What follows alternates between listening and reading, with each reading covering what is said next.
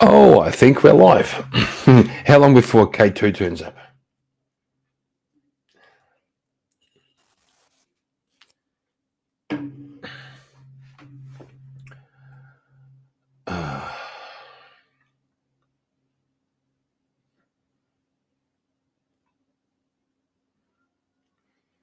There we go. Show comments on stream. It's always more fun when chat is live and visible.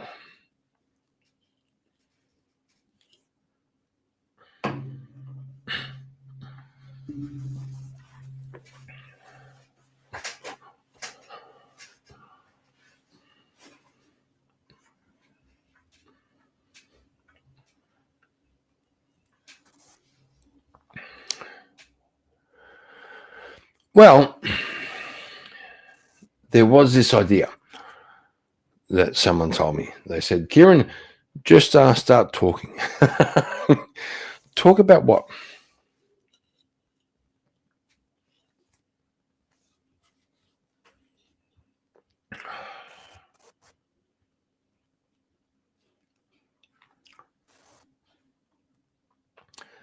Fucking Clarence, do you know how time works?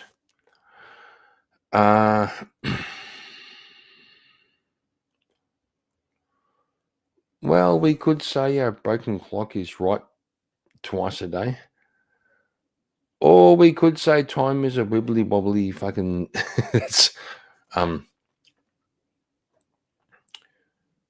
that's a Doctor Who reference.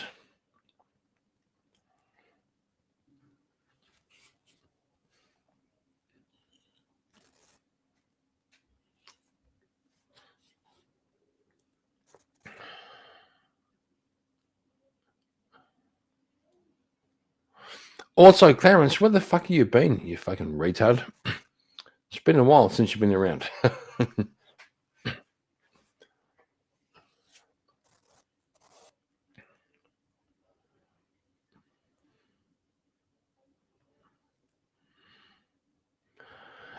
Yes, I do.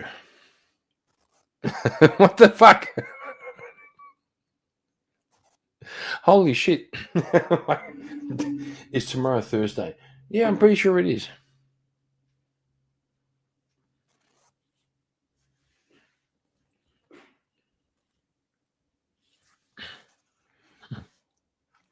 Got to do the other thing. Got to put YouTube over here to show the output. It's like a thing you've got to do. Oh, Teriak's still alive. Shit. Probably should be over there instead of here. Probably should.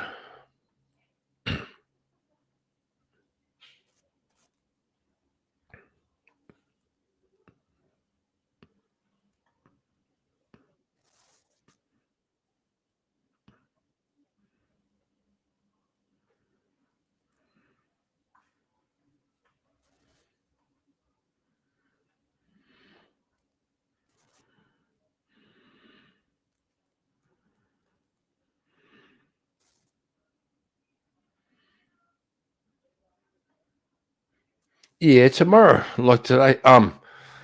Fair call, actually. Oh shit, that's fair. May have fucked that up. May have fucked up. That's fair. Saturday is our time. I go to work on Saturday morning till 12. Come home and fucking VK is already going. And I do have my Halloween costume prepared for VK.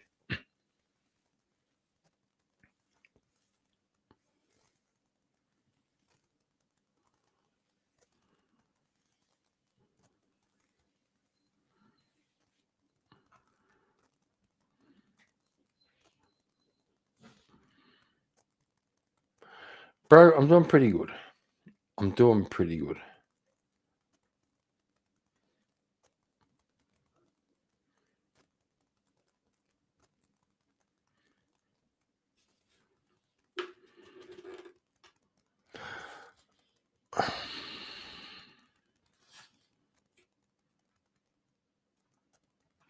Bro, I don't know how to restream. If I could, I would. Don't know how to. So we could just fuck off and go and visit Teriak. We could.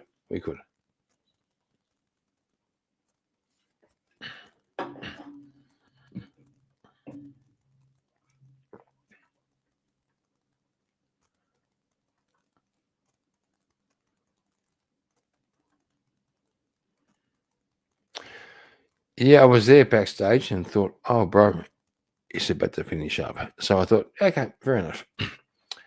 Well, fuck off.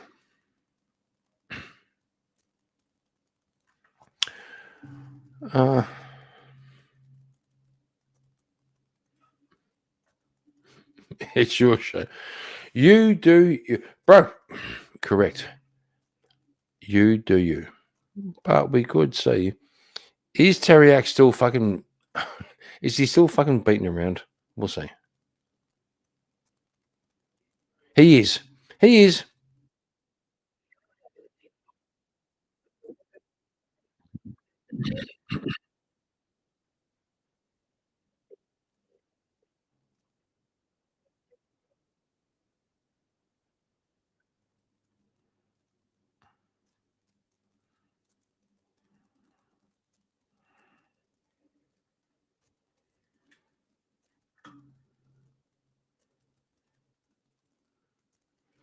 No, I'm trying to figure out what Teriak's fucking doing. Is he oh,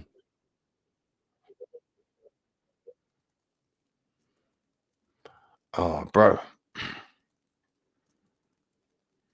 Oh shit, come on.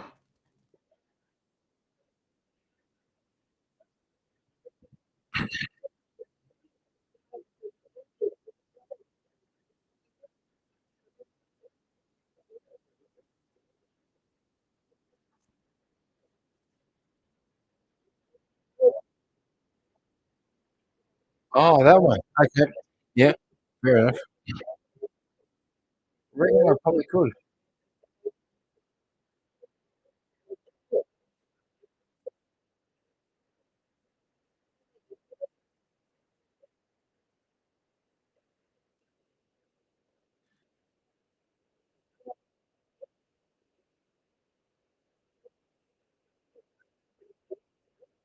Agree with me, because if you're not going to back up a guy, you're telling on him. And what happened to his uncle, he looked like he wouldn't back up another brother and he got fired.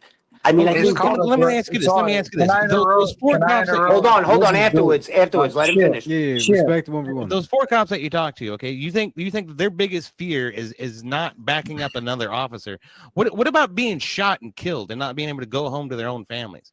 Don't you think that one kind of trumps, that's a great question, kind of trumps the idea that they might not back up another officer? No, it doesn't. You know why? Because not many of them happen. Not many of it happen. No, most police officers, police officers die in police accidents. Talking about like the prevalence of issues rather correct. Than that's correct. That's correct, because it's not on their mind. It doesn't happen that often, so it's not on their mind. Like what you're criticizing is the culture within your own police department, and correct. You hit the nail on the head. There's no doubt that the New York City Police Department is one of the most corrupt institutions in the United States. Yes, I won't disagree with you about that. Yes. However, the prompt is not about New York City police. The prompt no, it's not. You brought up New York City. I didn't.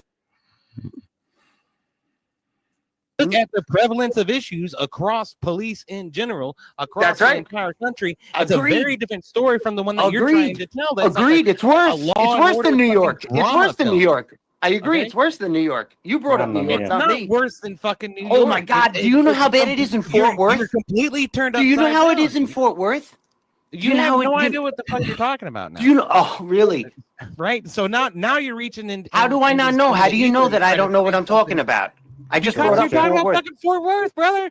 You ain't lived. So I can't speak to people in Fort Worth. You ain't hardly ever been to Fort Worth.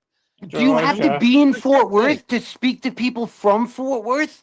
Here's the thing, okay? That's how you learn, bro. Like, what are you talking about? Which you just appealed to, as it pertains to the country as a whole, it's the exact opposite of what you're saying.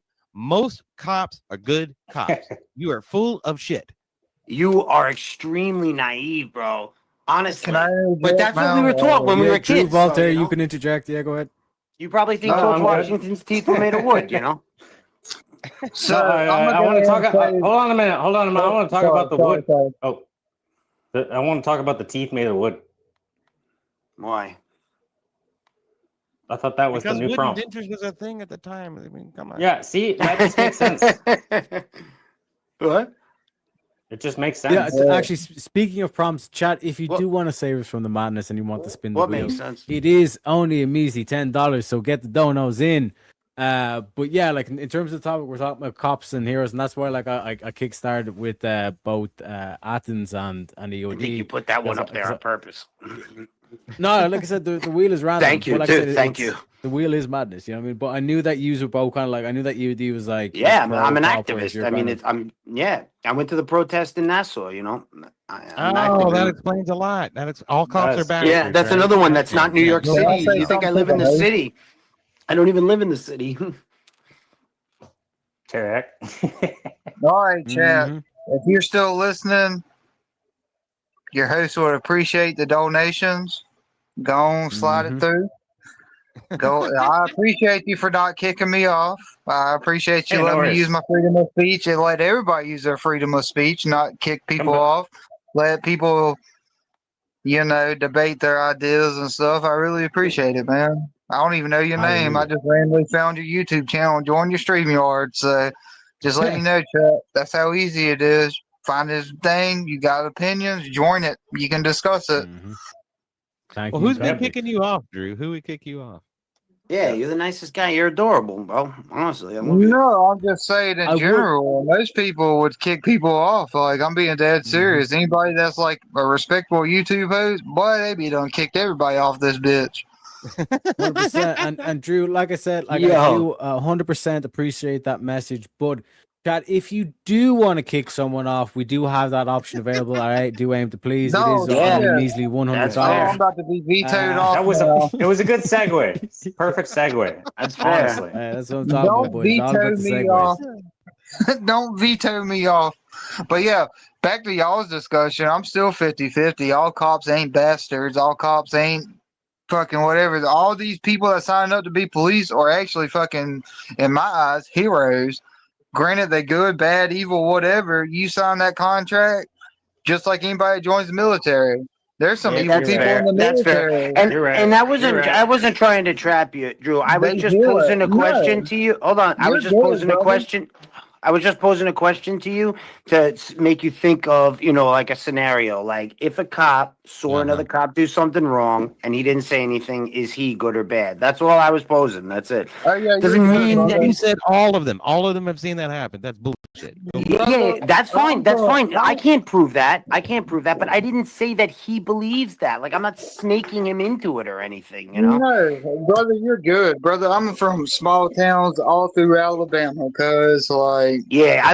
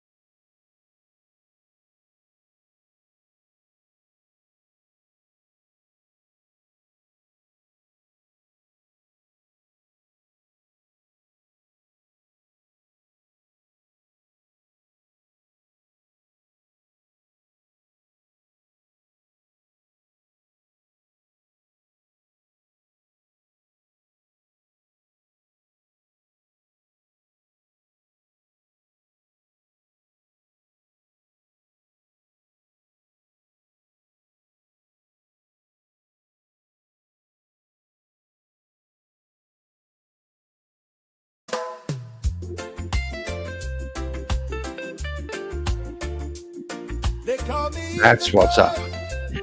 The long way Kieran man. Fake Australian down by the beach with my cowboy hat on and Bud Light in reach. They ask me if my gay, I say no way. While me wave that rainbow flag. Only some days me dress in drag.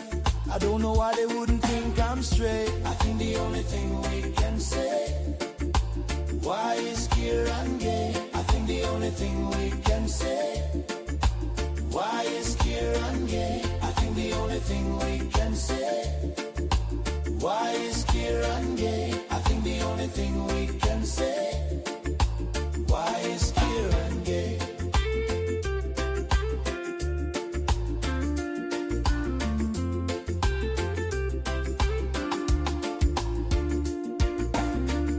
Some come to feel that island beat.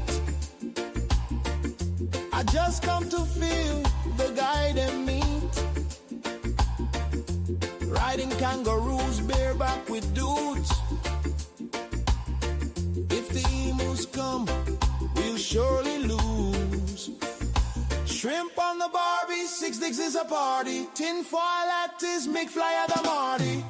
I think the only thing we can say, why is Kieran gay? I think the only thing we can say, why is Kieran gay? I think the only thing we can say, why is Kieran gay? I think the only thing we can say, why is Kieran gay?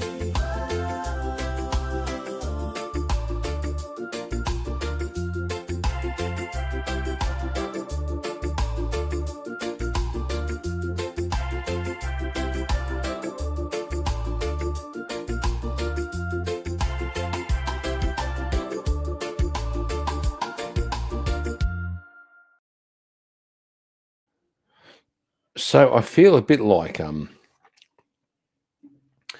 that might be a bit of cultural appropriation, okay? Because it does sound very Jamaican, right? I'm just saying, right? Do I look Jamaican? Don't think so.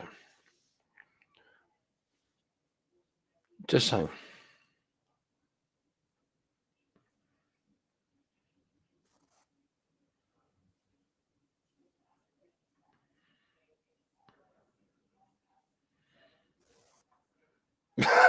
Clarence, you see, I knew it. I had a gut feeling that LD would be a good fucking mod. Turns out he goes all right. Oh shit! You see, I've got to do this thing where I open a whole other window to see the output on YouTube, but you know. Hang on, Achilles. Gave him an hour of trans power. No, it's fair. That's fair. Hey, bro. Tune into VK tomorrow. You will see. You'll see. Because VK tomorrow is like Halloween. Bro, we're going to have fun. We're going to have fun over there.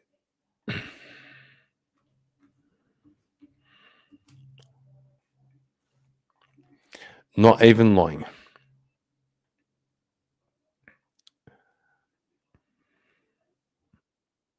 Oh, shit. That was a bit...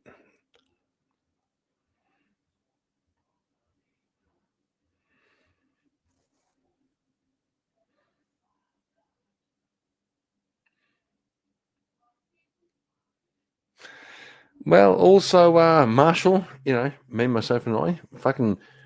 He laid down the fucking law. He was going to fucking beat me in the costume department. I don't think he will. Don't think he will.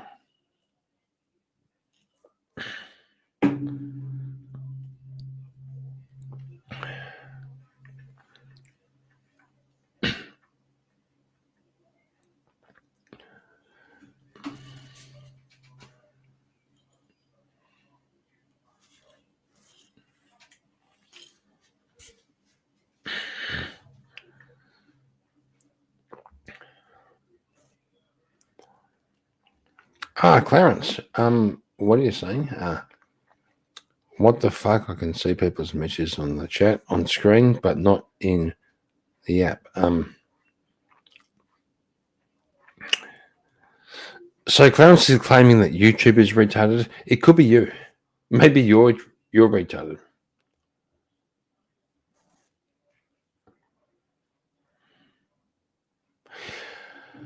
Fair call. Fair call. Not tomorrow night. Saturday night. Over here. It's Friday night for fucking the Americans, and for us, Saturday. Yeah, no, fair call. Fair call. Today's Thursday, tomorrow's Friday, next day is Saturday. And that's how it goes on Verbal Combat Friday, baby.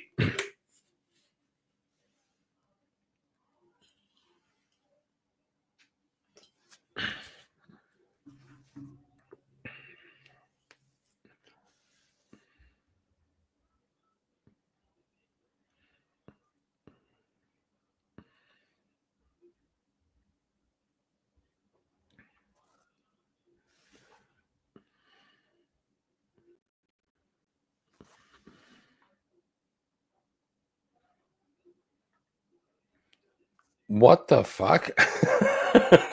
What the actual fuck?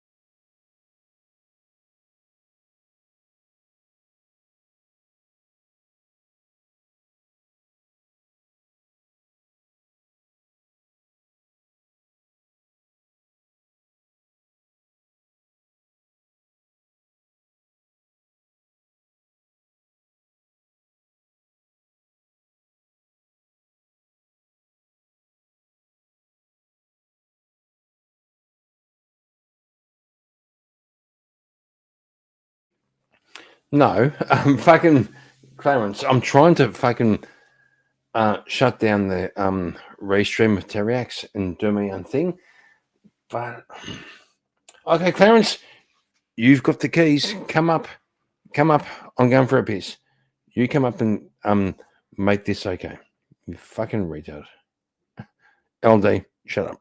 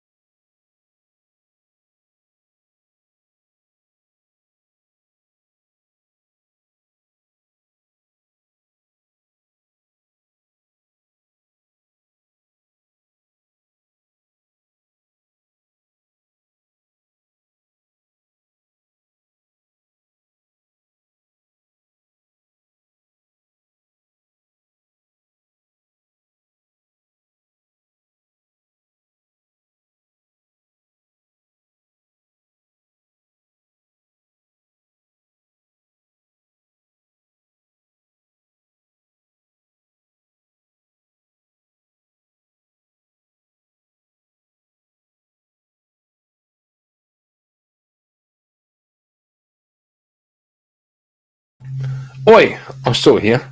Achilles and Clarence.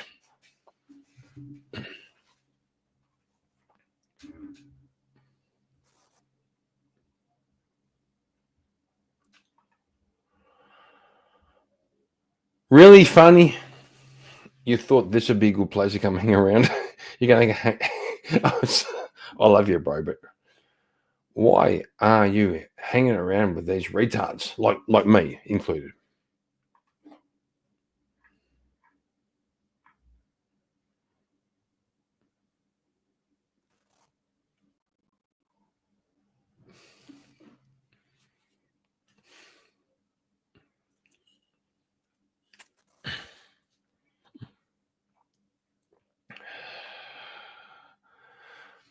Oh, well.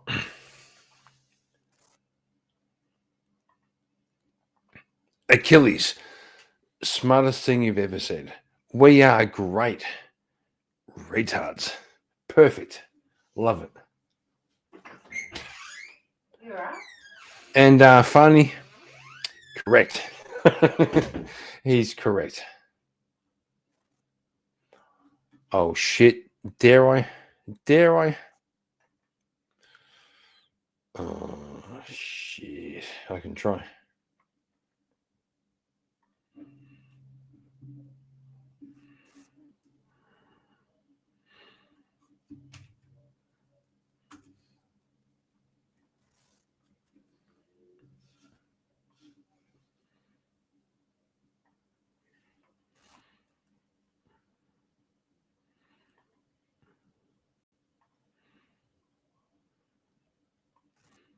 Got it. Got it.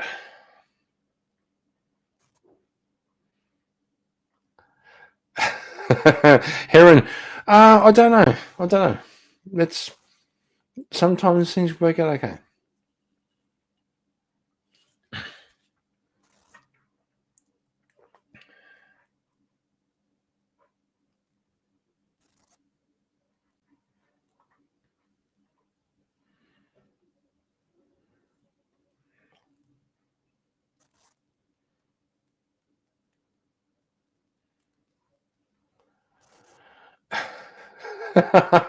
fucking, fucking funny.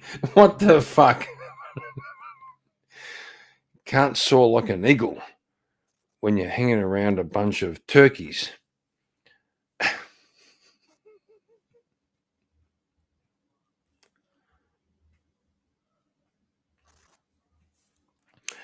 Also funny. That's perfect. Would rather hang with my fellow turkeys. I agree. I agree 100%.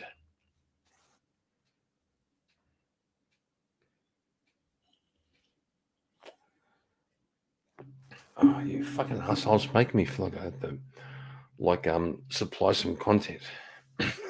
It's just me talking to chat. That's fuck. Oh, no. Damn. So my third stream on my third screen over there can't figure out how to shut the fucking cunt down. I'm trying to, but no. Oh, this fuck this shit. Hang on, I'll see if I can.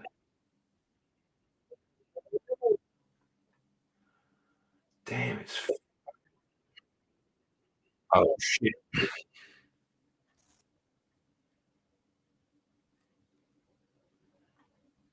Achilles, fuck off. I'm not a boomer. I'm Gen X. Seriously. Okay, I'm going to try and work this.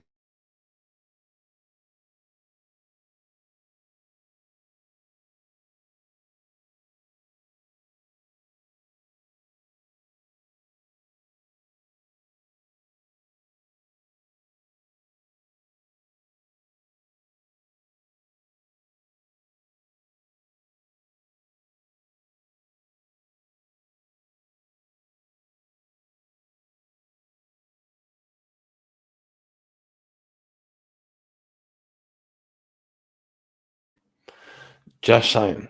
Fucking nailed it. Gone.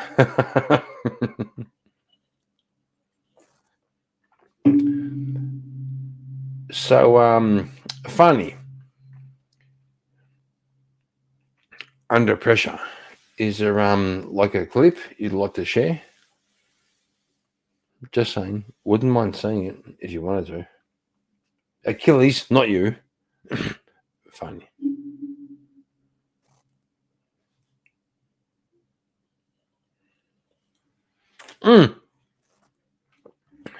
Yeah, Achilles. It's so fucking weird, right? They consider us like boomers. My dad was a boomer.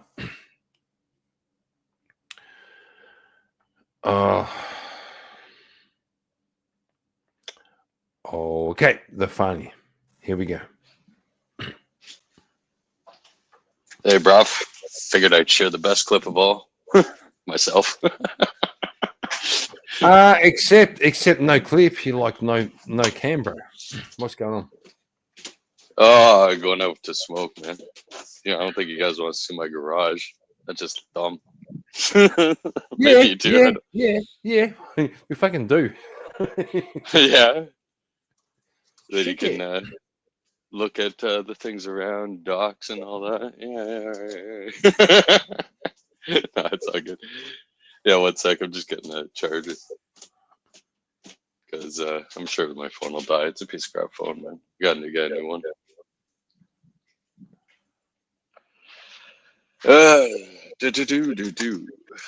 I'll let you guys know if this coffee's any good here. Yeah, I'll show you. I really want to ahead. see your shed. Really want to see your shed, bro. It's just a garage, man. It's nothing. A garage. Okay.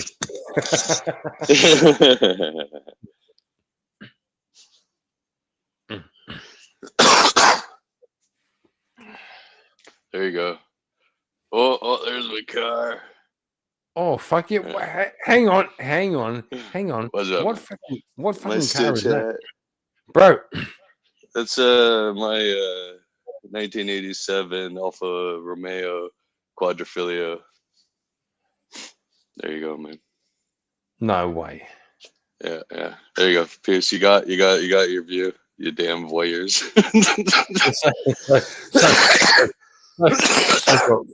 So for all you people who want to go and rob, that's right, man. Okay, there you go. Just do Google Maps, cross-reference images, put it through AI. Yeah, man. Bam, you know exactly where I live.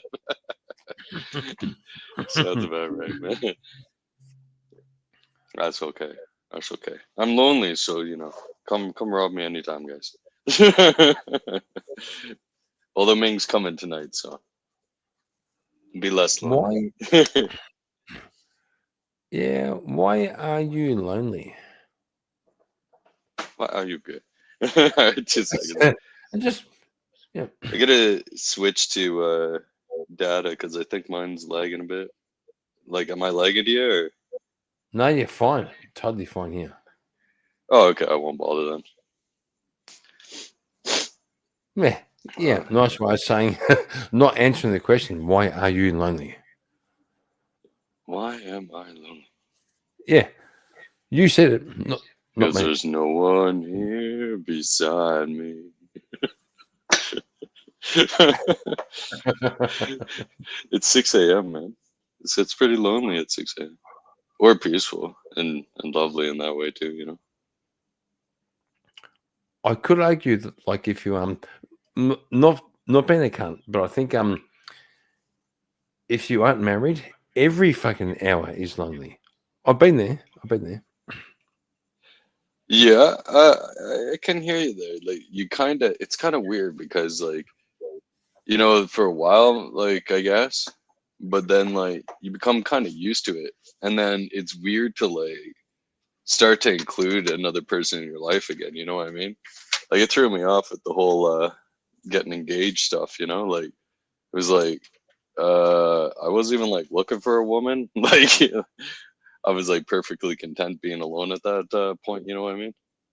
Don't believe you. I'm like I've been there. Like, I don't believe you. I think being alone fucking sucks. Like I you can definitely think it's less ideal. you can look back and kind of reminisce and go, oh, there was, I had no responsibilities. I had fucking no bullshit, bro. It sucks being alone.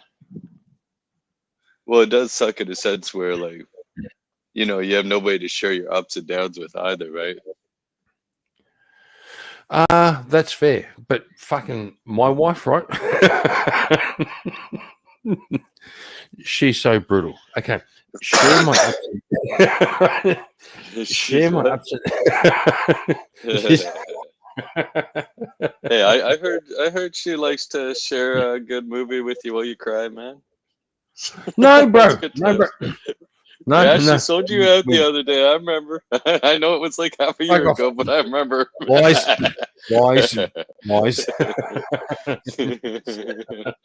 Who would be there to wipe your tears if you're all alone, man? Look. I can think back on my days of living alone and have some kind of like rose-colored glasses and going, it was so simple, no responsibilities. No, bro. Yeah, It's much better. It's like that whole like Timon and Pumbaa crap. It's like, yeah, you keep telling yourself like just doing drugs and like fucking just singing and jerking off with your boys like for like decades is like fun. Okay. Oh, it's like, so much better. Yeah. It's so much better.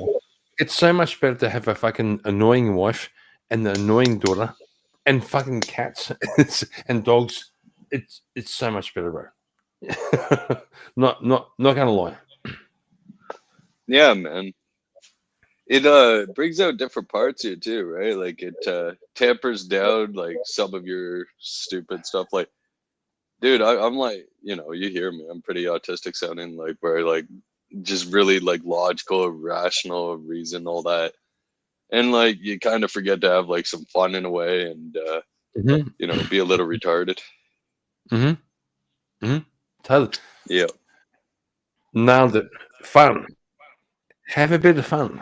That's like it'll change everything. Yeah. Oh, girls just want to have fun, man. So well, sometimes this guy goes to bed at fucking 1:30 in the morning. Mrs. Markin, Katie, is going, fucking leave me alone. And I'm going, no, I'm up for fun. And she goes, fuck off, dickhead. And I go, fucking little dickhead. Like, that's fun. It's playful. Oh, yeah. Playful, right? Yeah. Trolling the crap out of each other. Oh, yeah. Yeah, it's fucking great. It's fucking great. I love her because she gives me a fucking hard time. And I give her a hard time. Yep. Yeah. I try to, like, I'm thinking of something coming to my mind, but I'm thinking of like appropriate fun things to share. But also, we have 6 watching and 3 likes. So apparently 3 people are gay. Just saying. It's Wait, no, is it the ones that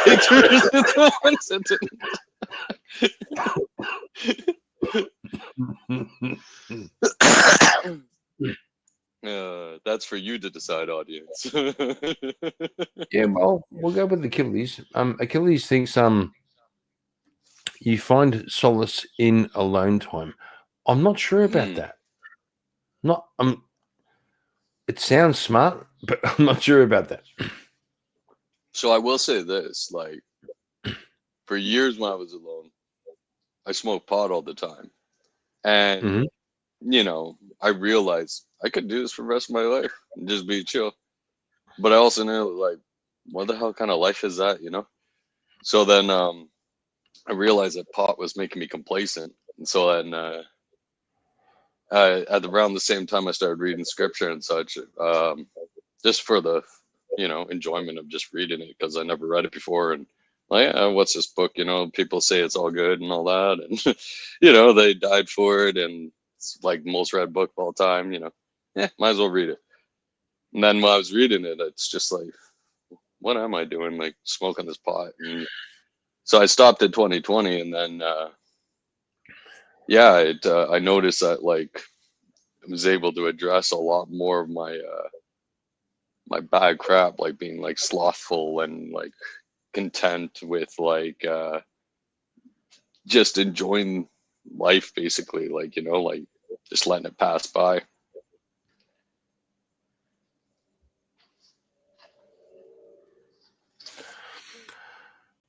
Okay. That's a Is lot. that too solemn? That's a lot. What's going on? Like I'm trying to fucking process. That's a lot. That's a lot. Like, bro, like, can you, well, I'm thinking like my approach is ground yourself and then just do you. Ah, but who is you? Who is you? What are you? Why are you gay? Shut the fuck up. Yeah, there you go. You got lots of time to ponder that when you're alone. But fair question. Who is you? It was me. Who's on first? Dude, I was asked by Jesse Lee Pearson. It was like the biggest trip. I felt like I started smoking pot again. Like his response was wild. I'm like, I'm not sure what you mean by that. I don't know. I'm, a guy seeking the Lord. He's like, yeah, okay. You're telling me what you do, but who are you? I'm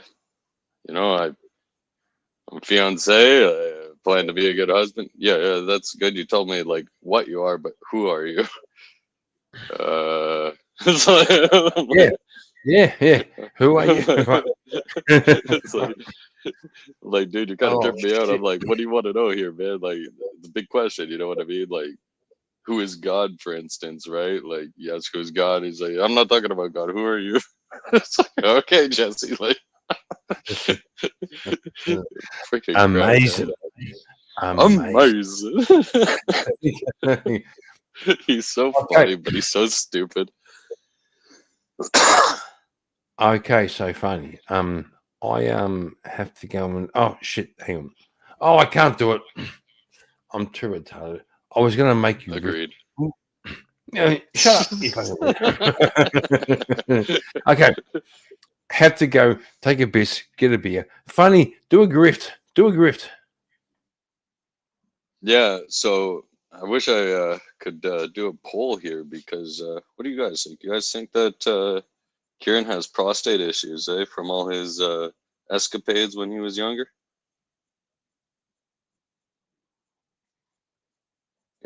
Oh, no. Oh, hopefully this isn't taking you guys. What the fuck, bro? What the fuck? Prostate issues. You True, but how dare you? Did I drop, man? Am I being retarded? Well, you tell me.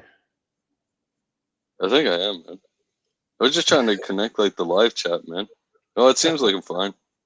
Bro, I'm playing, you fucking retard. I'm playing. Almost like you should get that checked out, man. Having a piss like right away after you just came back from a piss. Like, what's going on, man? Oh my god, you assholes. Fucking parents. Look at this cunt. Right. Oh man.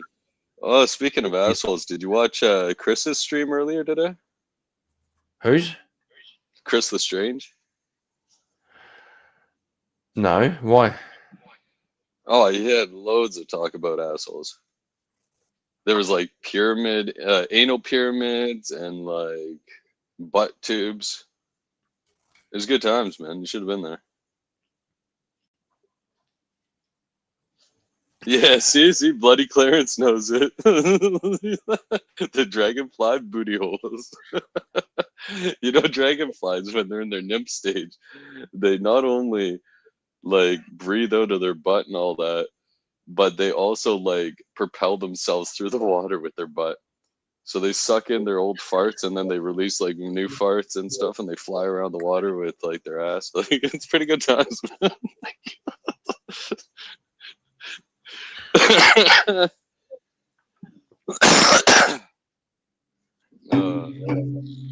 You see, here's the weird thing. Yeah. Here's the weird thing. Everyone comes over here and goes, Kieran's gay. Kieran causes. It turns out you're all gay on your own. Fucking leave me alone. Hey man, you're the product of the top 5 people you hang around with, so I blame you, man. And Clarence, well, Chris. one of them is you. One of them's you, brother. Oh shoot, that's like chicken or egg thing. Which came first? I guess you could phrase as who came first. I'll answer it. The fucking egg, because dinosaurs had eggs before chickens.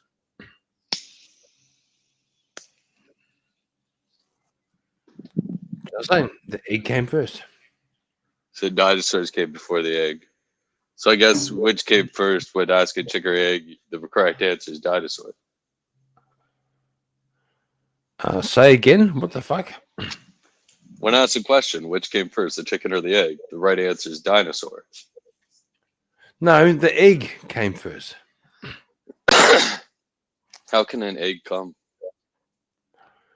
Because dinosaurs had eggs before there was fucking chickens. Not fucking complicated, bro.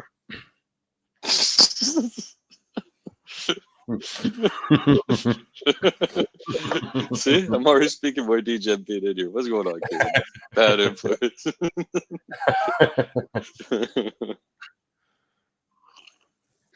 Talking about coming eggs and stuff like that. Jeez, Louise.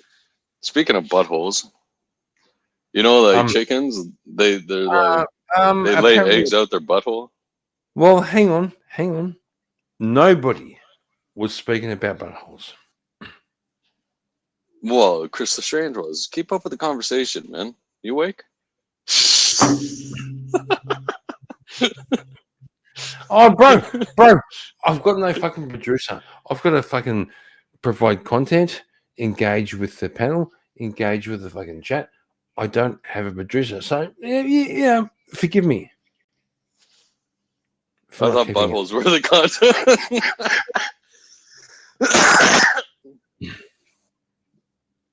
Well, I think Kieran content butthole seems appropriate, man. Well, so now I'm going through chat and going, where's these comments? I don't see them. I've written you fucking lying. Yeah, see? Bloody Clarence, he agrees. The cloaca. Clarence can fuck off. Clarence is the only guy who has Flaming the keys Harry? to the house, but for some reason, keys to house. For some reason, hang on. Fucking hell! Here we go. Clarence, okay. Oh, we're gonna have a bad time. Okay, Kieran, you never pay attention to chat. Don't complain about a producer. Clarence, shut up. That's. Oh no, he's gonna. Wagira's fucking. You say Wagira? Oh shit! Fire spitting beetles. Nice. That's what dragons evolved into. Welcome, retard. Welcome, you fucking retard. You see? He can't say anything. Okay. There's the Bombardier beetle. Okay. This is so much cooler than the gay gay farting wasp or whatever they're talking about. Okay. Dragonfly. So this dude mixes chemicals, right, in its nostrils. Well, I think it comes out of the nostrils or something. I don't know. But it mixes 2 chemicals and it spits like just caustic, like pretty much fire. I think it's acid actually, but similar to what you would say like a dragon would do. And it fucks up the opponents. A beetle A beetle has more advanced built-in technology than we do. Anyway, it's less gay. So do you think that's what dragons evolved into? Was this beetle? That's why we haven't No. seen dragons anymore? I'm not Josh. Come on, Farty. Come on, Farty. I think it's cool, but I'm not going to go that far. That's not cool, man. I think. Why can't you say that dinosaurs were dragons? We just renamed them. I don't, dude. I don't. Some of this stuff is so stupid. I don't. I think the people that say that dinosaurs were super old, I think they're stupid. I think the ones that say that they built the pyramids are stupid. I don't worry about it. I like to see what's going on right here, right now. So I don't see any dragons. I mean, there's the Komodo dragon. Well, that's cool, but so it is what it. Like I'm kind of focused on what's going on right now. You never saw the documentary where like they used to use like pelicans to mix cement in their mouth and such, and dude, oh yeah, so that's that island. Oh my gosh, what's it called? But they had, well, I think we're talking about the same thing. But there's this island that they had a whole lot of droppings from birds, and they ended up like their whole economic resource was based on this, and it was used for fertilization, right? And then once they had harvested it all, their whole island got fucked. Like absolutely. Goddamn, I did watch something about that recently. Yeah, it's pretty. If we're talking about the same thing, I think the place was called Bedrock, man. No, it wasn't. Oh my gosh, I know I'm gonna have to look this up, but I'm not gonna do it right now because it's too early. They were like the ones like like they say like a woman invented the dishwasher and stuff. It was these guys. They used to use like elephants and rinse their dishes with that and stuff. You never saw this documentary, man? No, we're talking about a different one. There's a different so we're talking about a different one. There's a different one. There's an island, and okay, so right now there's these like and there's these rocks. Oh, this I think I saw this on Crystal Strange actually, and then I had to go look it all up because I'm like I don't know if this is fucking true or not. But they're harvesting those like metal, those like there's like these little metal rocks all over. There's billions of them, or they're trying to harvest them on the seabed around these islands. And those same islands once had essentially, I think it was seagull. It could have been. I don't think it was pigeons, but like their whole island was like made out of like basically bird shit. And they harvested it to make fertilizer, and they distributed it around the world. They were once super rich. Then when they ran out of it, they got fucked. And now they're trying to make it off of these little metal orbs that they find. I can't remember what they're called, but they're kind of like naturally occurring metal balls. And they're made out of I think it's like 4 different metals. So you've got now like many nations trying to come after billions of these things, and they're gonna fuck up the ocean floor. Look, I'm not like some like super environmentalist, but I'm like, probably be a little careful with that because it's super deep, and you don't know what's gonna happen if you suck up all those fucking things and fucking suck up all those balls the ocean floor. That's what they're trying to do, dude. Oh man, I've been told I have natural occurring metal balls.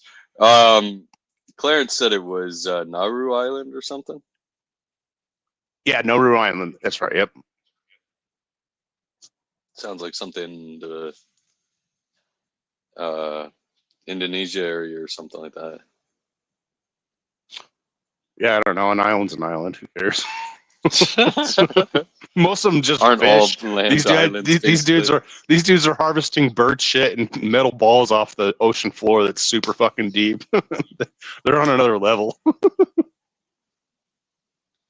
No, there's a company that's like trying to. There's a company that's trying to use the island as because like this other like all these countries are trying to get in there to get these metal balls off the ocean floor because how valuable they are. And there's billions of these fucking things down there, right? and there's a company, it's like the Metal Works or something like that, that's trying to use the island now because the island has become poor because they have no more bird shit. so they have no more bird shit to replace their economy. So now there's this company that's trying to use them as like a sponsor, essentially, because you have to have a country as a sponsor if you're a company doing it. So there's a whole thing about it out there. It's an interesting topic. Yeah, it sounds cool. Charles Darwin, we're talking about how the people of Nauru are sucking up all the balls. Oh my god! They used to be, it always becomes gay. Fans of crap. Yeah, they used to be fans of crap and collecting crap and such, but now they're more focused on the balls. I'm sorry, dude. Well, that's. I mean, this is Kieran's show. I mean, this is how he likes it. What else are you gonna dig? Kieran, you wanted a clip? There you go, man. Look up these people of Nauru, man, or Nauru, or whatever the hell it's pronounced. I don't know if he's spelling it right, but yeah, maybe he is. I don't know. I agree. It's Kieran's fault. It's best to blame the host fault when he's away. Oh yeah, it's Nauru. He is spelling it. It's Nauru. Okay. So it's a country in Micronesia. Apparently, it's got only 10,000 population. But what are they using? So if anybody's interested, look that up. Look up the history of that country and the metal balls they are sucking off the ocean floor. They're trying to. It's just too early for sucking metal balls. What the fuck? Yeah, Clarence, they may suck balls, but they got balls of steel. So don't be a hater. Yeah, I mean, I don't know if it's steel. You just said metal. So. There's this island I go to vacation on that's it's called Isla Hobosh. It's probably less. It's probably like 2,000 people, and I've made this observation from going to like various places. The smaller the population, the harder their fucking nuts are. Like it's fucking crazy. We went from buttholes to crap to balls to now. What'd you say, Hobosh Island? Oh, Hobosh. It's an island, but it's like okay, like so the streets are literally paved in sand on this island. I was just making the comment that the people on the islands, like the smaller the island, well, not I mean the smaller the population of the island, the more hardened the people are. Like so, like it's crazy, like the shit that they do to like make money. So it's just an interesting thing. The smaller the population gets, the harder you have to actually work and do shit. Like you got people hustling, they're hustling beaches. They're trying to take you on a fishing trip, and they don't even know how to fucking fish. There's some fucking guy coming out, they're like, "Hey, let me take you fishing, bro." Like, okay, and then you go out there, and he's like, he can't even use the fucking fishing pole. I'm like better at fishing than him. He's hardened, man. he's scamming. He's hustling. Dude, that's actually pretty cool, man, because like that seems to be like how it's true, period, when it comes to population size. You look at the tougher people, they're out in the countryside, right? They're not the ones in the city. The city, they like to act tough, but they're wussy as hell, right? Like when I was growing up, go ahead. Okay. Yeah. Well, I was just gonna say, when I lived in the countryside, when you had a fight, like it was between you and that guy. When I got to the city, like fights were like you're fighting the guy, and then you knew that if you win, all of his friends are gonna beat the shit out of you. Oh yeah, like it's absolutely a no-go. Like in the city, even in the suburbs now. Like even in the suburbs. Like I had this incident. Like probably I don't know. This is like maybe like 6 years ago. My uncle, he lived like so we're living in a suburb, and he's living like probably about 20 houses down in the same suburb, right? And it's on Halloween, right? And so there's kids out, and he's drunk as fuck, and he's just out. He's out in like a kind of like a little kind of Grim Reaper costume. It's just a robe. It's just a robe with a hood. But he gets so drunk eventually, he's just like kind of running out and scaring kids. And it turns he ends up he like scares some like of the neighbors' kids, and ends up like he's running from these neighbors toward my house, and the cops show up, right? And so he's trying to like come for refuge, but the cops already show up, so they're already there. They're talking to him. He's so fucking drunk. The neighbors are trying to get to him, right? And like just like it's the cops not doing anything, by the way. So he's just like sitting there, and the fucking neighbors. So one of the neighbors like is going over and like trying to actually do the cops. Well, what he thinks is the cop's job. He's actually escalating the situation and like going after my uncle. So my uncle, I push one of the guys away. One of the other guys hits me, right? And I'm like, I'm just trying to push you, away. Like, what the fuck are you doing, right? And he didn't like hit me in the face or anything, but like so it wasn't like super intense. And then my uncle gets mad, and he tears the windshield wiper off of the cop's car. So he tears it off the cop's car, and then every one of these fuckers is mauling him. I'm like, what the fuck am I gonna do here? There's like 17 guys that are trying to go, and the cop, eventually gets out the taser and does his job. But it took that to get to that situation. So it's like, yeah, probably, even in the suburbs, not a good idea to have a fight now. You didn't used to be like that. You used to be able to get in a fight, but yeah. It's gotten worse and worse, man. Like as we've let these liberals go like so far off the deep end. It's weird because they worship individuality, but yet they have such groupthink and like herd mentality kind of thing. Well, no, I think the weird thing about the fighting, and Karen, you fell asleep, you fuck. But like I think the weird. He's like, I had my pisses. I'm good for bed now. I had my 2 pisses in a row. No, I think you're the weird thing X, though. You're a boomer, man. You're past your bedtime. Go to bed. I'm kidding, man. No, but like the interesting thing about like that concept is like it.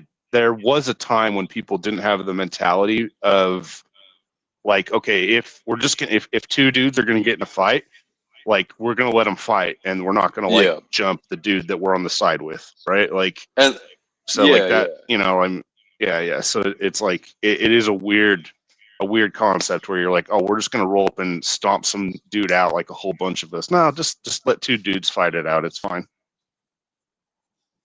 Yeah, the passerbyers only ever got involved when like the bro code was being broken, like it's like, okay, dude, he's done, stop kicking him when he's down, like yeah, exactly. They're there to make sure that nobody dies. Yeah, exactly, right. Yeah. Once he's dropped, it's done. It's like, I mean, even in the UFC, like you got like one of the most violent sports out there, and they try to step in if some dude gets fucking dropped. It's so weird, man, because I don't know where you guys are at, but I'm assuming it's the same. When I was growing up, they like switched from like punishing the like bully to punishing like everybody involved, like the no tolerance kind of policy or whatever the hell it was called, where they had like no like leeway for kids to fight and stuff, you know what I mean? Everybody just gets punished, even the victim and all that. Yeah, it's goofy. Like if you touch somebody, it's goofy now. But I grew up in Utah. Like you couldn't fight with somebody 10 years ago. I guess not even 5. I'm old as fuck now. So even like 10 years ago, if you got in a fight with somebody, typically it's just let alone.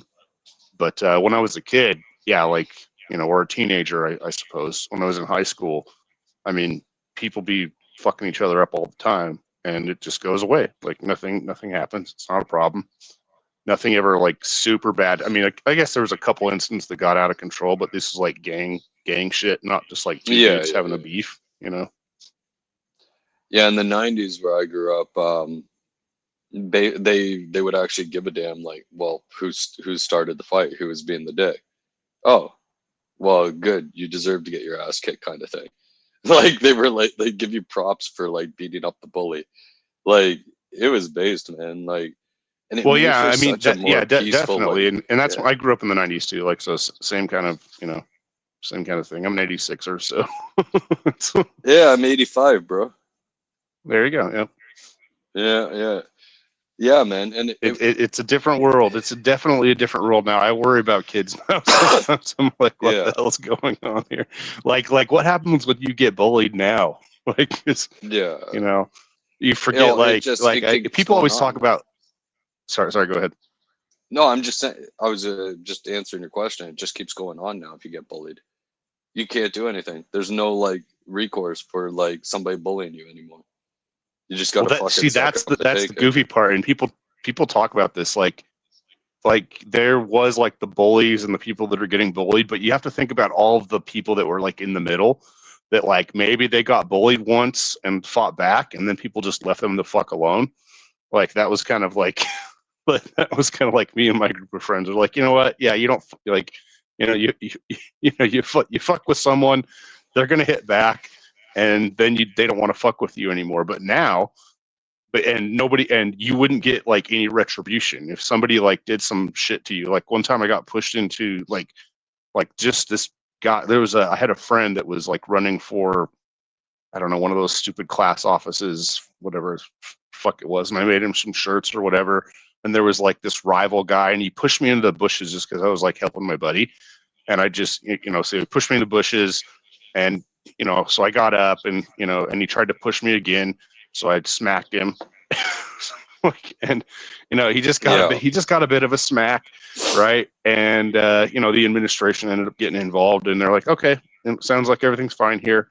And that dude left me alone for the next 3 years. So it was like, okay, Well, there we go. exactly. That's what I mean. It was more peaceful. Like, Yeah. My parents got divorced when I was around like 12, right? And that's when like we moved to the city. And like that's what I'm saying. Like I got a mixture of the countryside versus the city. Um, City, I got punished along with the bully. Countryside, like there was this one guy, like I didn't even know who the hell he was, his name, but like out of nowhere, like 3 days in a row or something, he just started like mouthing off to me. And I'm like, I know one of two things needs to happen here. Like it's gonna happen here. Either I'm gonna do something about this, or it's gonna continue and it's going to destroy my reputation. You know what I mean? All because this weirdo that I don't even know like decided to like mouth off to me over and over again, you know? So like the third time I'm like, that's it. Come on. He's like, what? I'm like, come on over the grass. I don't want you to freaking hit your head on the concrete and bleed when I kick your ass. So come on. And I like went over to the grass with him, and like everybody in the school, because like I said, countryside, so everybody in the school surrounded us. Um, and I just this is actually kind of funny with what happened with Mr. Floyd. So I eventually got him into like that position where like my knees on one side of his neck, my ankles on the other side, my hands are wrapped around his head with my thumbs in his eyes. And I said, now you're gonna tell everybody around here that you're a little bitch, and you're gonna never have my name in your mouth again. If you even look my way, you're gonna lose these eyes.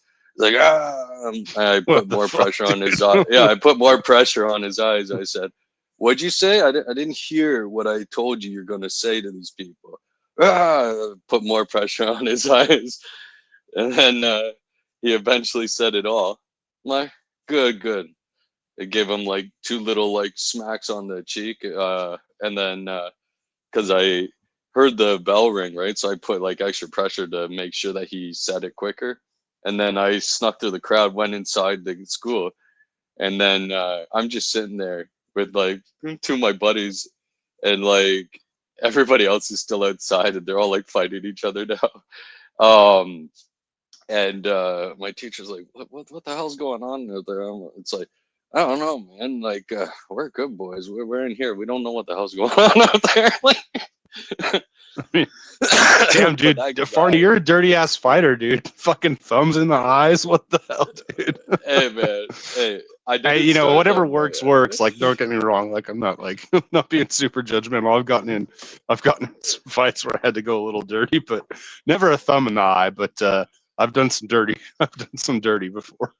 Well, you know, I had a rougher older brother, right? So I knew like how much you can scare the shit out of somebody by putting your thumbs in their eyes, right? But yeah, dude, I'm not. Yeah. That's why I always find it funny when like I hear like leftists or something make like comments and debates about like, oh, who's this weak little boy Farty or whatever. I'm like, I don't want to like mention my past. It's like because like I'm trying to reconcile that with like coming to Christianity and stuff. We're not supposed to be lovers of violence and such, but I know that's something I mean, you know. It's I don't know. I mean, I do like, again, like, you know, you have the whole Orthodox movement. I think you're Orthodox if I'm correct, right? Yeah, catechumen, bro. Yeah, so like I, you know, I understand like there's kind of like a weird segmentation between people that, you know, they have like some of these views and not, but like, you know, there's no like weakness necessarily in Christianity. So I don't know if like, you know, people feel bad about that stuff or they don't. You reconcile that with God though, so like, you know, it's not like something that I think about too much. I don't regret the action. I don't think the action was wrong. It's how I gained pleasure out of like remembering it. That's why I said Right. it was Okay. kind of I see. Yeah. That makes total sense. I can sympathize with that because like even okay, like here's a stupid story. This is like I feel like it's sinful to think this is like still funny, but when I like I don't know, probably in my early 20s, I was just trying to do it to exercise because I hate like going to the gym.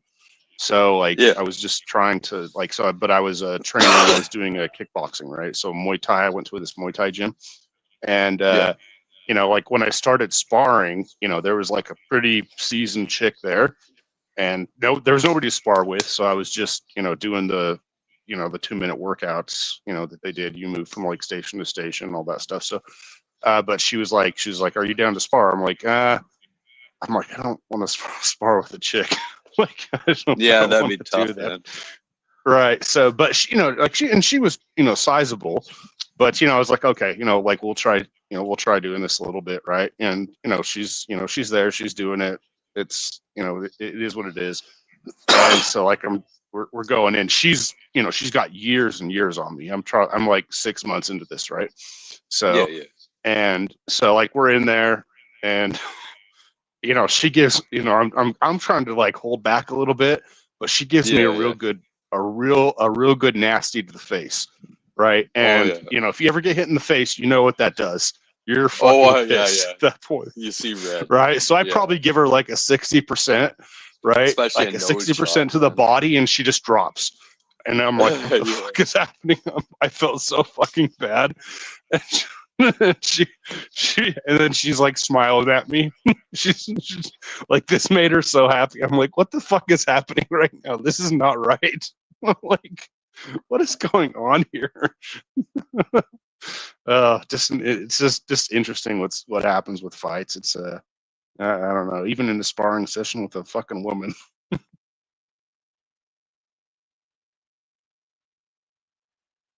Wait, who else hopped up? Didn't somebody hop up for a sec?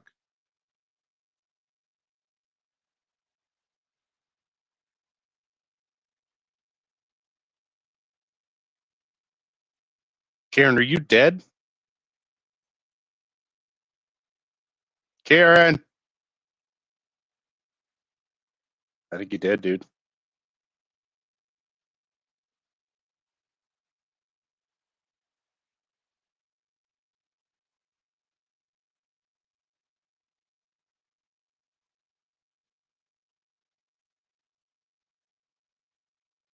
Hey, do you know Kieran's profile pic looks a lot like Isaac Butterfield?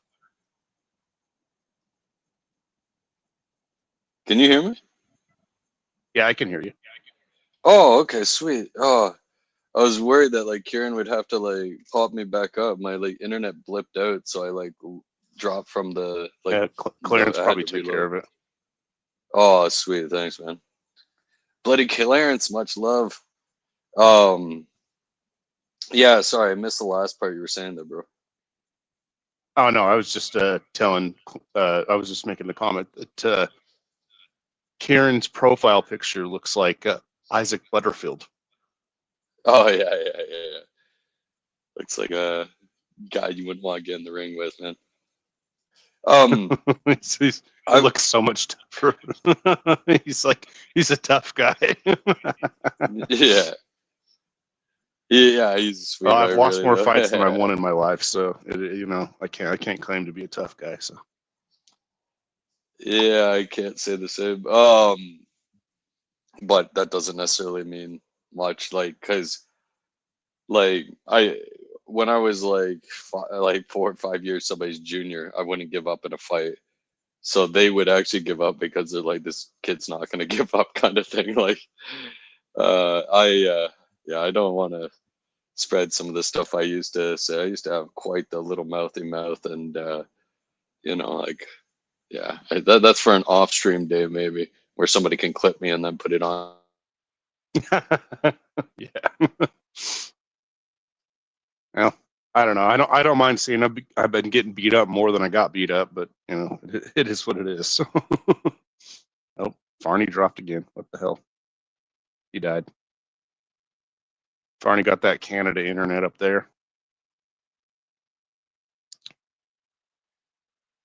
What's up, Clarence? Oh, he dead too. Everybody dying. I'm just murking fools up here. Holy shit. I mean, I guess it would be better. It would be a better sleep stream if it would be a better sleep stream if Kieran would actually go on camera while he's sleeping. At least there would be something going on here. Holy shit. But yeah, Isaac Butterfield has some good bits. I quite enjoy him. He's pretty good.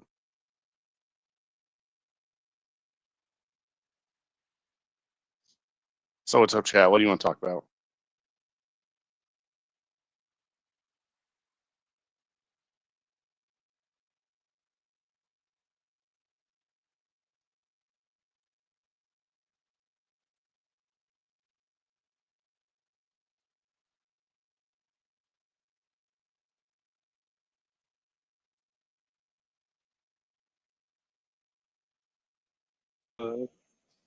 There we go.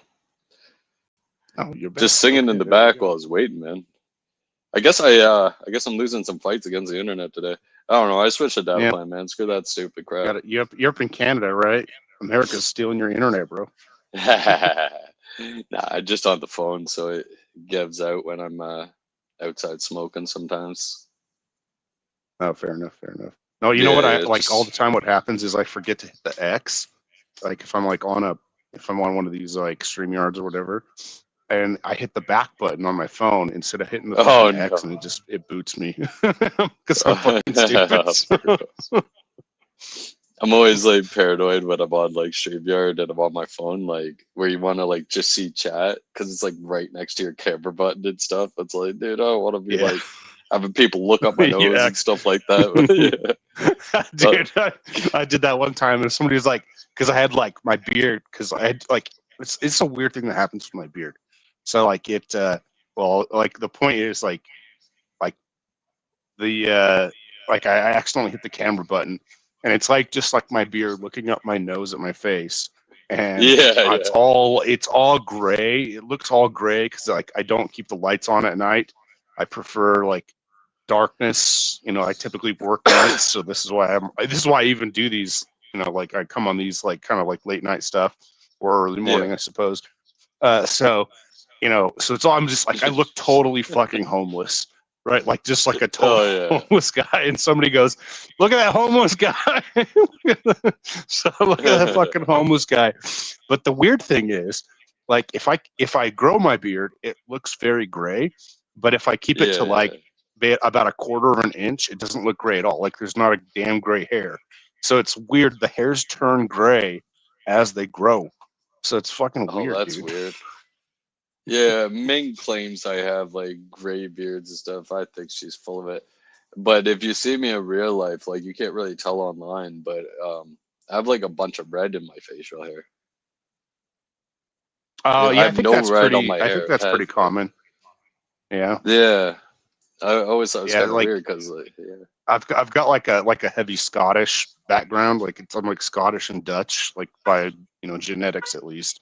So it's weird because like I get like I'm like, why are some of my hairs black in my beard? Some of them are red, and now some of them are turning gray because I'm old as fuck now.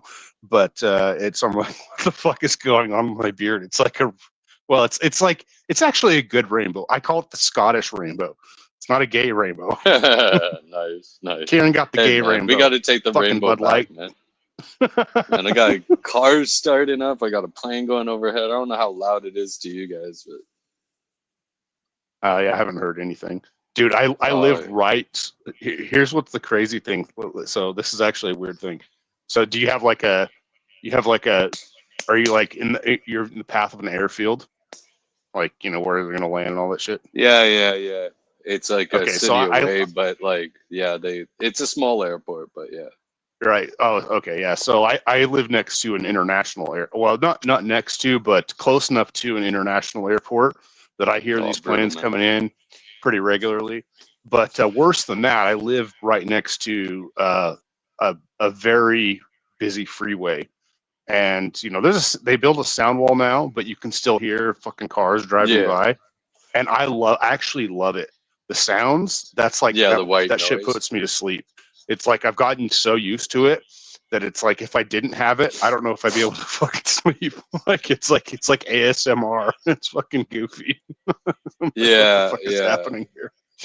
Like I prefer like the utter quiet because of where I grew up, right? But That's my fair, mom always hated it, right? Because she lived in the greater Toronto area, right? So she was used to the big city and all that. And so she missed the white noise like you're talking about, right? Yeah. Yeah.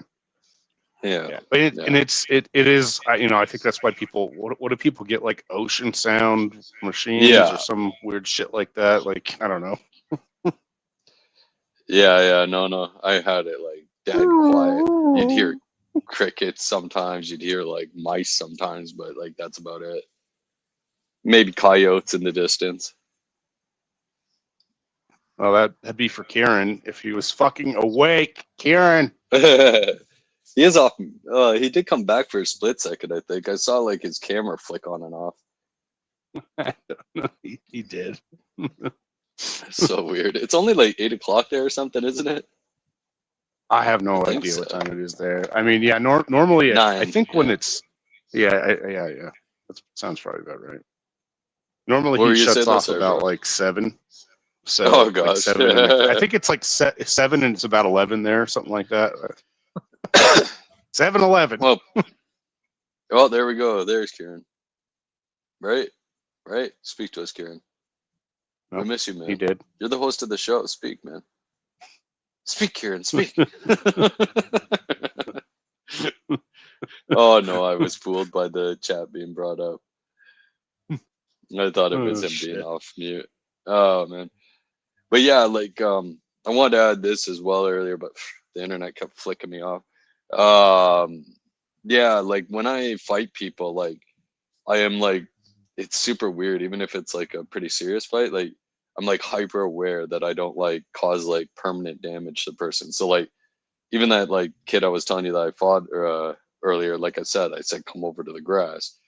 And even when I like tripped him to the ground, I put my arm under his head to make sure his head didn't bash off the ground.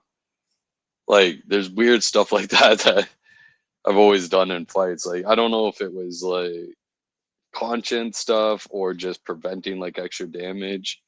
I like to tell myself that it was about like caring about like the person I'm fighting, but there's obviously an aspect of like, well, you kill the person, you're in bigger trouble, right? Like you damage them permanently, you're in bigger trouble. So there's obviously that aspect too. But That's fair enough. I mean, I don't know, like, maybe that's just you have like good reflexes. Like most of the fights I've ever been in, like it doesn't get to the point where somebody's like knocked out to the point where their head's gonna smash totally like that. Like, most of the time they're just are gonna drop or I'm gonna drop. But you know, if you're knocking fuckers out cold and catching them, that's some damn reflexes, dude. I'm not gonna lie. They don't teach they don't teach you to do that in Muay Thai. So no, it's not it's like, so like weird. you drop a left hook on some fool and he's falling. But at least like in school and stuff, like, and again, I can't do this shit anymore. I'm too fucking old, so I don't fucking care. So I'm like, you know, I gave this shit up a long time ago. I got a bad knee. Got a bad knee and a bad shoulder, so I'm done. It's always a bad something. I'm like, you know what? I'm good. I'm good. I'm like, you know what? You know what's for me right now? Concealed carry. That's what's for me. Well, we don't have that privilege in Canada. I know. We're not even allowed. Like, Canadians are mace or hard, dude. anything. I've watched some hockey. We got a hockey team here now in Utah, a good one. Well, not a good hockey team, but like an actual hockey team. And it's expensive. It pisses me off actually because it's actually rising the price. We have a I don't know what you call it. I'm like a minor league hockey rink that is like I could run there in like 10 minutes, you know, or I could drive there in 2. Right. So it's so close. And I used to take dates there, and I would be like, maybe like I could get rink side seats for $50 a pop, and I would take dates there. They never saw a hockey game ever in their fucking life. And like they fucking would love it every time. Every fucking time I would take dates there. Oh, it's fun. And they would love it. And now I'm like, now I can get these rinkside seats are like $200 now. I'm like, what the fuck is going on? That sucks, dude. And it's because now the professional hockey team, the shittiest fucking seats are like $100. So it's like, fucked it. The economy, the date hockey economy is fucked. But I used to love watching that shit live, like being rinkside for that shit. That's like one of the best. Again, like I went to a lot of baseball games. They're boring, and I love baseball. Don't get me wrong, but like, you know, like that's shit for like watching on TV while you're working. But hockey live is one of the best fucking things you can ever see. Like especially if you can get they hit good the seats. glass and stuff, and like you like dude, feel it kind of it's dude, like it again. Look. Like if people don't want to admit this, but women I think they actually like violence more than men. So when they see that shit go down right up in their face, it's fucking, it's game on. So I just wanted to say, good to see you, John. Hello. And we got somebody else. Oh, not Voltaire. Did Teriak stream man? You shut your mouth, Barney. Hey, watch it. I don't know if you're listening, but you know, I can handle myself in a fight, man. Yeah, no, I don't doubt it. I don't doubt it.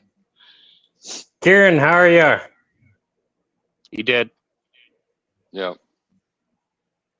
He's resting. If you came to talk to Kieran, he did. Yeah, this is Kieran's stream where other people are carrying it. Yeah. we got the silent host of Bloody Clarence going on here. Well, he brought me in here, so he's not dead. No, man, Clarence brought you Clarence. Yeah. So it's not even him that brought you up, man. It's Clarence. It's so funny. He went for a piss, came back, I think had a beer, went for another piss, came back, and then went passed the fuck out. Well, I think he learned his lesson about not falling asleep on stream with the camera on. So now he can milk hours out of just some retards talking. So that's right. That's right. Them people are gonna come and watch. If I fall asleep, it's fine. Did Teriak do a raid or something, or are you guys just coming over naturally? No, I'm just coming over naturally. Oh, welcome. Hey, Cat's in the chat. What's up, Cat? Yeah, good to see you, Cat. Good to see you, not Voltaire. I'd rather the chill stream, to be honest. Yeah, dude. Yeah, that's all I'll say. Yeah. Oh, I know you'd say that he has good takes, but I was happy when Easy was like, "Oh, what'd you say, buddy? Yeah, you're off this panel. That's all I'll say. You were there, man. You know what I'm talking about, man." Yeah. Yeah, I don't want to start drama or anything, but like, I'm just Yeah, no, I hear you. yeah, I hear you. dude. Like, the more I read about like church fathers and stuff, man, like the more it's like wow, more and more based. Like we like to act like murder or SA is like the worst thing ever. And don't get me wrong, they're Here both we go. awful. Here comes an asshole. But He's coming. but like SA, I would say is up there.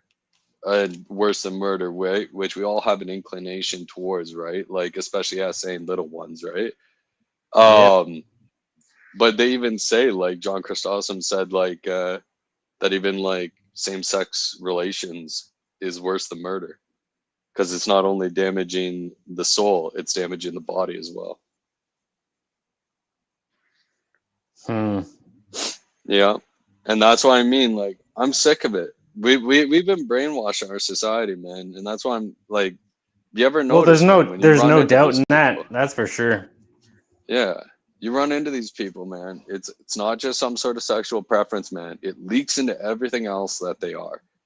Like I've never met like people for that are sure. more backstabby, more lying, more fake, more selfish than these people, man. No, I agree. Like, well, that's I don't know any other way to explain it, to be honest. Yeah. And sorry if you guys don't want to go there. Like the only reason I went like more chill is because it's like curious, stupid stuff. So I don't usually go as deep, you know. It's like because when I go deep with Curious, like he likes it, but he likes it for like short bursts. I've noticed he doesn't want like This is a free for all, dude. It's a free for all right now. Like, But also, right, no Kieran, modesty. he's sleeping. He's gonna have to pay the price of whatever happens. He's gonna dream about Elderline, come on up, dude. Yeah, Call me a Elderline, yapper, you that's right. fuck.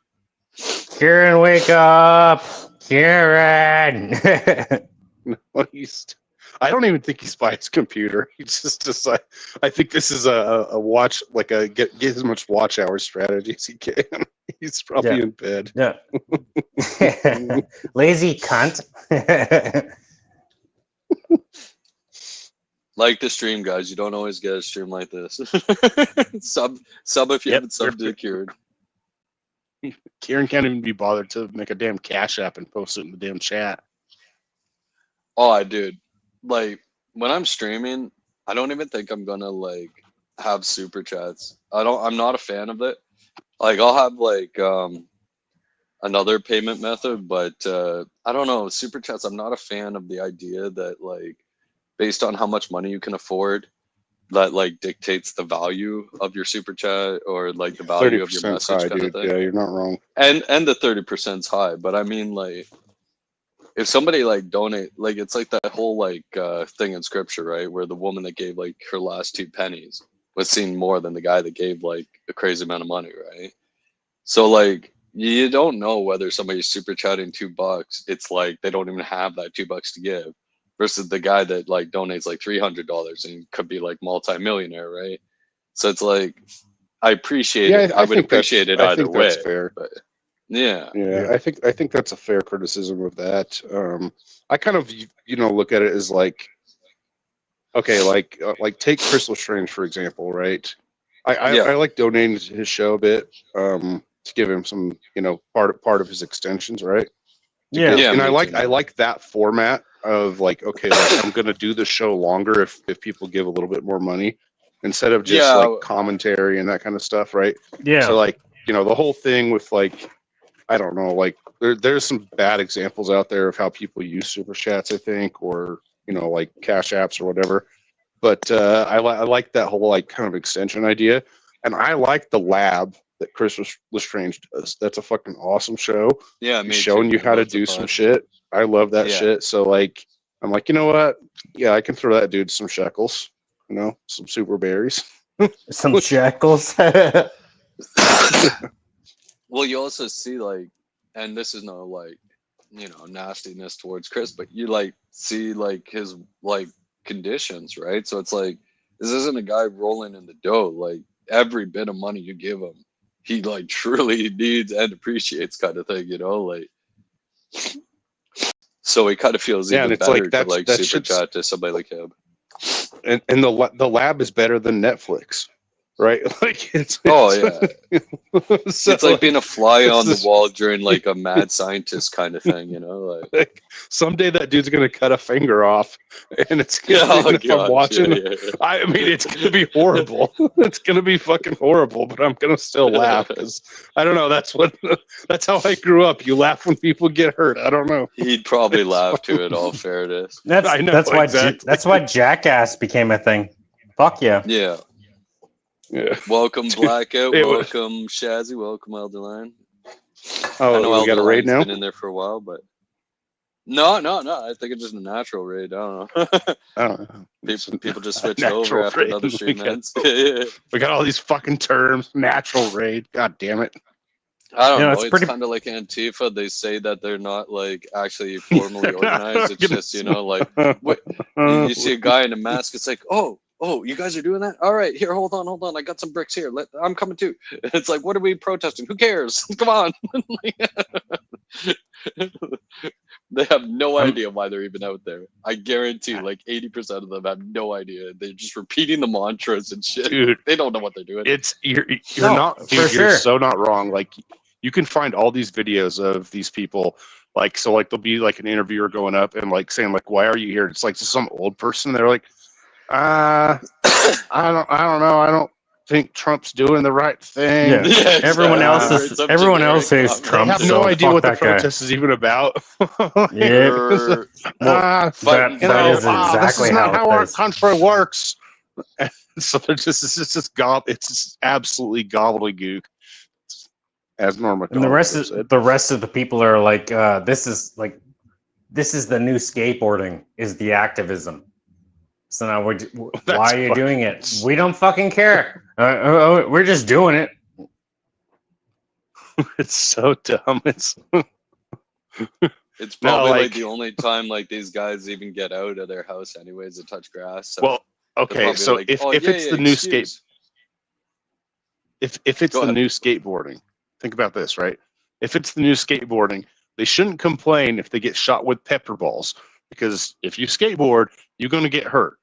Like if you're trying to actually skateboard, you're going to get fucking hurt, or pretty much most sports.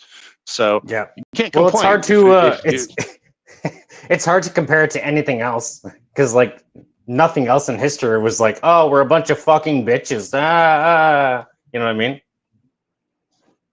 Yeah, but it is goofy though, because like there is this. I think JS explained this pretty good about how like Antifa works, and they set up the patsies in the front and the black bloc in the middle, and then like another block behind them that are so you've got this like weird thing where they want to set up all the elderly people in front, and then so they're protesting and black bloc antagonizes. But then the people, black bloc retreats, they retreat, and the people that end up like getting all the photo shoots and stuff are like kind of like elderly retards or just like, basically simpletons. So those are the ones. And then that's what goes on the news. Oh, the police are arresting peaceful protesters, and black bloc retreats. Now people get all that shit on their phones anyway. So that's how you get the truth, which, grateful to X. Thank you, Elon.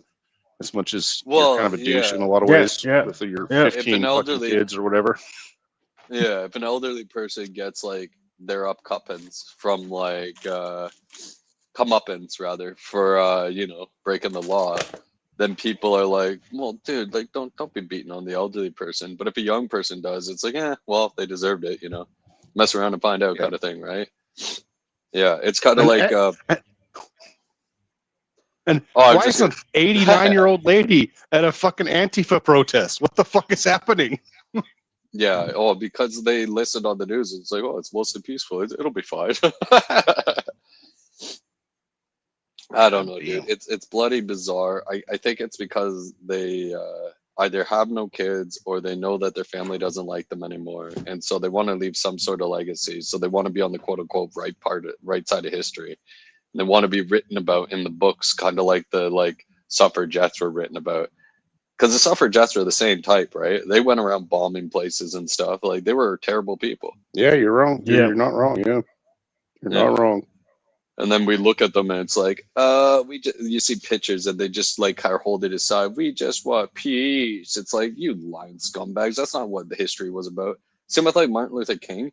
It's like, oh yeah, the guy was like saying all the quote unquote right things, but his followers were like violent as hell, and he never like fully like denounced them or anything like that. He's just like, oh, like, voice of the unheard. I'm pretty sure he mentioned that. I'm not positive. Don't quote me on that, but. I know he didn't you didn't hear him say like, this is disgusting. You people are gross. Like, white or black, we shouldn't be doing violence. You never heard him talk like that. Like, so. Not that I am Kieran. aware of. I could be wrong.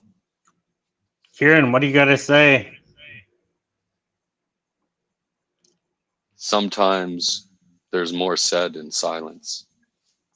Seems like what he's saying. Yeah.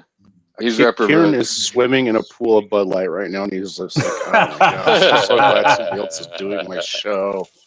It's so nice. Mulvaney. Gay. Guy? Kieran, why are you gay? I love Kieran, man. Kieran's one of the first guys I ever talked to when I started going online on YouTube. Based. Yeah. Like the guy. Sounds like Clarence is going to play us a song here. Oh, song break? All right, sounds good, man.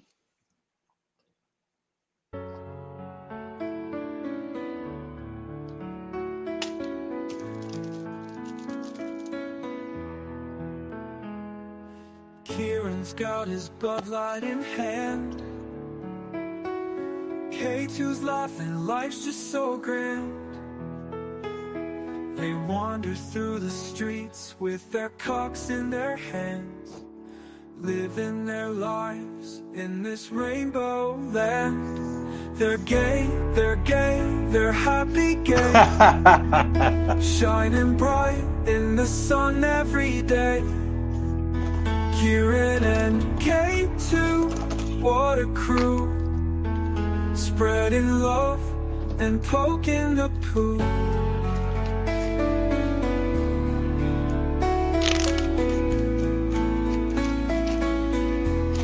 Brings a tear to the eye.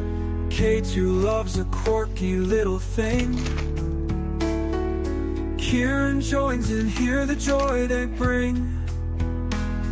They share their smiles, their jokes, their cheer. Every day together feels so queer. They're gay, they're happy gay, shining bright in the sun every day. Kieran and K2, what a crew, spreading love and joy, poking the poo.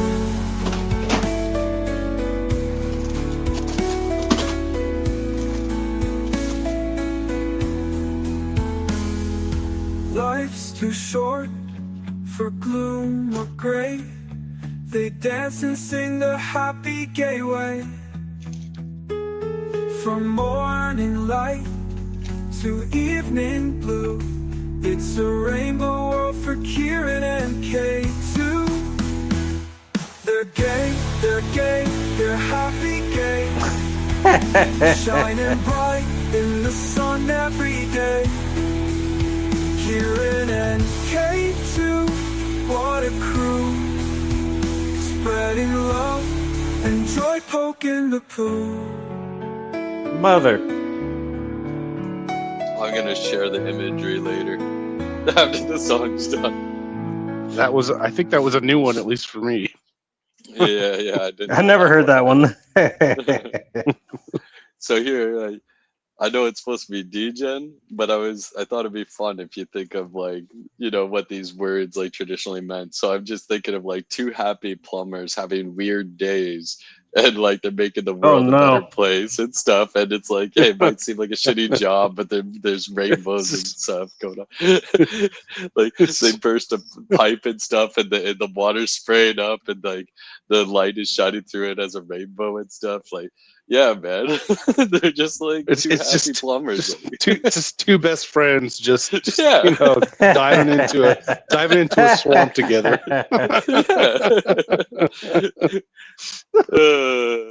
There you go, man. So it's not degen at all, man. It's just talking about two happy plumbers having weird days and like cleaning out the crap of society. It sounds like some cope to me. They're plumbing some pipes together. What the That's fuck? right. That's right. They're poking poo out of the pipes and stuff. Yeah, man. Smiling at each other's plumbers' cracks. Yeah. Just slow mo with their slow mo with their plumber belts on and stuff, walking away from the job as like there's a rainbow behind them. The gay. Yeah, it's like, bro, your belt is too tight. I can't see your ass crack. What's happening?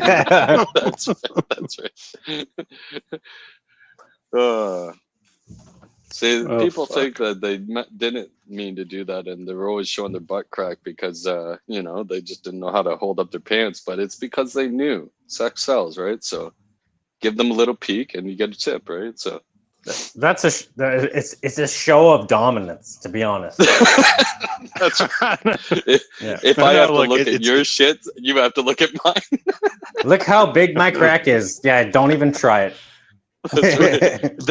I see think how the reality is stay away. Yeah, there's some hair there. Like, fuck. You actually, if you're fixing like an appliance, like if you're installing a new sink or something, you actually just don't give a shit.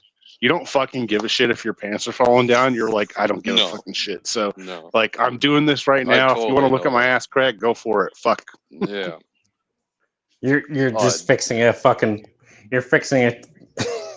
pea trap right now, eh? Oh, that always smells awful, dude. Oh yeah, don't even talk. Don't even mention that. I can literally smell it. Don't fucking talk about it. I can literally smell it. Isn't that weird? Isn't that weird how like if you think about something like that, if I even think about like my cat's litter, if I think about my I'll do this right now. If I think about my cat's litter box, I'm like, what the fuck? I'm like, I literally started putting on masks to like go around that shit. And I do it every day, so like it shouldn't be that bad, but it still is. And it's like, what the fuck is going on here? Like, how is it that your mind can conjure the smell of something, even if like it could be dead and gone, and I like it could be in a total other world, and I could still smell it. How weird is that shit? How your mind works? Like, cats are like enjoyable, like. To like pet and all that jazz, but like that's a weird thing why we keep cats, right? Like other than because the proper like pass used was to do like rodent control and such, but like their feces like can have like toxoplasmosis and stuff like that. Their that urine fucks up is pregnant people. I get it. Well, yeah, it can permanently screw up anybody, right? And their urine and such, right? Like it's so bad. Like people don't even realize how bad their urine is. Like I had this friend and his roommate, and he had two roommates, and one of them had a cat, and the cat like pissed on the insulation, right? And nobody like cleaned it up. Dude, that's super loud, by the way, Voltaire. What? And I don't hear it. You're the one doing it. Sorry. It's like somebody farting and saying, "Oh, it doesn't smell that bad." No, didn't do it. That's right. Yeah. But yeah, like, so they just left the piss on the insulation, and I didn't even know this was possible. But I was like, "What the fuck?" Because like I go home, and I'm like, "Why the hell are my gums bleeding?"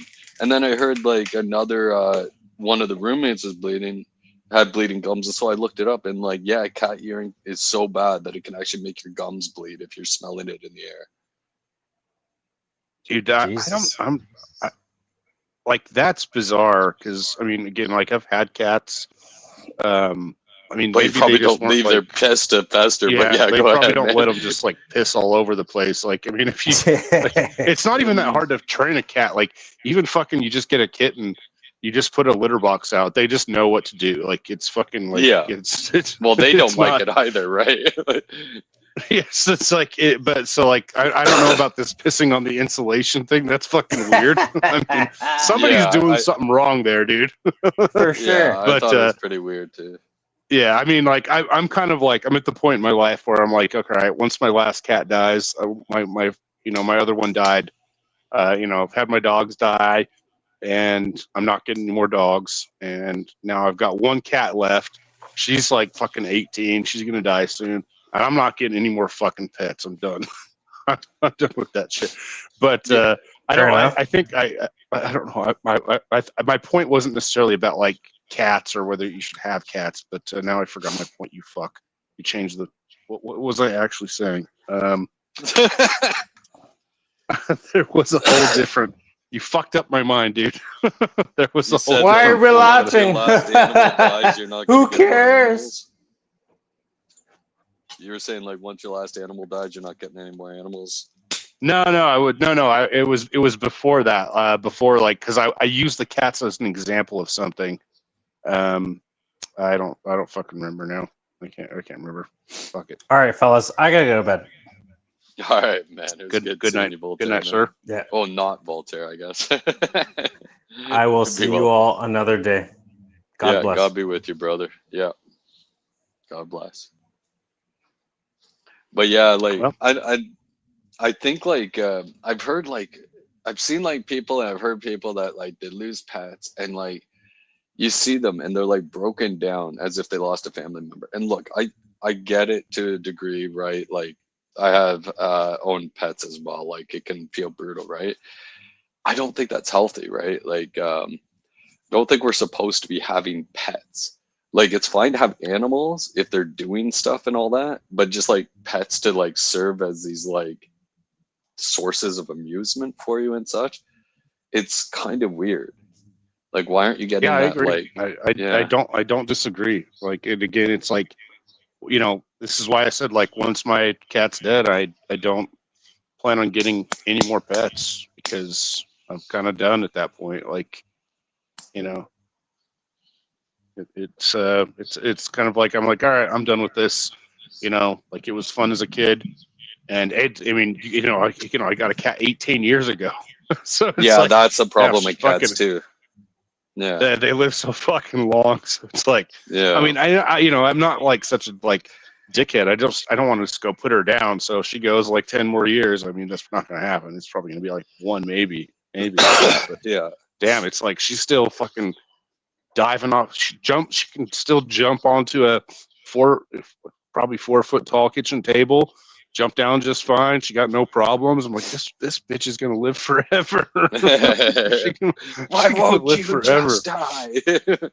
And she's got Yeah, like like- dementia too. So she just like caterwauls in the middle of the night for no fucking reason. Just fucking just screams in my face. It's like I'm like, oh come on. Sometimes I'm like, and again, I don't actually want this, but like I sometimes think, why don't you fucking just die? she's like, she's so healthy. She's so damn healthy. I never have to take her to the damn vet. And it's like, oh my gosh. And I love her, like, but I don't love her like I love a person, but you know what I'm saying. Like, no.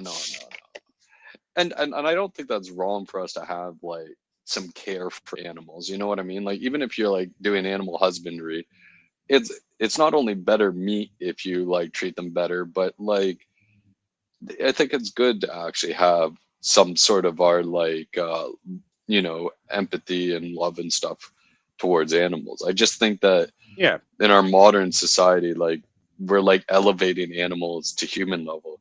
I think part of that has to do with stupid stuff like Darwinianism crap, but yeah, go ahead, man. The weirdest part is where people bring their like little dogs to the I've started seeing this in my town now, where people bring their dogs to the store in their like handbags. I'm like, what the fuck is going on here? It went from this is not like how pets work. Like, Yeah. you don't need to bring them to the store.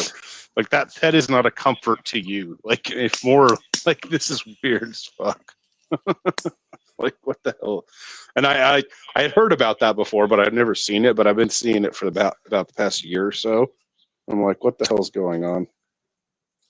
Well, yeah, like it's weird. Like our culture went from like it was like understood that your quote unquote pets aren't allowed in the house. Then it moved to your pets aren't allowed on the furniture. Then it was, oh no, they're just you're not allowed to like pick up your pets. And now it's like you said, like they're freaking like walking cats on a leash, having dogs in purses, like all this weird crap like that. I think like stuff like Hollywood also like got that going too, right? Like all those like rich people like having little like dogs and stuff like that. Michael Jackson keeping a monkey or whatever. Now a monkey would be kind of cool, but yeah. No, dude, that monkey will fuck you up, dude. And stuff. Oh yeah, yeah. Well, no, I mean, and they're violent, dude. I mean, Yeah. you ever watch like I mean, this is not a monkey, but if you ever watch like Chimp Wars, you ever watch stuff like that? No. I don't Dude, think so these chimps, so that's like the closest to us that you get out there, right? Is chimpanzees, and there's like documentaries about them, and they go to like they have like full on tribe wars, and they just they literally like rip each other's nuts off and like rip their faces off. It's the most brutal shit. So I'm like, nope, no fucking monkeys around me, no chimps. I don't want any chimpanzees, no gorillas. Maybe no people sometimes in the wrong stage of life. Like at least with people, like you can gauge like the kind of person they are and all that based on like their works and all that. But with animals, like animals are animals. Like they can turn on you, especially like certain kinds, right? Like I personally, and this is a hot take, and I hope like people like Easy won't hate me for this, but like I wish they would just eliminate the breeds of Rottweilers and Pit Bulls. I don't think that they should exist. They're like an abomination that we created. Yeah, I don't know about Rottweilers because I haven't looked up a lot of that, but Pit Bulls, yeah, for sure. Like that breed, I don't like even like the most tame ones. That's a dangerous. I mean, it's like you could look up countless stories of Pit Bulls getting out of control. Yeah, and they'll be like saying like, I don't know, they were always such a cute baby and stuff. It's like all of a sudden they bit my son's face off. It's like, yeah, because you got a retard animal. Like, and it's got a big ass damn jaw. Hey, I got to drop for a work call here. It's 5:30, almost 5:30 MST. I gotta drop for a work call. But so Farney, I don't know. You can carry it by yourself. Sorry, Kieran's dead, but I got to drop. Sounds good, man. Sounds good. It was right, great talking with you, man. Good talk. Good talking to you. Yeah, be good. Well, Wagir, right? Oh, yeah, he's gone. Well, then there was one. Well, I guess I'm like carrying Kieran's show.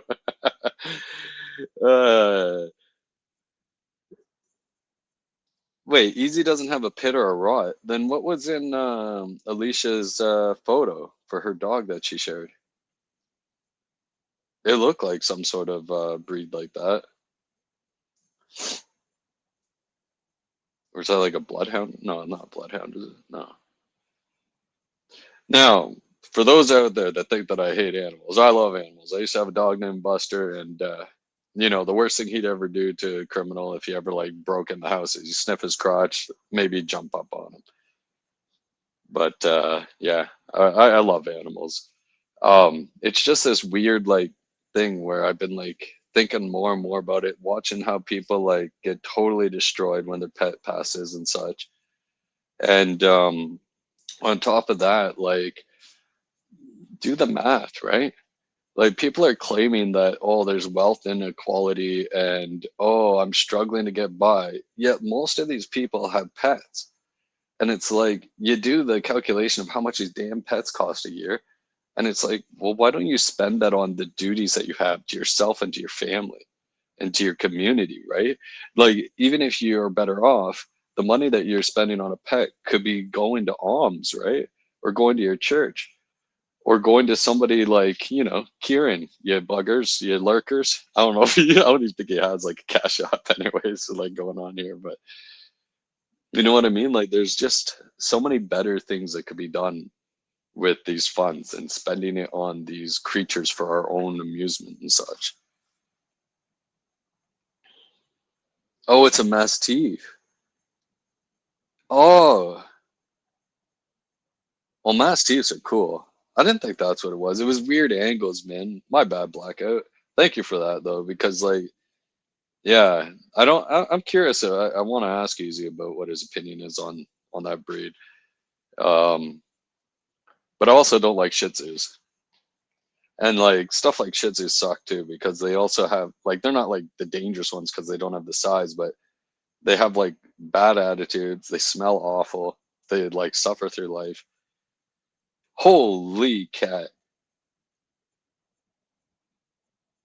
Okay, are any of those like are those like working pets though? Because like I think like that like I was hanging around the Mennonites up north because like for one thing, I enjoy meeting different people of different walks of life and such, but I also am looking to build a community with approximately like 9 other people, like 9 other couples, and having a commune type thing, not cultish, but just a community where we share goods with each other, with fellow believers, um, and you know, maybe even build a church um, where you can invite people there as well. I also want to have it I where it's all, you know, off the grid, self sufficient, but where you like build like on the perimeter of the place buildings where you can have people come and live and learn how to live off the grid, and they live there for free so long as they're contributing to the society. I know you can get into issues with like squatters' rights and stuff like that. Um, but you know, there's probably ways I could think about getting around that, like maybe have a kind of lease kind of thing, so that way there's some sort of legal way to kick them off if they break the lease kind of thing. Um, but I always wanted to be having that kind of thing about reaching out to those less fortunate and give them a way to earn their way to, like, you know, like sometimes they don't know the way out where they can sounds like a cult. Screw you, Blackout, you're not welcome on my list. But yeah, like give them a way to like you know, learn the skills and then like, you know, make connections and such, and start their own kind of community kind of thing. uh, just catching up on chat here. 30 dogs, 20 cats, and a goat. Sounds like it should be 1 dog, 20 cats, and 30 goats, maybe. That sounds complete opposite, Elderline, of what I think is the way to go.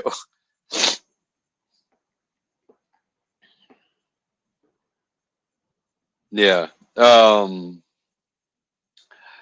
Yeah, so that's why I'm kind of leaning towards some like when I was up there meeting the Mennonites, like every single one of them has dogs, but they like never enter the house, but they all had like amazing personalities and such.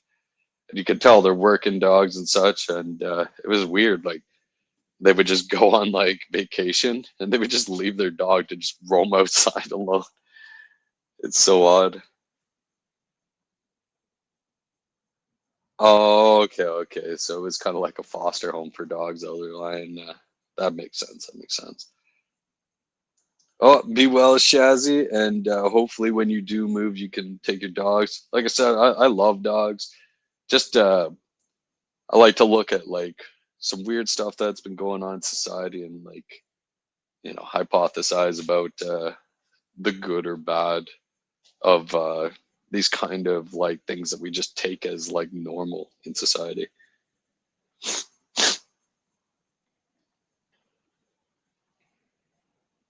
Yeah, cat, that's the way to go. Like, you know, you don't really need to be going to like puppy kennels and all that. Like, you could just, there's so many out there. You could just get like a bunch of mutts. That's what my dog was a mutt. I've noticed mutts usually have better attitudes, anyways.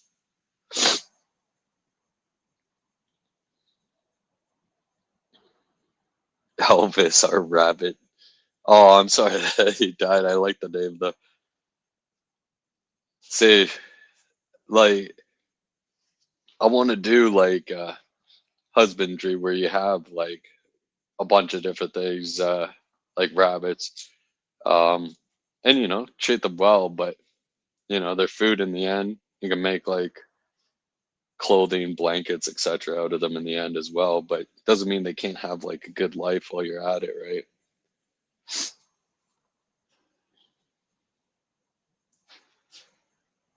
But yeah, I think like something that would be um, that looks sweet. That sounds sweet, Black. um, but yeah, like I think like we talk about like what kind of things like should kids be learning. They're always like pushing like stupid crap like sex ed and all that. It's like you want to know something that'd probably be better for kids to be learning about? Like sometime like I don't know, 8 or something, like some young age, they should probably go to a farm and kill an animal. Because like everybody goes to a grocery store and they just grab these prepackaged animals and they're so disconnected from having like the connection to the life that was given for you to eat. And it leads to a lack of like gratitude and more like entitlement and such, you know? Like I always grew up with like, no, like you don't have to clean your plate. Like you should take only what you're going to eat. But if you know, are at a restaurant or something, you eat the meat. Like that animal died for you. Like don't waste animals. I don't know. Am I weirding any animal lovers out there in chat or people feeling what I'm putting down here? Because I know it gets out kind of brutal. Like,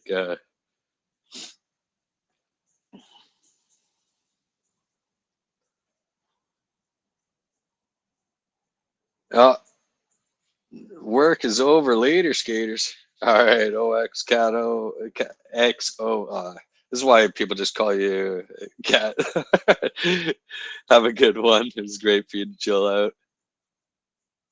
Yes, never waste that glorious meat, bloody Clarence. Yeah, bunnies are like super cute, but they'll like destroy any electronics that you let them get near. They'll like nibble away at those wires and such.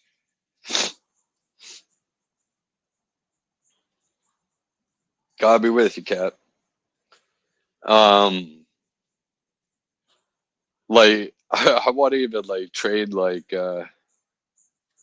dogs like to like run on treadmills and stuff in order to earn their food, and then have those treadmills attached to generators and such to like generate some extra power. Like I want to have like multitude of different ways of generating power on the property. Just as another example of like, no, like pets are not like something that just are like leeches off your life. Like if they're gonna be your pet, then they're earning their way, you know. And dogs especially love that.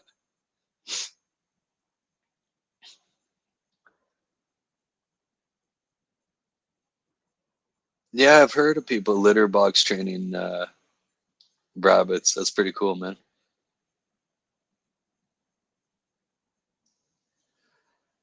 I heard like pigs are surprisingly good as pets as well, but you know they also get too big, right?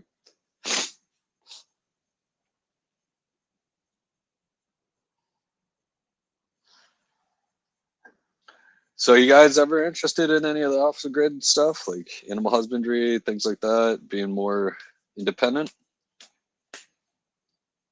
Because I've noticed like more people in the community are attracted to that than I would have expected. Because when you're out in the world, like, most people look at you like, okay, crazy person, like, have fun. You don't want to be hooked up to like the waterways and the electric grid and all that. All right. But to me, it's like, if you look at like all the ways that our governments are kind of like just making us subservient, basically being adult kids, being completely useless, society wherever to crumble, you're screwed. Like, I know that's kind of like prepper style like way of talking, but you know, there's the crazy preppers where they think like, oh, there's going to be alien invasion kind of crap, but then there's also like preppers where it's like, no, you're just being proper, like looking after your family and all that. 2 seconds, guys. I'll be right back. I'm just gonna go blow my nose. TMI.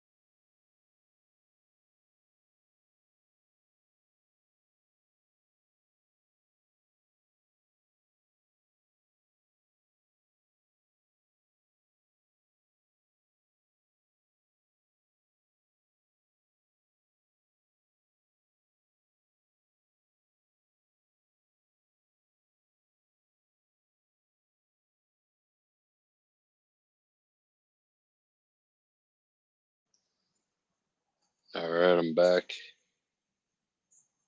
Let's see what the chat's been up to.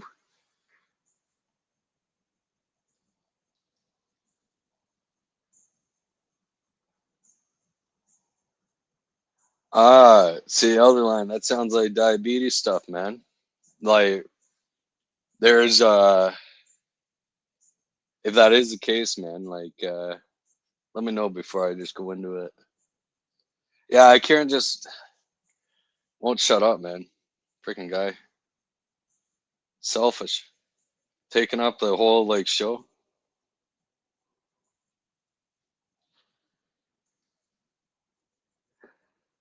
Yeah, so now that sounds like the uh type 1 if I am correct for diabetes. Um if you're interested, man, I study like a lot of things like Crohn's and diabetes and all that jazz. I could share some info on that someday over Discord with you, man. My buddy was told like, oh, you're basically screwed. You're gonna be like having to be on all these meds for your Crohn's and stuff. And like his Crohn's was so bad that like he would be put in a wheelchair and stuff. And so I just like studied like, okay, what is Crohn's? Well, it's basically connected to stuff like IBS and all that, right? No beta cells. Oh, that might be a little bit different. I don't know how much. I'd have to look directly into that stuff, man. Because that sounds like a way more specific version of diabetes. Or I may just be sounding ignorant as hell right now. But yeah, man, I'll look into it.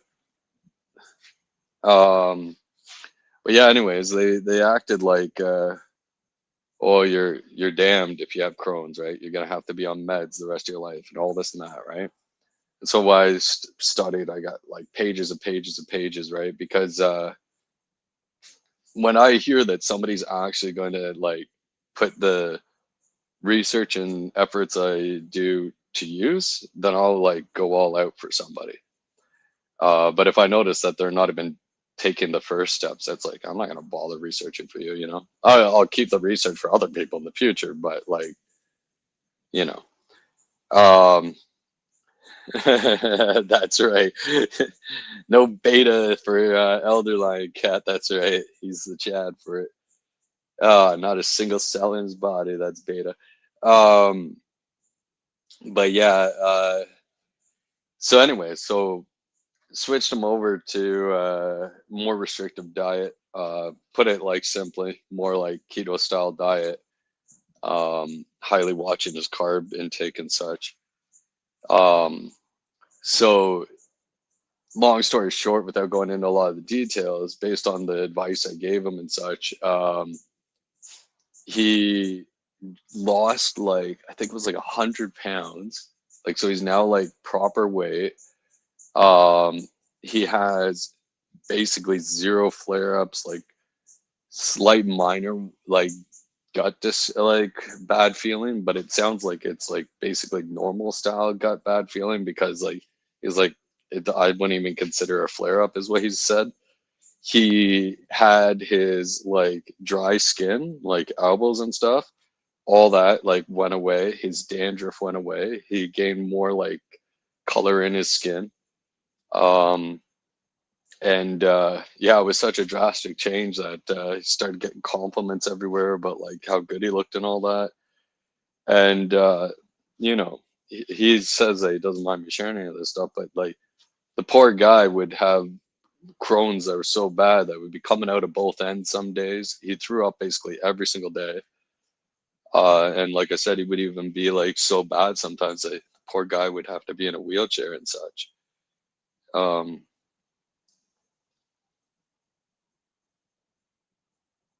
Yeah, see, elder line, yeah, that's what I mean. Like, I think it is highly related to carb intake.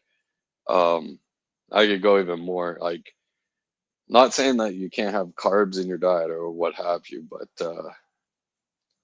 I think like it should not be for most people the primary source of your food, right? Which is what we've done in the West. The food pyramid's all backwards, right? Basically like flip the food pyramid over, and that's basically what you should be eating. But even then, there's like don't get me wrong, if you're starving, eat what you can, right? You could eat that like layer beneath the bark of trees, and that would give you sustenance and such, right? But it's not ideal, obviously. Since we're in societies that have lack of scarcity compared to the past, there's no reason that we should be consuming products that are not ideal for us, right? Now, that being said, there's eating healthier, and then there's being like unreasonable, where it's like, well, now you can't even like quote unquote enjoy life, right? You can never enjoy a feast or something, you know? I don't think that's good. Oh no, my headset just said battery low, please charge now. So yeah, I might need to switch to my computer in a bit. So anyways, stuff like, for instance, legumes, like generally should be kept out of your diet. If you're gonna have them, you should do like soaked in like salt water overnight and all that, boil the crap out of them. But even then, it's like just stay away from legumes. Night vegetables, again, terrible. The lectins are really like challenging for your body to deal with. Hey, Robert Demita. Like for instance, like if I'm having tomatoes, like I'll do a parboiled, which just partially boiling them with a slit in the bottom of them. And then I'll remove the skin, and I'll like gently cut into the flesh and remove all of the seeds and such, and the goop around the seeds and all that. And yeah, it tastes way better, and it's way nicer on your body, because nightshade vegetables are like really rough on your body. Yeah, Kieran's just having nap time. We're just you know, reading him bedtime story here, guys. So but anyways, I could go on and on about like different stuff about like diet and all that. But you also don't want to make like a kind of like idol out of it, right? Yeah, dude, corn's just awful, dude. Nobody should really be eating corn. Like, it's so bad for you. Like, most grains are awful for you, but we're like obsessed with eating grains. It's ridiculous. Um, Especially stuff like high fructose corn syrup and all that crap. Like, just awful. But yeah, guys, when my headset dies, I'm gonna have to like mute myself and switch to my computer.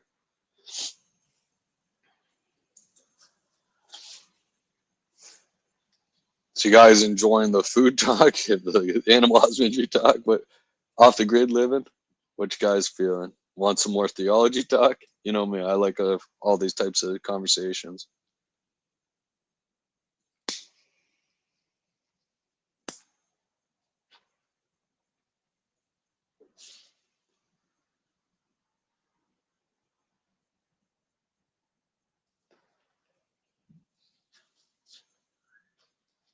Yeah, no problem, Demita.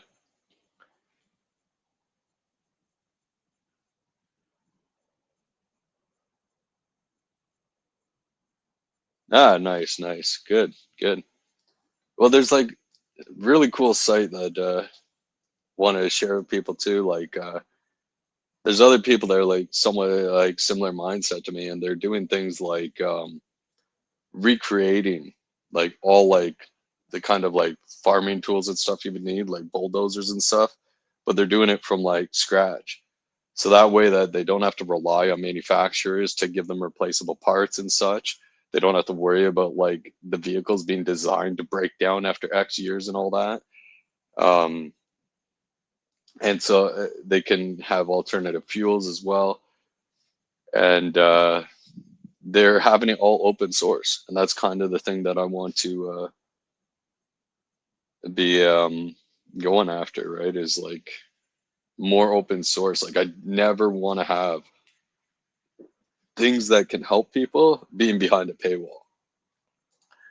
So the way I'm going to be doing streaming, for instance, is like completely donor based. Like people like wish to like contribute to help me out and all that. It'd be much appreciated, but I don't think like it's good to be keeping information that could be helping people behind paywalls and such. I will be having like videos backed up on like my own website and such, but never gonna like have like it be like behind paywalls for like important information and stuff.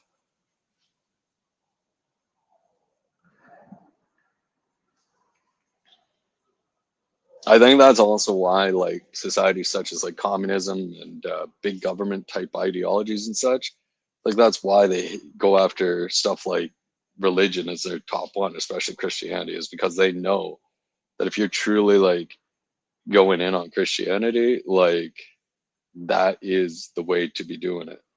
Like even my priest said, like, well, if you wanted to go all out and do like true proper Christianity, like technically it goes all the way to like the kind of commune kind of thing where you basically have like no material wealth. Like it's like communion. You're giving it all to the church basically.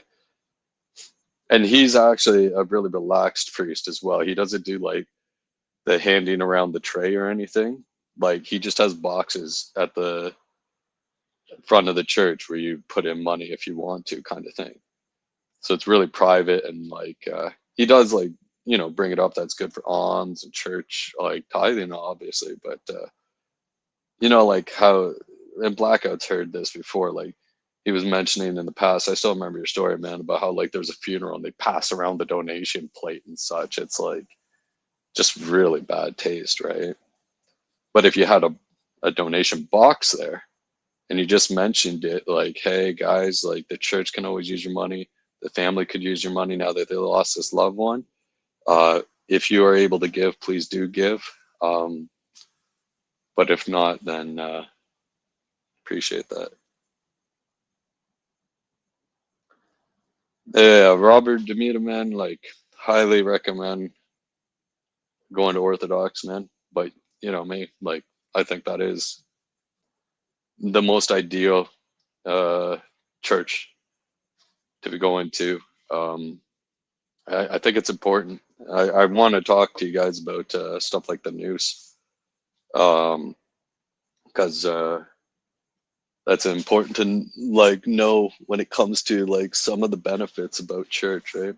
NOUS for noose, which is like the eye of the soul kind of thing, like where like the stuff like the sacraments and going to church and such is like part of the way that you clean out the like darkness inside the noose, right? The darkness inside the mind.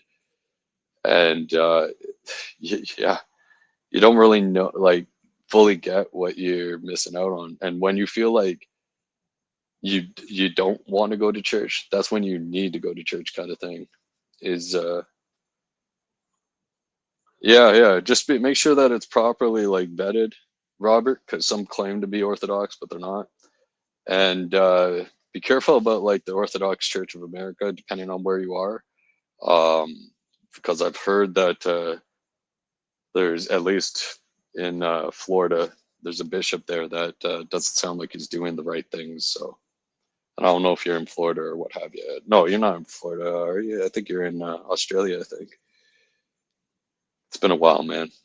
I can't remember. um,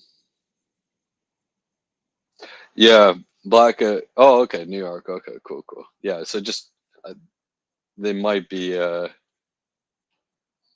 It might be an issue as well there with bishops and such as well. So just make sure you look into it. Yeah, Blackout. I don't know if you're are still feeling what you're feeling when I talked to you way back when, but you said like the way I talk about Christianity and such makes it more alluring to come back to the faith and such, or perhaps to the proper church and all that. Good morning, Stacy. I'm done my coffee. By the way, guys, it was delicious. The pistachio and dark chocolate that I put in it was good. Yum. Oh, that's rough. Blackout. Um, oh, where was I at? Oh gosh, lost my train of thought. Damn it, Stacy. Yeah, I'm the only one up here, Stacy. Kieran passed out. Oh yeah, I remember. I remember what I was gonna say. So the way I kind of have been like looking at how to explain like the Orthodox Church that seems to be right is it's kind of like if you're going to be doing an apprentice like placement under like say a blacksmith or something or a carpenter, right? Um, you know, you may go and learn how to make good things and such under like say like a bad uh master carpenter, but like your chances of doing so are going to be greater if that master carpenter is from a long line of master carpenters and they have like a normalized authority that they have done the practice for many years from the best carpenter that there's ever been. And so your likelihood of producing the products that are good and desirable then to become a better carpenter is going to be more likely if you're part of that organization that seems to go back to the best carpenter kind of thing. I got my costume speakeasy, man. There's one more thing I got to pick up later today, but worst case scenario, I can always do something for that if I can't find somewhere for it. But yeah, man, I got it all. So yeah, you guys, VK tomorrow night, Halloween special on Speakeasy's channel. Gotta have a costume to be up. And the theme of the night is good and evil. Going through a bunch of that. If you want to learn more about it, check out Easy's Discord for VK. Yeah, it should be good times. So yeah, 2 seconds, guys.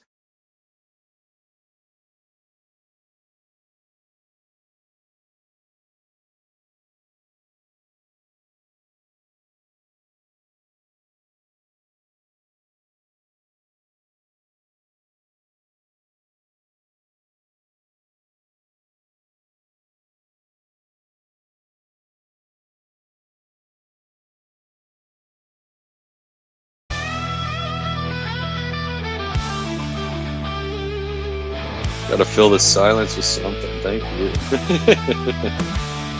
Killer doesn't care what they say. Killer's gonna do it his way. You can tell he's gay by the way he walks, and you can tell he's gay by the way he talks. Killer doesn't care if they say he's gay. Killer's gay. Killer's gay. Gay. Gay. Gay. Killer's gay. Killer's gay. Gay. Gay. Gay. Killer's gay. Killer's gay. Gay. Gay. Gay. Killer's gay. Killer's gay. Gay. Gay.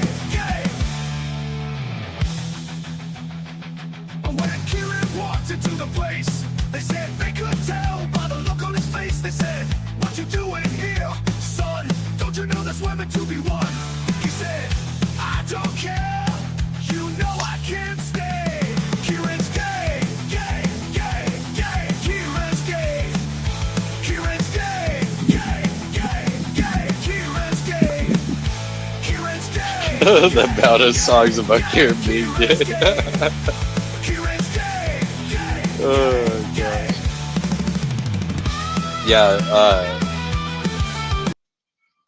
we're not chatting on Discord, Stacy. Discord is if you want to get the topics for the night for Speakeasy Show Verbal Combat, which is a debate show. I don't know if you've ever tuned in or anything like that. It's every Friday night at 9:30 Eastern. And yeah, the Discord's to find out what the topics are and such, and discuss with the community and all that. Normally, like, anybody's welcome to come up, but tomorrow night is Halloween special. So if you want to come up, you got to be in costume, got to be on cam and all that. So, yep, that's what we were chatting about there.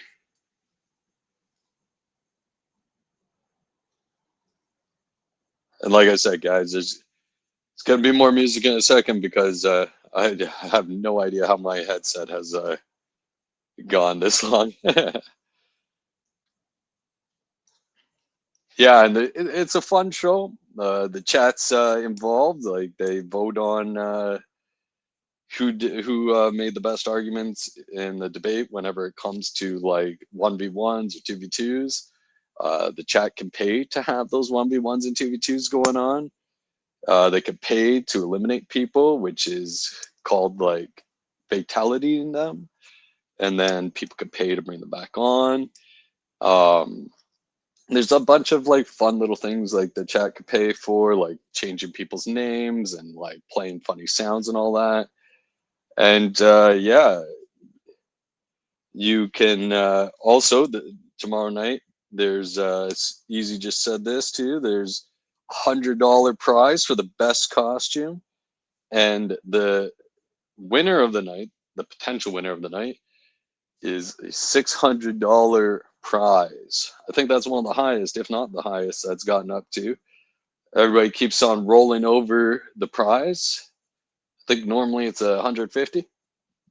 So if you win, you can choose to roll it over to the next week, and then yeah, it's just added up to 600 now. So yeah, big one. If you guys haven't done it, you know, who knows? You could be you.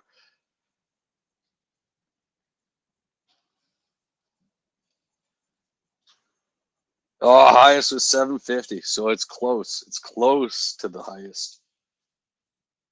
Yeah, but don't just because. So the way you get to the very end is you keep on winning the vote. The chat votes usually to say who's the winner is, but you can also have somebody pay to be the solo judge and determine the winner. But normally it's the chat that's voting, and if you make it to the end of the night, you have, I think, 2 minutes in where people can pay to eliminate you and pay to bring you back. But yeah, if nobody pays to eliminate you in the very end, then you are the winner. If you have a channel, it'll be promoted for the next week, as well as Speakeasy will also create you your very own custom verbal combat character based off of your image. So it's pretty cool. Lots of fun. Good times. little bit of smack talk and such, but everybody's well, most of the time everybody's buddies in the end, so it's all just fun and games when it comes to it, and people don't really hold grudges about things. Hello, James D. Welcome, welcome.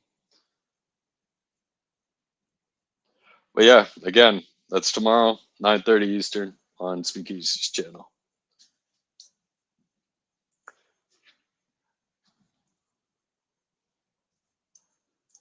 I think that answered a lot of Stacy's questions and anybody else that didn't realize what was going on tomorrow.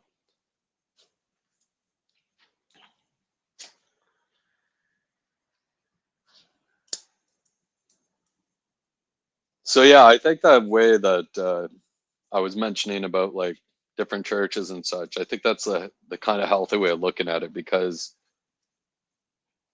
you're not thank you, Clarence, thank you.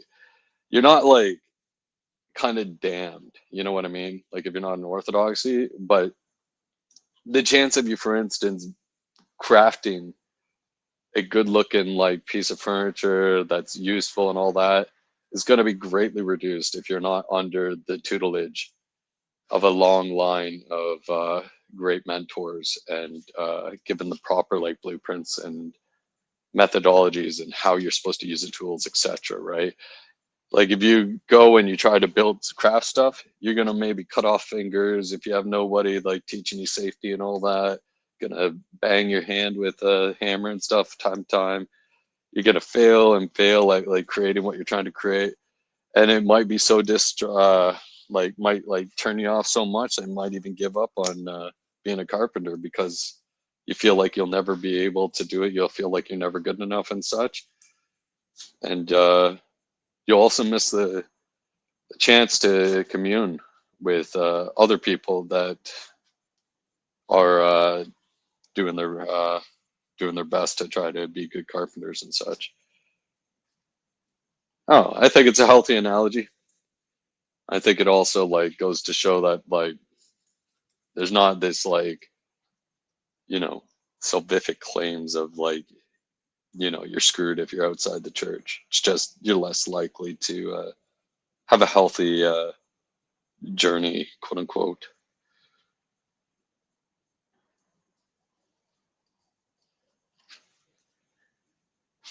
Oh.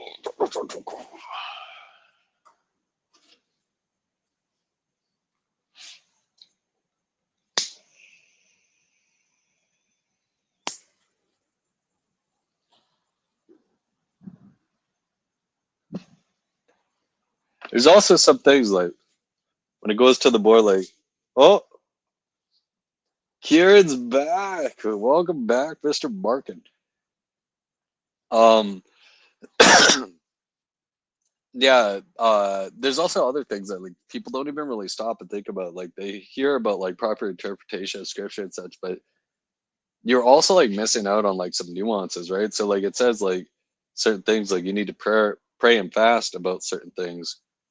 Well, what is even fasting kind of thing, right? Like fasting for one person might be different than fasting for another, right? My priest was saying, like, for instance, if you're a vegan, right, and you're all about like animal cruelty and all this and that, then you maybe have turned that into like a kind of idol or pride thing. And so your fast might require you to eat meat. Now, it's obviously up to you, but that would be the healthiest thing to do. Because it's more important about you know, your nous, right? Your mindset. And then the other things like fasting is basically like partially the idea that you're removing indulgences and comforts in your life, which then help you, along with praying, help you focus on what's good. And it'll actually like have some stuff like come to light that you maybe weren't aware of, because you know the idea of like hangry, right? Well, that like prone to anger was always kind of there, but it just comes to light when you're hungry, kind of thing. Same with a bunch of other temptations that you may not be aware of, but they become ever apparent when you remove the indulgences and comforts. And then once you do that and you've started to deal with these temptations and cleaning out your noose, removing the darkness from your noose, these bad habits and stuff that you maybe weren't aware of, afterwards is a feast. So now you can actually properly partake in indulgences with the more like gracious attitude and thankful attitude and celebratory attitude.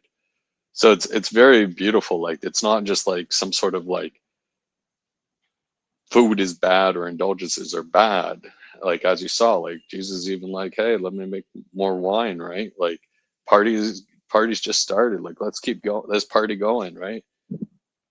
So yeah, you can have a absolutely like beautiful like celebration with that. Cheers, Stacy. What's going on? I thought Karen said he was back or something. What?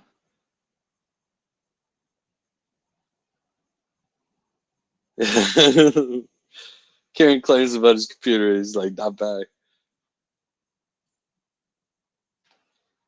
And that's the thing. Like, I'm technically catechumen, guys. So like, I always recommend that you get a priest, so that way you can have your questions more properly answered.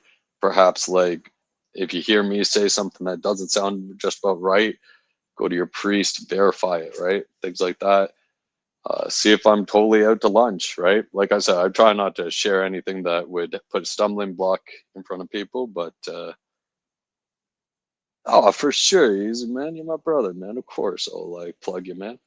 For sure, man. Anytime, brother. You've been good by me as well, man. So all the love, man.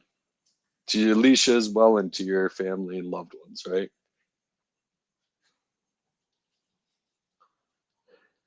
It is a great time, and you guys could even just have fun, even just tuning in, right? Hitting that like button and subscribing also helps. Sharing it also helps. So don't feel like just because you don't have the money or debate skills that you can't participate.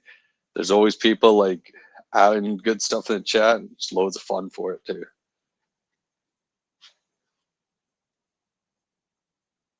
Yeah, Stacy, I think like I think that whole like fasting thing, I think too many people are looking at it as just some sort of weird dietary thing, which, like, yeah, that can be good and all that. But, a lot of us are like super surrounded by technology all the time, distractions of like day-to-day life. And if you look at the image of like how people used to go out into the desert to pray and fast, you kind of get a better image about the like spirit of it all, right?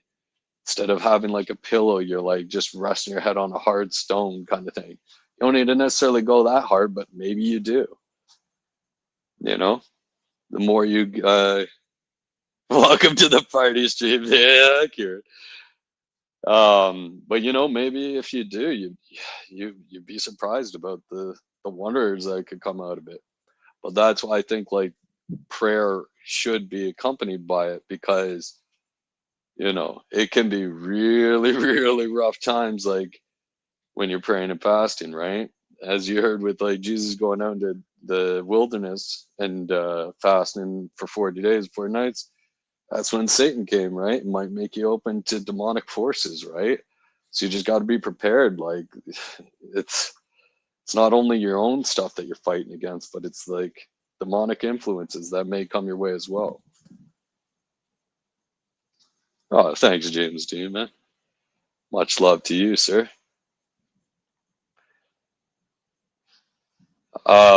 Yeah, so always be aware of that, and just know, like, if you guys ever decide to go out to Orthodox church and experience the orthos and the liturgy and such, don't like let your like thoughts like cloud everything. Just be there, experience the sounds, the smells, the movements, etc. Like, embrace like what is the experience kind of thing. When you have intrusive thoughts enter your head, put them to the side, whether they be yours or from spiritual forces. You have no idea, but when it comes to like first going out, that's when demonic forces like want to target you, right? When you go through catechumenism, that's when it even ramps up even more, because the demonic forces want to put stumbling blocks in front of little ones, right? Because when scripture talks about like if anyone causes any of these little ones to stumble, better a millstone tied around their neck and be tossed into the center of the sea, right? That is actually also referring to not only children, but little ones in the faith kind of thing. So it can be even adults that are just like young in the faith. That's when you're your most vulnerable. That's when they want to seek you out. The closer you draw to him, the more that they want to get in your way for it, right?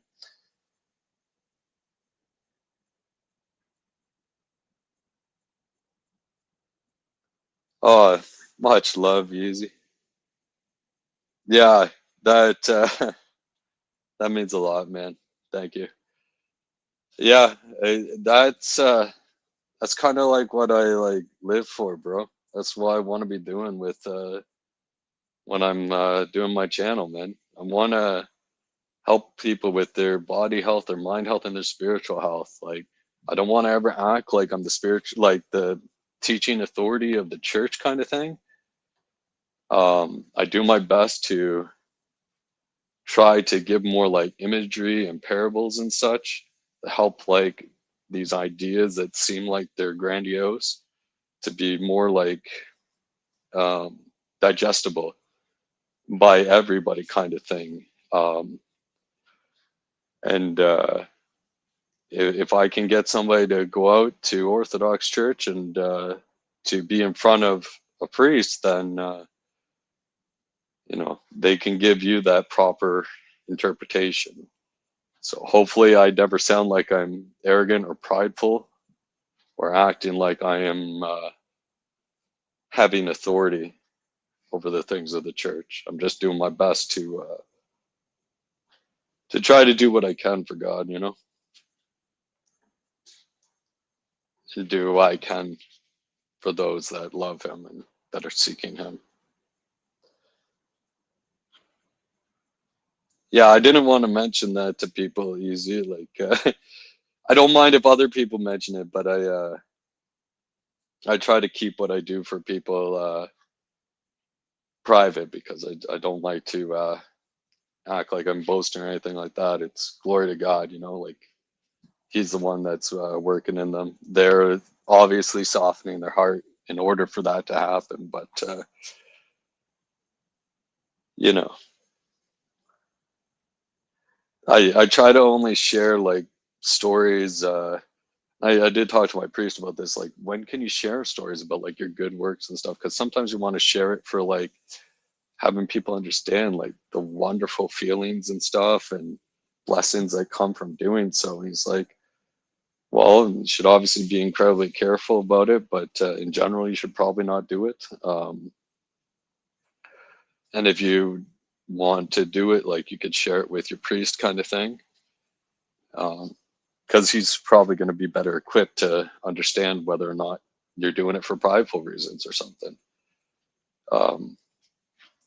I personally like, I'm doing it because like I'm trying to like elevate people and encourage them to go like do these things too, right? So See, and then that takes me to the whole reason why I ever said to you what I did to you in the past was because you do come from a humble side. You don't come off as arrogant. You don't come off as gatekeeping, which is all these things that turn people away. You don't come off as a holier than thou. And that's what it seems like a lot of people do, even when they try to empathize you or bring them to their word or their church. It seems like it's always forced or pushed upon. Like, and then they always try to guilt you into it. And I've only ever seen you preach it from a humble side where you just kind of, you're like, you make the choice or not, but these are the tools you have, and this is what my knowledge is, and this is how I feel about it, and you can make the decision on your own. And I think that's why your approach works a lot. works pretty well and resonates with a lot of people because you're not being disingenuous. You're not being gatekeepy. You're not trying to say, come with me or you're all fucked. And that's what it Yeah, seems like yeah, a yeah. lot of people are saying and doing most of the time. And I do worry, man, because like, you know, there I do go harder on some stuff, right? Like, and I do like pray about it a lot. Like, oh, should I be going that hard, right? Like, because like for instance, like JS, like he thought I hated him because like back in the day, like he used to like deny the divinity of Christ. It's like, well, no, man, I was trying to let you know, like it's a big deal to be doing that, right? And I was trying to let you know, like, no, in order to be a Christian, like you gotta accept the divinity of Christ. I'm sorry. Like you're not a Christian if you don't. Like it Right. and I am concerned about that coming across as gatekeeping kind of thing. But I think there are like certain things that you have to like acknowledge, right? Like you have to be like these things are requirements in order to be identified as a Christian, right? Identified as a believer. Like if you like had like trustworthiness in me and you wanted to follow me, but you thought I was some like, you know, covidiot, like leftist libtard, like pride marcher kind of thing, and that's who you were trying to follow, well, you're not really following me.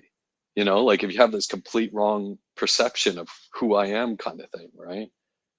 Right. But I wouldn't say, and I guess I don't know, this is just me on the outside view. I wouldn't say that JS has a complete wrong perception. It's just in what you would necessarily call it's not a complete perception. Like he knows as a Christian, he knows that there is only one way to God, and it is through the Son of God, Jesus Christ. He knows that Jesus Christ was crucified for the sins of man. You know, he knows all that stuff. The only thing that he doesn't, I guess, that he doesn't buy into full 100% is the fact that Jesus is God. And I don't, Which I'm you know, so I don't which know. I'm I'm fine with. speaking And for I him. told no, I told him, I recently talked to him. I'm like, no, JS, right now, that is a better position. Notice how I'm not going hard on you anymore, man. It's because you had this arrogancy about you making a definitive claim against the divinity of Christ. If you're in that, like, I don't know, I'm not saying that he's like God or anything like that in scripture, like, Mhm. but you're more like in this kind of like learning stage, like you have doubts and stuff like that. But your like heart's in the right place, like you have uncircumcised eyes and heart and ears and such, then Mhm. that's cool. But when you're like preaching the opposite of the truth and making Right. like a definitive claim, that's an issue with me. That's why I went harder, right? Or Mhm. when you start saying that sin is good, right? Like 10th man, which is easy still here, man. Thank you again, man. I want more people to be going hard on people like him because it's not about the fact that he's struggling with same-sex attraction. It's that he's promoting it as a good, and he's promoting that Christianity is evil and stuff. That's my issue with the guy. Is he's a liar, Mhm. and I don't like to start drama or anything like that, but I also want to protect people. But I also noticed that, you know what? I don't need to go hard on a lot of these people. A lot of these people come to these conclusions on their own. So I have tried to have a more like step back approach and such when it comes to a lot of this. But I also want to back up and show support for when, you know, people do what I think is good and right, you know. So Well, you know, it goes it's a back to struggle, yeah. what I said. Right, yeah, it goes back to what I said when you were doing theology Thursdays with Teriak is even to somebody who, such as myself, has turned pretty much completely turned away from the faith and is, you know, not looking for a road back. Even when you get into theology and you get deep into theology, you put it digestible so everybody can kind of understand and, you know, kind of either relate to it or get it.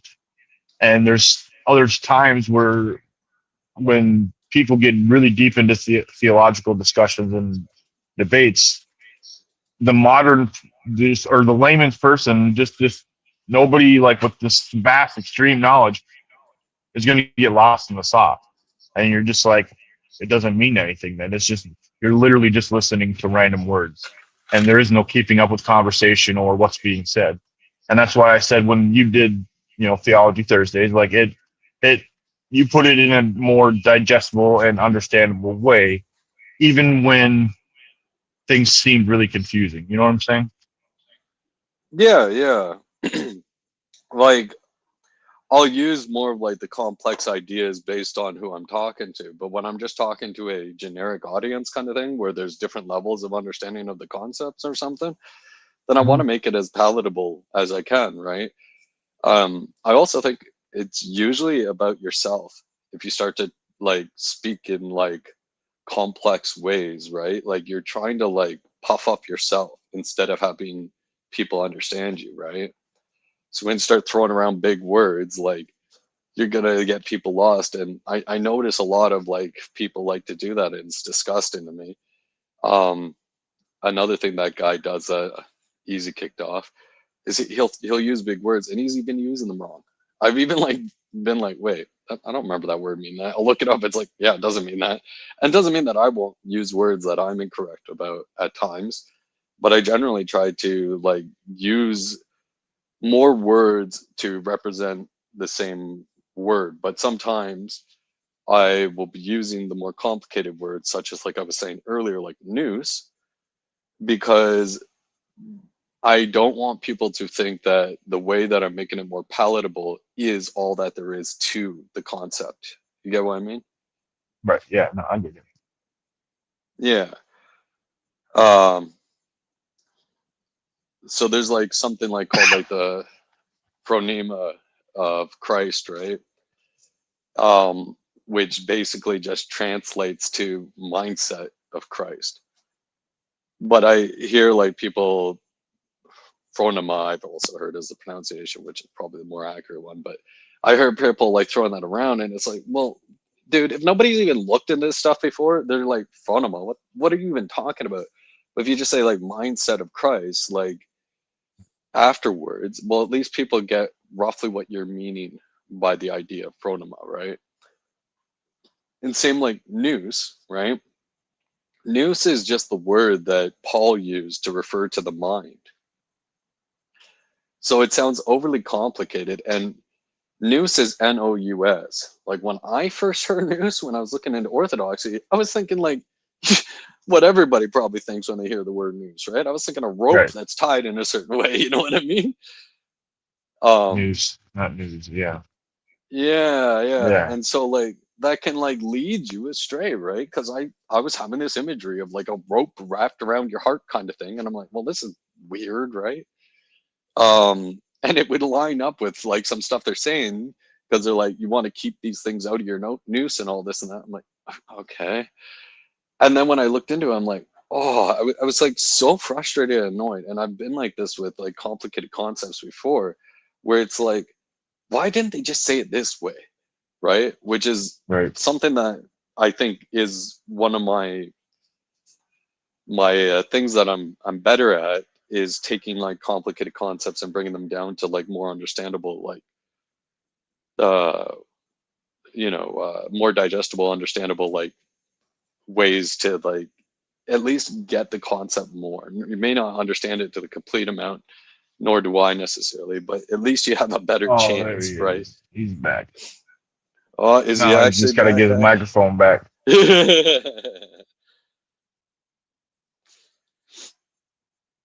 No, not quite back, I guess. Welcome, Big Red Skyo. But yeah, man, I'm glad you still think that blackout, because, dude, I know I'm not perfect, and I've sounded rougher at times and stuff like that. I go a little too hard sometimes, but I'm glad that it hasn't, had you stumble necessarily or anything. No. Like no. And that's what I mean. Well, that's the whole reason why I came up here is because you were saying, uh, when you were talking about how you try not to come off as arrogant or like those kind of things. And I wanted you to know like the whole reason why I had said that to you to begin with it's because I feel like you're coming from a genuine, like, humble place. And I think that's it. You can tell in your voice and your words that you choose to use and how you communicate with people that you are being genuine. And it's just, Oh, and in the internet, and especially on YouTube, it's really hard to find people who are actually genuine. yeah, I appreciate that, man. Well, that's also kind of why you heard like I didn't go as hard as I wanted to that day. Like I know it sounds like an excuse, but being sick like had my mind going Mhm. off when I was debating against Rob Noor, right? But I am super passionate against white lies. I think like Mhm. even calling them white lies is so bothersome and disgusting to me. I've never Mhm. liked the idea of like devaluing like the severity of lying, right? Mhm. Hey, there are times where you could argue, right, that maybe lying is the best like scenario in that situation. But Pragmatically, to act, yeah, pragmatically yeah, you could, yeah, but to but act like it overall, doesn't do any damage to you is moronic. Well, it's it's foolish. You're fooling yourself. right? Yeah, and the thing is, man, that's why I wanted to. I'm gonna have discussions about the news because I think it's super important, right? Like I even heard, by the way, Rob after the debate on his own stream and stuff. He's like, yeah, Party was probably right, you know. Like, I don't think he said Party. I think he said that guy because he still doesn't like know me well Yeah, enough yeah. yet. And he's like, yeah, he's probably right. It probably shouldn't be. He's like, but I don't really necessarily see anything wrong with like, telling my son that he's a better wrestler than his uncle and all this and that. It's like, see how you're making it harder for you to determine right from wrong because you've allowed yourself to justify lies where you're saying they're not bad. Mhm. Um, and the thing is, like a lie is the opposite of the truth. So it's the opposite of like God's very nature kind of thing. So how could you even claim that it's good to do so? And I know this sounds extreme. That's blasphemy because you're saying what is good, what is bad is good, and Well, not that's only that, like dangerous. you're like with a lot of the scenarios that they're posing with that is they were assuming that they knew the mindset that the other person would take the lie and that it was always endearing.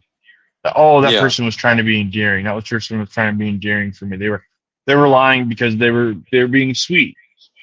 yeah, I don't know about you, but typically when I find out somebody's been lying to me, especially if it's somebody really close and over an extended period of time, I tend to think, nah, that fuck that person. Like they're a liar. They're a liar. They're disingenuous. They're not real. They're fake. And that was my whole point when I was trying to push back on too. Is it seems like in the moment one little lie, but they compound, yeah, which was quite literally what the prompt was. They compound over time, where if you keep on with these little white lies, you're literally building a foundation based off lies. And yeah, eventually, if they can see through those lies, when they see through those lies, shit comes to a head. And typically that's what happens in relationships, yeah. It's friendships, corrupted. even. Yeah, it's like letting little cracks in the foundation occur, right? And then all of Right. a sudden, out of nowhere, like somebody discovers the truth and it crumbles. Whatever you built, right? Because it's like, wait a second, you didn't love my pot roast that I thought was your favorite all these years? You actually found it disgusting? Like they act like this is nothing, but it's like that's far more hurtful than letting Mm-hmm. somebody know, like, hey, Because here's what I exactly, like about your pot roast. Yeah, right, because what you're not putting into thought or consideration is what that person is, actually truly thinking and feeling when they do something like make you a pot roast that you said it was, hey, it was pretty good. So they think about you and they put time and worrisome and invest their energy into thinking about, hey, I'm going to make this pot roast for my friend. They thought it was pretty good. And they keep doing this, and it seems to mean something to you, so it means something to them that it means something to you. And then when they find out that it was a lie all along and you didn't really like it, how do you think that makes them feel? It's like all the time, all the energy, all the things that they invested into that, then really meant nothing. Yeah. You know, like it just, yeah, it when And exactly it would have been just as easy to just be like, this is what I like, but this is what I don't like. exactly. And you can do it in like a way where it's not like being ungrateful. Like you could say, I really appreciate the time, effort, and thought you put into doing this. This part of it is good, or this is not your best work. Like you Right. can like soften the blow and Well, no, such, right? I mean, a perfect example is my wife. Love her, love of my life, I do. But she could not cook worth a shit when we first got together. I did not marry her for her ability to cook. I promise you that. But Yeah, through but our marriage, she has gotten much better, and now she actually tries things and experiments, and she's good at cooking. But it took me to give her those nice compliments to let her know, hey, I appreciate you fed me and I ate all the food you fed me. But next yeah, time we should try this. This would be a little bit better. What do exactly. you think? You know, or and then like I always like, and it slowly coaxed her into like feeling more comfortable with herself and trusting herself to be like, oh, okay, I can have this and this, and then be like, how do you like it? And now she's like making up dishes. I'm like, bam, see, make it again, exactly how you did it. You know, like, Yes, yeah, that you was know, wonderful, it's babe. Like right there, right. like yeah, And exactly. that's what I And mean. the thing, And yeah, that to me means a lot more than if I would have just been like, nah, this tasteless hamburger bun or hamburger on a bun with no cheese, no, you know, like horrible hamburger patty with some dried up noodles. I could have ate that the rest of my life, and I would have survived. But we built a much closer relationship of me letting her know that she can trust me enough to cook whatever she wants, and I'll eat it, and let her know what she can or can't improve on. yeah. And our relationships here are supposed to be like a kind of reflection of our relationship towards God, right? And so, like, what you think it's good to like have the trustworthiness of God put into question? You don't think that's going to damage your relationship with him? Like it's okay if you have like some doubt and you're working through that doubt, but like if you just accept it as, oh yeah, he's going to lie to me from time to time, you're never going to have like as close of a relationship if you had the opposite approach, right? And the thing is like people will be like, oh, what's the harm in saying, no, honey, you don't look fat in those pants. Okay. Well, for one thing, often she knows you're lying. You're backing up her own delusion, right? Where she's trying to lie to herself because it feels bad that she's let herself go in a couple of ways, right? And also, if you keep doing that and she starts to believe that lie, she's now going to not address the health concerns. And then over time, she's going to be more and more unhealthy, which is now going to start damaging her mind, her body, and her soul. Because I believe that when you're letting the health of any of these things go, it affects the other things as well. So you're doing great damage by having their feelings spared in the moment. It doesn't mean you have to be like, oh yeah, you're an ugly fat ass. You know what I mean? Doesn't mean you have to go Right, that right, extreme, exactly, right? right. Yeah. And no, I can honestly say, Yeah. no, I am very comfortable with telling my wife when she shouldn't wear something. And Yeah. exactly, I don't tell her because you look like a fat bitch. No, I'm like, nah, like that's that doesn't look right. It, you know, whatever. Like, however, depending on what situation is exactly. Like, it's like, no, let's try something different. Like, you know, like you don't have to be super rude or like disgusting about it. There are ways Yeah. to do things and approach things where you can do it nicely. I mean, that is Yeah. literally what your relationship is. You build a relationship where you have a friendship, or even at times, like there's times where I can be completely mean to my wife because she knows I'm not doing it in a vulgar way. Like we joke, like that's what we do. Like she's a friend as much as she is my lover. Like as gay as that sounds. No, no, I get you, man. No, I, I appreciate that. It's And It's that's why different I when it hope. comes to the dynamic between husband and wife. It's friend Right, in a different right, exactly, way, right. And that's and that's Yeah. why I hope you have found that with your new one, by the Yeah. way. And yeah, I look forward to hear all the great stories that come. Well, I don't know if you saw her in chat, but when I was doing the white lies one, she's like, "Yeah, I never asked Farty about if I don't want to." If Yeah. it's like I know he'll tell me the truth, right? And that was a bit like unusual for her to hear, but she also knows that there's trustworthiness there. She knows I'm not going to blow smoke up her butt. She knows I'm not going to lie to her. And I care about what's best for her, for us, and for me when I'm Right. making decisions, right? How are you supposed to be a good leader if the person that's deciding to follow you is questioning, are they being completely truthful with me at this moment? Or is they like being actually like self-serving and they're lying, right? Like the second you start to put these doubts, like the stumbling stones in front of them, they're now going to question everything. Oh, he doesn't. I've heard him lie about my meals in the past, so like he doesn't truly mean he likes this one, right? Or it's like, oh, he's lied to me about my weight before, so even when she makes good, healthy changes and she's actually looking healthier, she's not going to believe it because she's going to be like, well, he's just probably blowing smoke up my butt again. I need to lose more weight. And then she might have a different issue of losing too much weight kind of thing. Like it's such a disgusting thing that we built up in our society. And that's why I find like even just the phrase white lie to be utterly revolting to me. I've never liked the concept. I think it's disgusting. Well, right, because what really Yeah. Oh, you cut out a bit. What were you saying?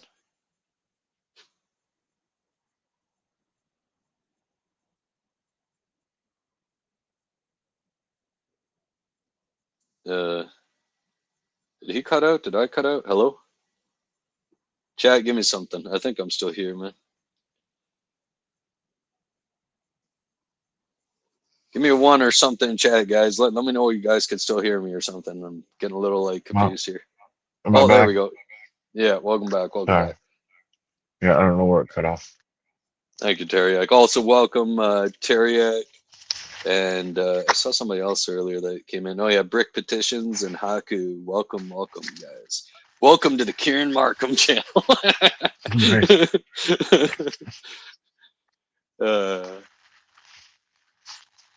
What were you saying? Do you remember you were cut off? I don't or even something? know. I don't even know Thank you, anymore. Chad. I lost train of thought. So it doesn't matter. Welcome, JS. See? I'm gonna work on you, JS. Don't be fine with white lies. But I see that you're moving in a good direction, bro. So it's okay. That's the thing I think is kind of beautiful that I noticed my priest do as well. He deals with people with where they're at. So if they're just brand new to the faith and such, he's not gonna go like super hard and be like, you should be doing this. He's working with them with where they're at. So like JS, I love to see that you've come to like a more of like, I'm not too sure about the divinity of Christ. That humble attitude is wonderful, man. And I hope you keep seeking the truth and you'll get closer to it, man. Yeah, exactly, Teriak. Welcome to the Kieran Martin channel, presented by the Farney.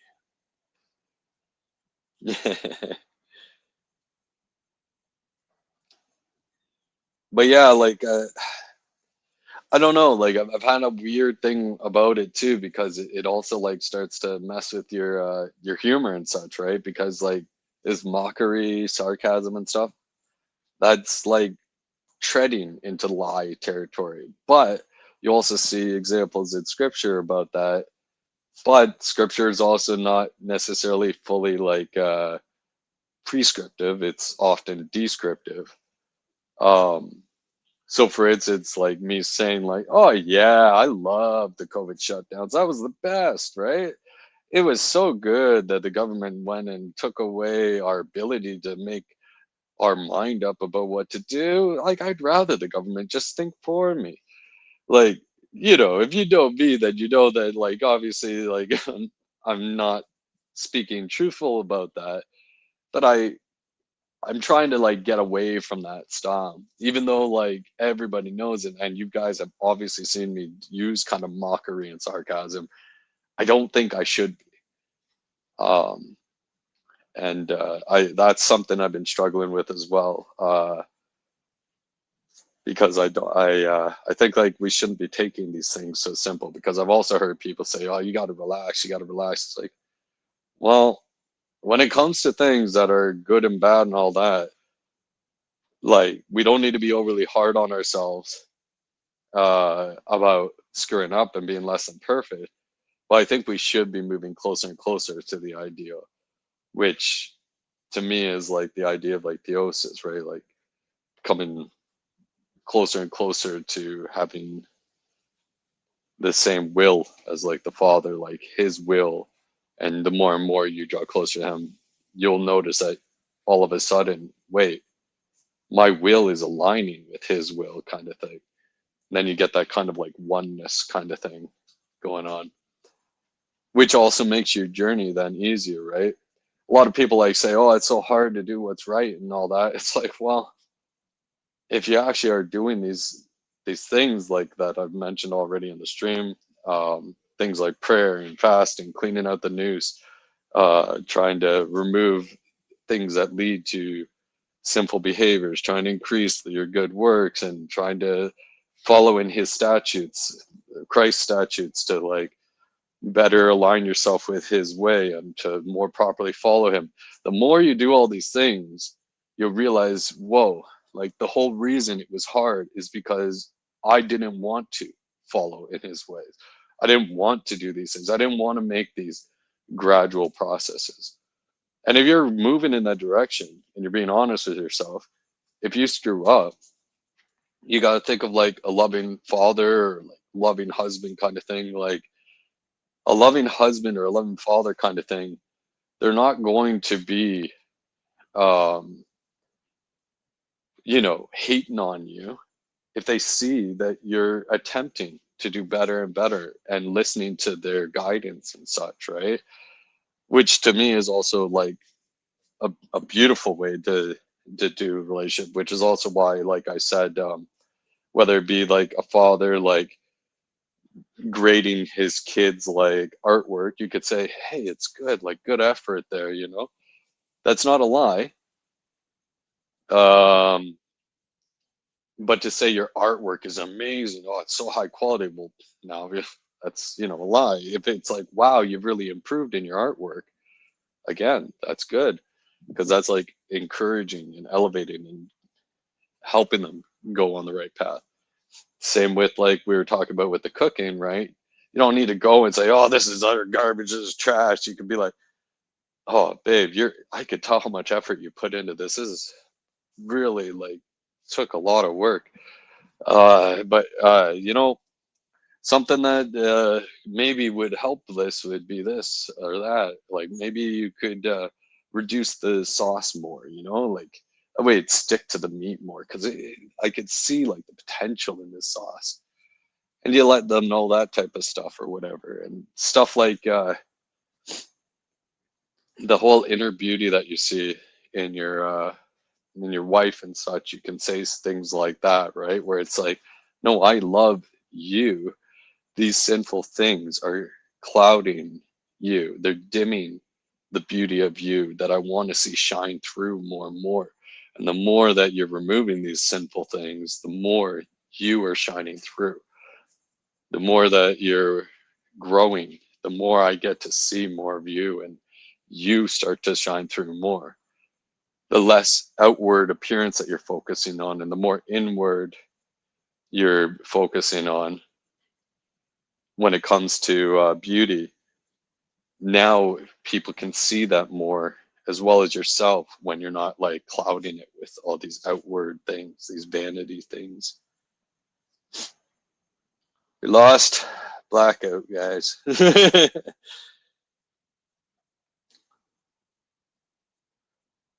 I could switch up the topics, guys. I don't know if you're feeling it. I'm just riffing up here.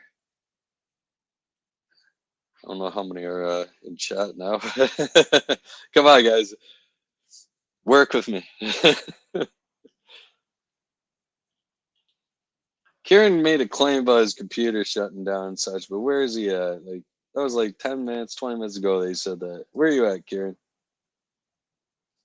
Yeah, see, Kieran, you're still in there, man. What's going on? Dude. Oh, man.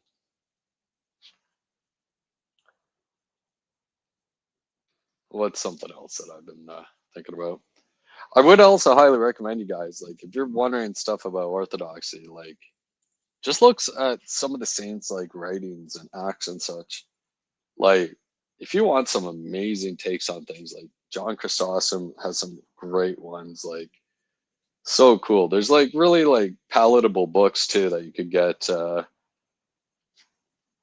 on marriage and family life, for instance, which is using the homilies of which is like the kind of writings and such of like John Chrysostom. And it's really beautiful writings in palatable ways rather than like going straight to the homilies, which you know is obviously like probably ideal in the end, but you know that could be a little challenging for people to digest those more like complicated works by the fathers.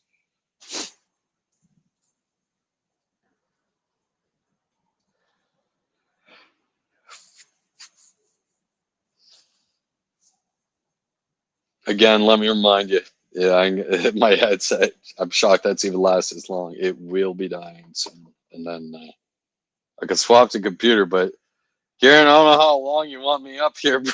I'm not gonna carry your show like all day long. Like, what's going on, bro?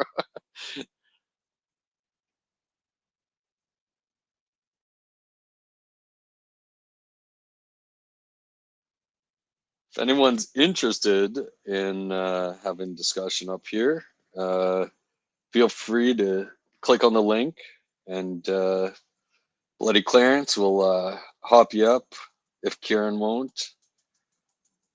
Probably make for a better discussion than just me monologuing up here. Unless you all are just sitting back, relaxing, enjoying the party here. Who does that? Why host your own show when somebody else could do it?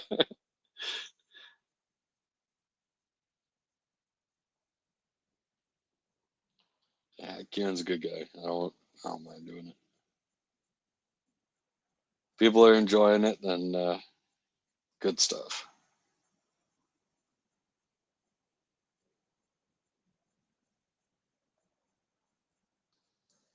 So who in here's got a costume for tomorrow's VK? Teriak, are you gonna come out for that?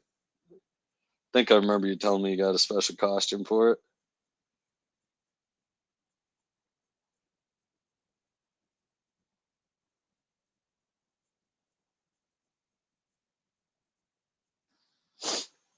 I don't even know if Teriak's still in here. He wasn't here.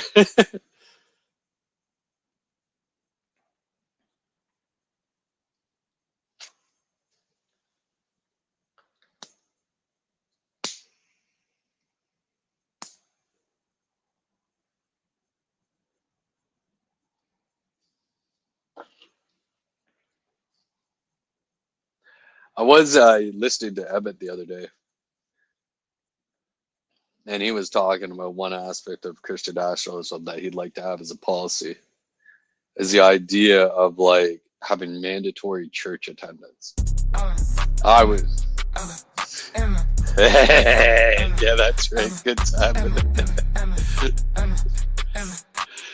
When I was listening to him, he's like, "Oh yeah, there should be fines and then eventually imprisonment." And I'm like, "Oh, dude, like this is not the way." And then he's like, "No, past civilizations have done it." I'm like, "Are you sure about that? I don't know any of that." I'm like, "Maybe, but I'm not sure about that." That's right. All he needs is pot of gold. Terrible accent there. But yeah, like yeah.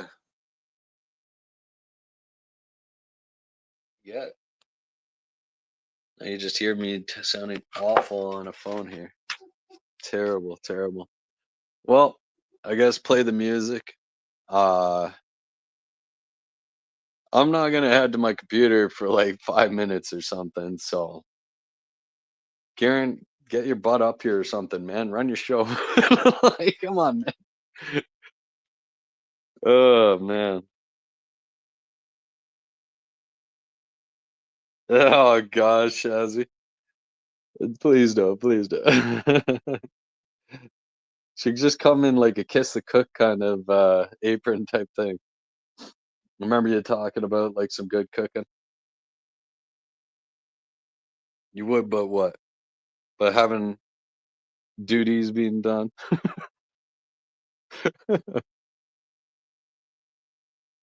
Oh, bro. I would come on my own show, but oh man. Come on, like phone mic quality. This is awful. This is not professional at all. Who goes on stream and talks on their phone? Oh gosh. Oh Shazzy. All you need is a paintball gun and a mask, and boo, you could go as Antifa or something.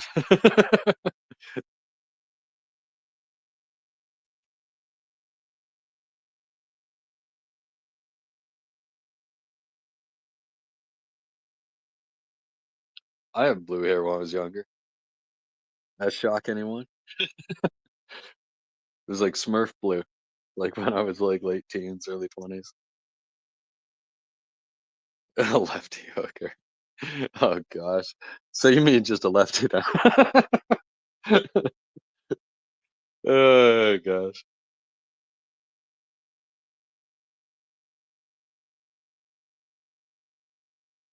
Mary Kate, welcome, welcome.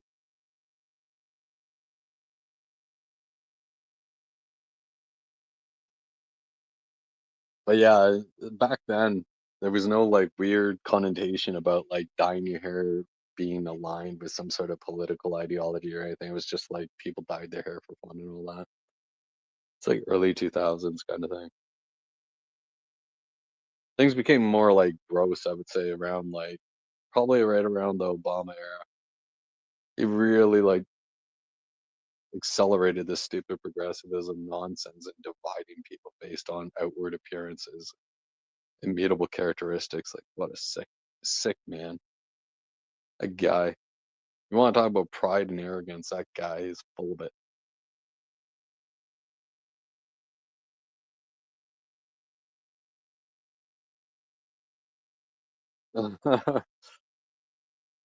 What costume? Do you got one, Shazzy?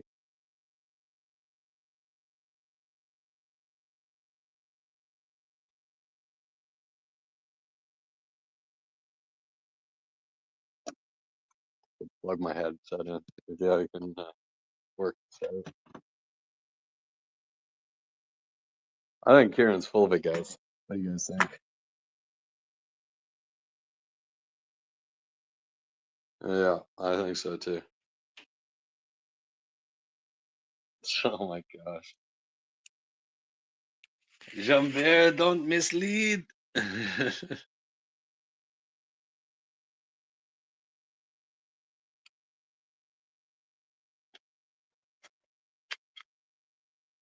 What do you mean WTF? Win the future? Is that what you're talking about, Kieran?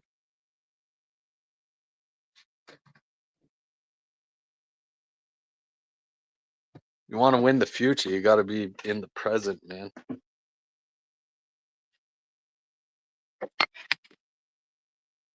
I have no idea how awful this sounds. Sorry, guys, about my headset being dead.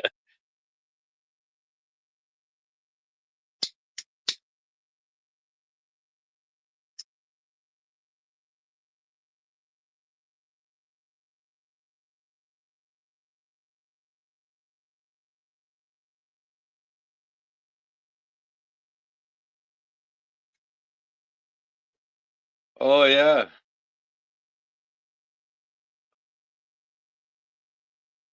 Yeah, it throws me off because of daylight savings and stuff. Like, I think it's 15 hours ahead. You are from me, John Bear. Thank you, Kate, for the feedback.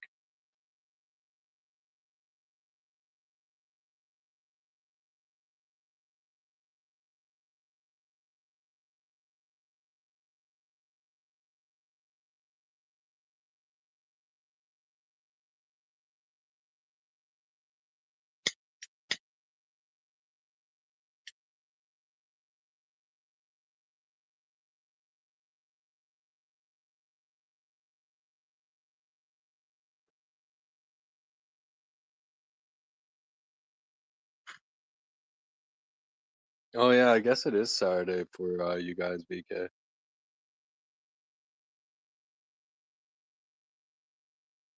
I didn't even think about it that way.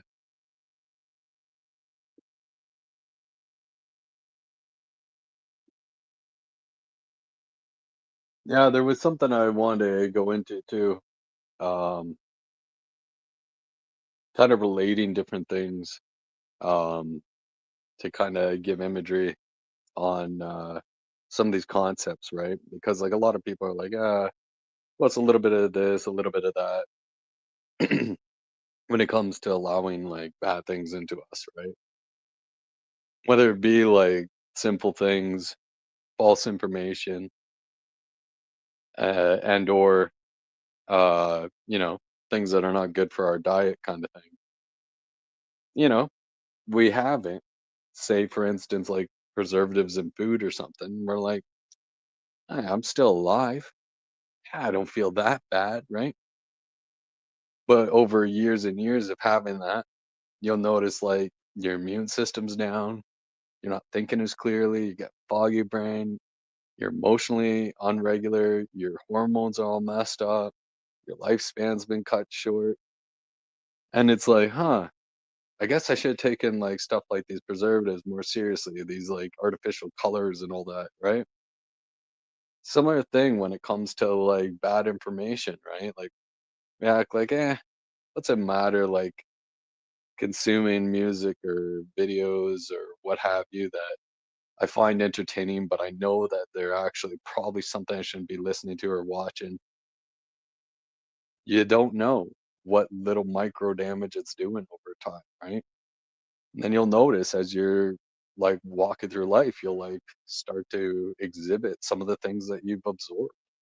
You'll start to say the things and believe the things and such, right? Or be tempted by them, right? And same with like the simple things, right? Like, what's matter in looking at like this type of thing? It's not technically this other type thing, but it's like I said with the lie thing, it's changing the bar. It's like clouding things in your noose. And so then you're not going to be looking at this thing that's closer to the thing that you know is sinful. And then next thing you know, like you've drawn closer and closer to that sinful behavior that is like that you know is sinful because you thought that these little like sins didn't really matter. So stuff like that I kind of want to get into for topics. I think that's something that people would be interested in hearing.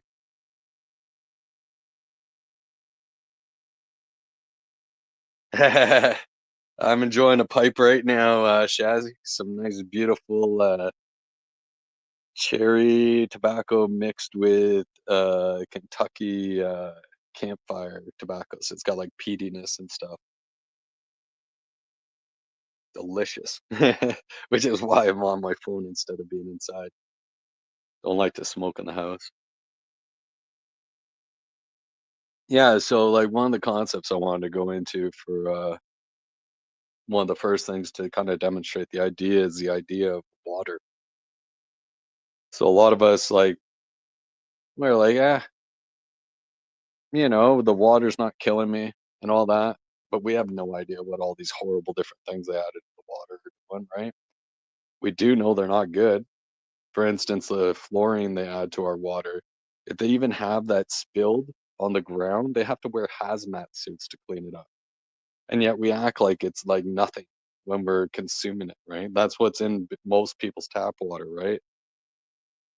Among other things like forever chemicals and like heavy metals and all that jazz. So much bad stuff. So like the idea for water when it comes to the body is to have it like distilled, right? Like distillation's the gold standard of water purification, right?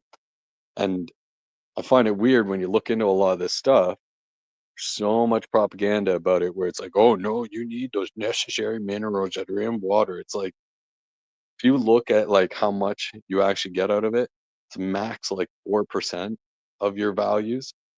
And they're inorganic. So they're not even being absorbed at the full rate as if you got it from an organic source. And so then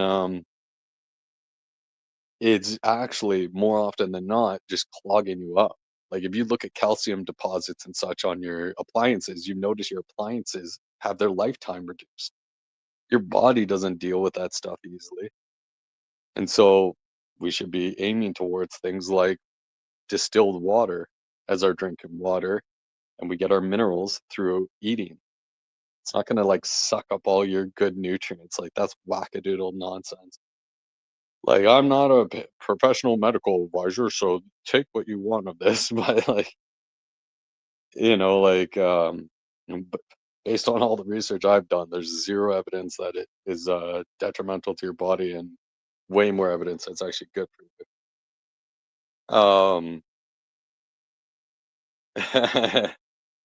Well, they do distill alcohol, blaming him. Um,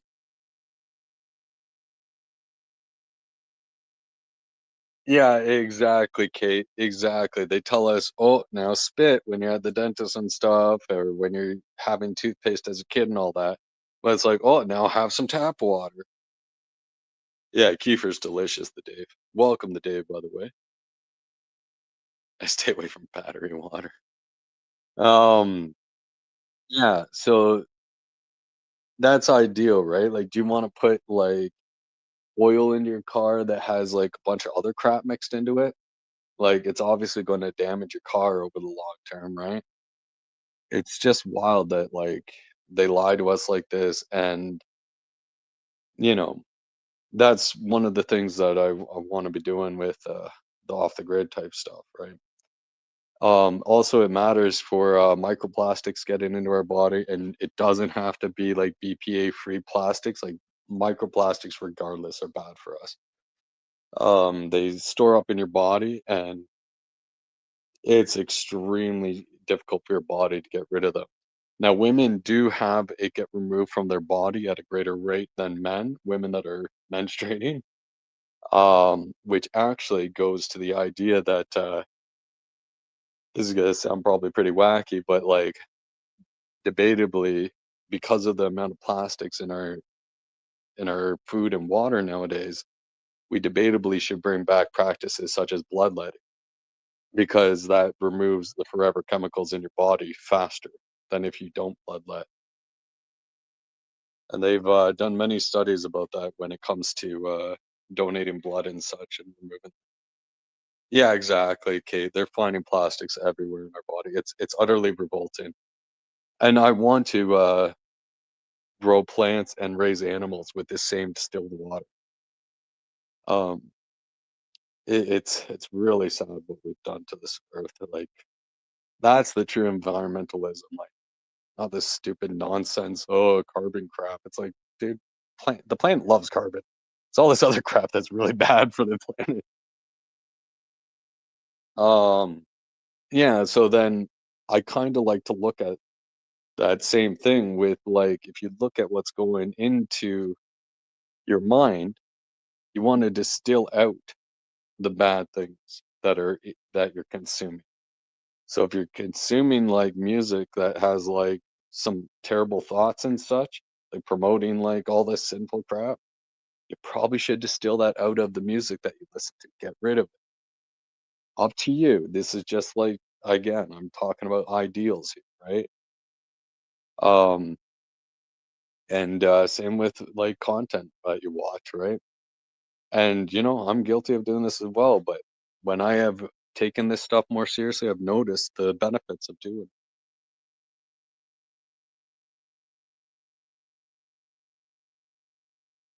Oh, that's wonderful, Kate. Yeah, that's and leeches is totally what like I was thinking about for bloodletting as well. Um, it also forces your body to create new, right? Similar to like when you're in ketosis and fasting, all that, like it forces your body to start cleaning out things, right? Um, so yeah. Uh, so with the mind stuff, like distilling out like other things that you might find entertaining, like such as like maybe YouTube content or movies or shows or whatever. Um, the there's like degen stuff, and you think it's not like a big deal. It's like, oh, it's not like I'm adopting these things, but just try it. Start distilling that stuff out, and not only will you notice like your attitude and your thoughts being clearer and better, but you'll also notice when you go back to that content, you'll find it like revolting. And like there's some shows that I left behind that I used to really, really enjoy, and then I go back to them now, and it's like I can't believe I ever thought this was humorous or enjoyable. Like it's just disgusting and gross. Um, and then when it comes to the distilling of the soul kind of thing, is a similar thing, right? Like, hey, we're all doing simple behaviors, right? I too am a sinner, right? But we can do little changes. Like, okay, like I was saying earlier, like maybe you have an issue with um like sexual immorality, or issue with anger, or an issue with depression, etc., right? If you start to distill out the um like ideologies of this world, such as like maybe consume less political content and such, and instead start consuming things like scriptural or the church sacraments and the teachings and such. And if you distill out like friends that are like um promoting ideologies against your ideologies, right, and you start associating with people that are along more aligned with your ideology, and heading rather in the same direction of like theosis, like trying to draw closer to God and such, you'll start to realize, oh wow, I guess these things that I just passed off as being little things and being like, oh well, they're a good person, or they're a good friend, or oh it's not that bad. We have political ideologies that we share and stuff. It's like you'll notice like, no, that was actually doing more like damage to your like soul kind of thing, like your hope and such. Uh, will like become greater and such when you start to distill these things out. So that's just like one way I'd like to.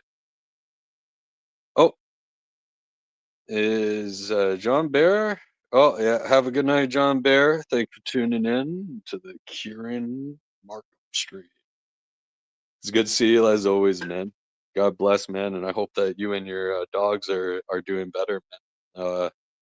Did pray for you the other night too, but um yeah, so that's just like one of the type of things, I want to do that with other things, but like there's an example of like the kind of ideas that I want to kind of share is stuff like that, where it's like you take a concept such as like water distillation, you demonstrate the benefits of doing so for the body. You take that similar idea of distillation to the mind, similar distillation to the spiritual, right? So I don't know if you guys like that kind of style of doing it. I think it makes it more palatable, makes it easier to like digest, understand, and helps like the thought process flow and such. People think I'm out to lunch. Feel free to say that too. This is just like kind of the like path that I wanted to share, because I think that's, like I said, extremely important to be trying to make ourselves healthy in all aspects, right? We're not just spiritual, we're not just physical, we're not just mental, we're a mixture of it all, right? And so to act like, oh, it's okay, I'm very pious and stuff, I go to church and all this and that.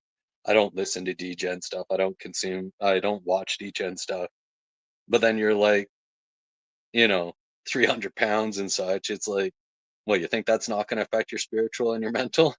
You know, like you're now going into the gluttony kind of area, right? Most likely slothful behavior, as well as you're now going to have like issues thinking. So it's going to be more challenging for you to discern right from wrong as well in that sense as well. So welcome, Bill X. Good to see you as always, good sir.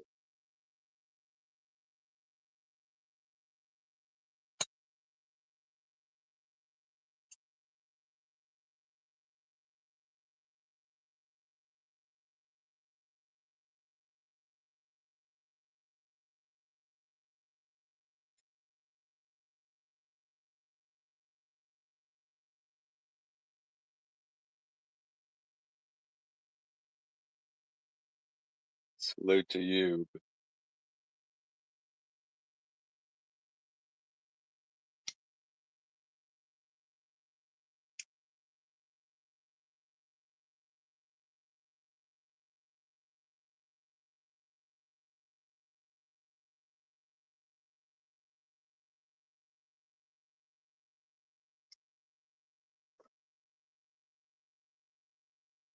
Yeah, I'm running the stream, man. I'm freaking on my phone. My headset died. Hopefully, like I said, the sound quality is not too bad. Yeah, I don't know what Kieran did. Like he claimed it was computer issues, and then you see him in chat and stuff, and then he's like, "Well, I would come up and talk, but it's like, well, I don't know if I should really dig into what that but is, because when it comes to butts, I don't really want to ask Kieran what he's like doing with that."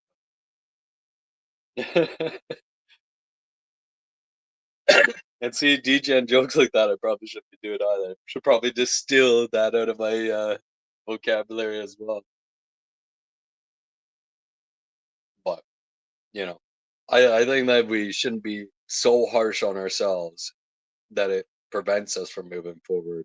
But we shouldn't also be so weak on ourselves, like where we excuse our kind of toxins in our life, whether like mental, spiritual, or physical, right?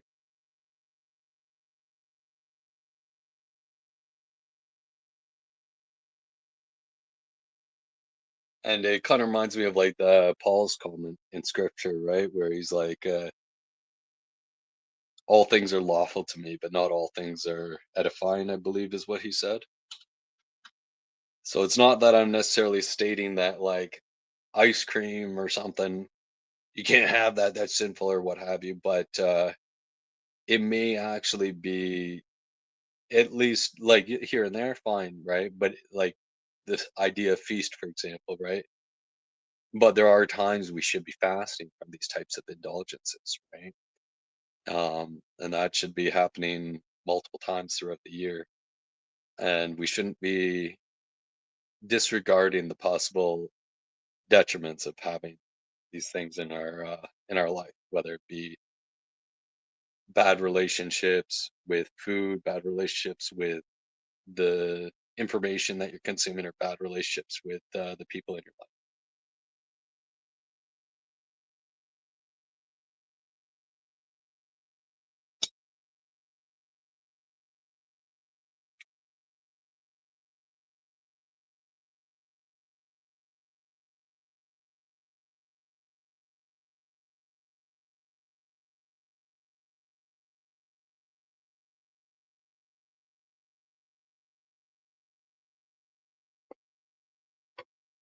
Anybody have any questions or things that they've been going on or wanted to share or anything like that?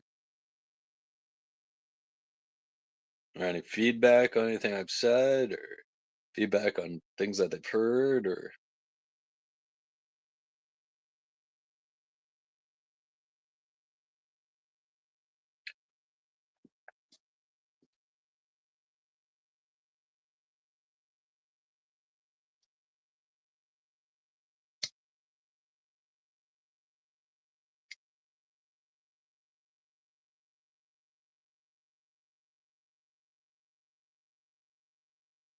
hey Shazzy, I'm I'm smoking a pipe, so like I said, there's things that I'm consuming that are probably not ideal as well. So not that it's all bad for you to smoke tobacco, but probably not ideal. As I cough. All good, King Blackout. I appreciated having you up, and I always enjoy talking to you, bro.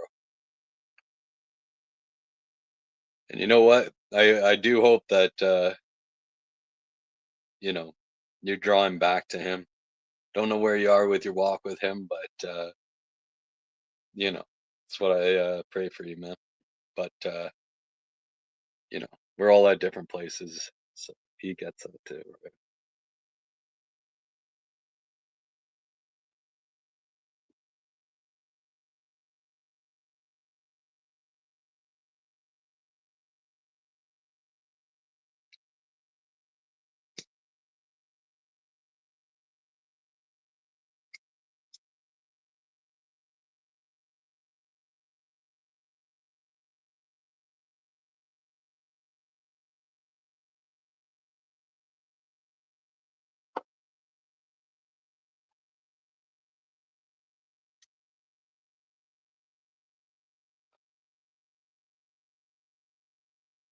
Yeah, as long as you're being honest about it, man.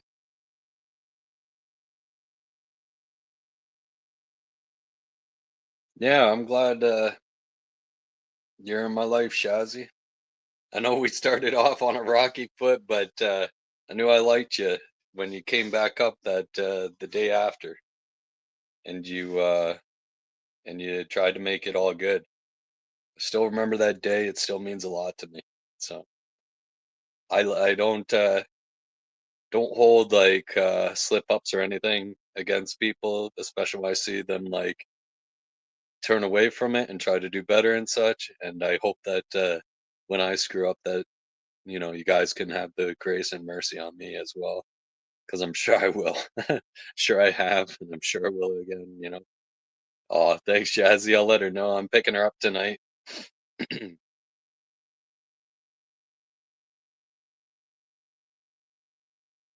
Still not living together. Waiting to get married for that. She usually comes and hangs out for like about a week or something, then she has to go back. So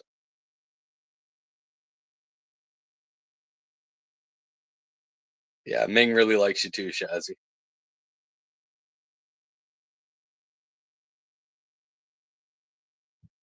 Blessed to have her in my life, for sure.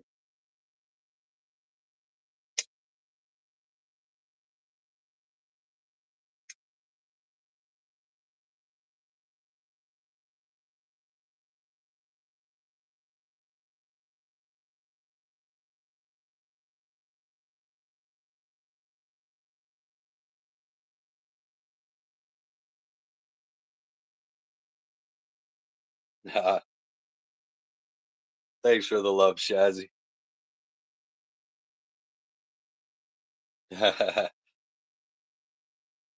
Yeah, yeah. I like to see Alicia and Easy being good to each other as well. Hopefully their relationship grows and is a blessing to each other as well as others that know them. What the Dave? Tell me. Ah, what? Yeah, Ming's my fiance, man. I put a ring on it.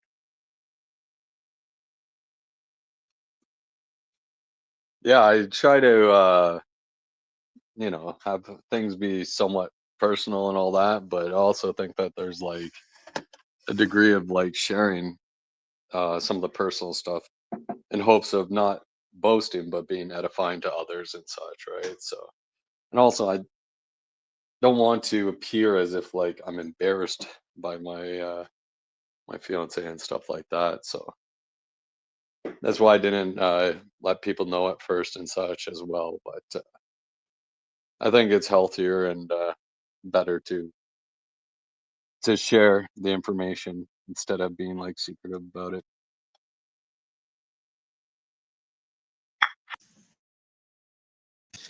And I know that I know every time you share more and more information about yourself, you could be putting yourself and those that you love more at risk. And I don't take that lightly, but in chat, okay. You want to talk? You get up here, buddy.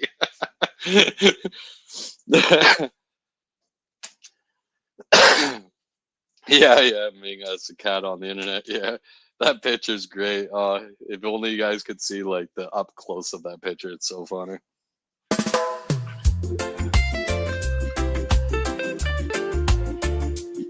They call me the goat, the long way Kieran man.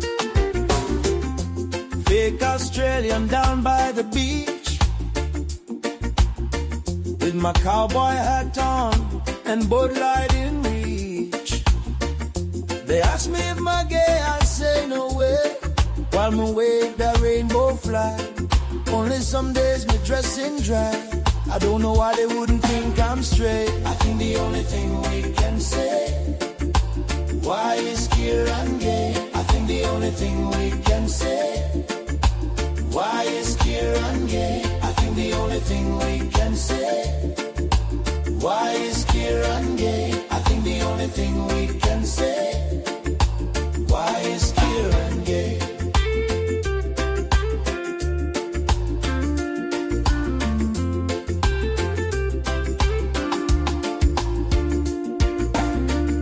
Some come to feel that island beat. I just come to feel the guy they meet. Riding kangaroos bareback with dudes. If the emus come, we'll surely lose. Shrimp on the Barbie, 6 dicks is a party. Tinfoil at his McFly at the Marty. I think the only thing we can say, why is Kieran Why is gay? Kieran I think the gay? only thing we can say, why is Why Kieran is gay? I Kieran think the gay? only thing we can say, why is Kieran Why is gay? I think Kieran the gay? only thing we can say, why is Kieran Why is gay? Kieran gay?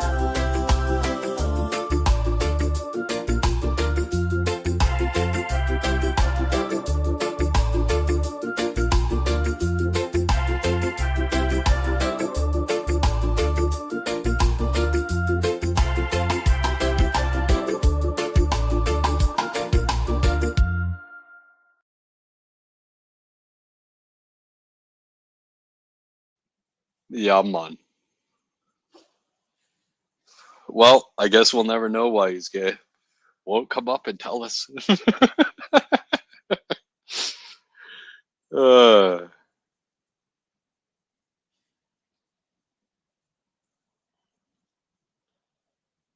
yeah. I was rocking to the beat. Like yeah. Yeah, I love the emojis there, Bill. Hey, that's a great way to wake up though, Chaz. You're getting productive stuff done, hearing about like spiritual things and all that. And yeah, sounds really good. Wonderful way to start the day.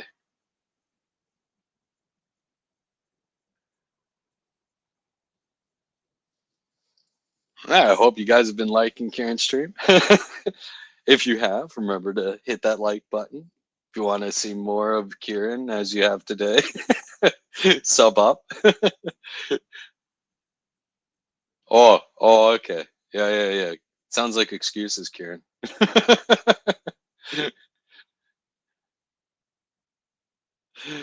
uh,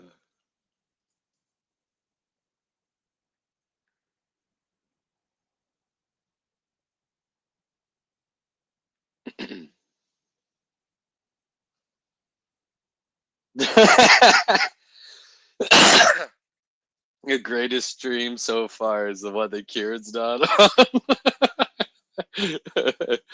Gotta love it. Speaking of housework, like that's the kind of thing that a lot of people like don't realize, right? Like going to church, like on Sunday, and that's the only time you're doing any sort of like connecting with the Lord or anything like that, anything spiritual. It'd be kind of like leaving your dirty dishes just sitting in your kitchen all week long. And then on Sunday, you go and you finally clean them up. It's going to be a pain in the butt. You may not even get them all done. Your place is going to reek. So you like, it's going to take a while after Sunday for that like stink to leave your house. You're wrecking your health as well. Like, people don't stop and think usually, I think, about these things, like, think that it's some sort of magical thing, right? That, oh, just gonna fix it all Sunday. Then you're never ever gonna get to the other tasks, right? If you're always like letting it all pile up those dishes, it's much easier to wash them as you go, clean it all up, maybe give a little rinse, put them in the dishwasher if you want to do it that way. But to just let your place get all dusty, you don't do like cleaning throughout the week and such. You just like let the mess accumulate. Next thing you know, it feels like it's a job that you can't even tackle.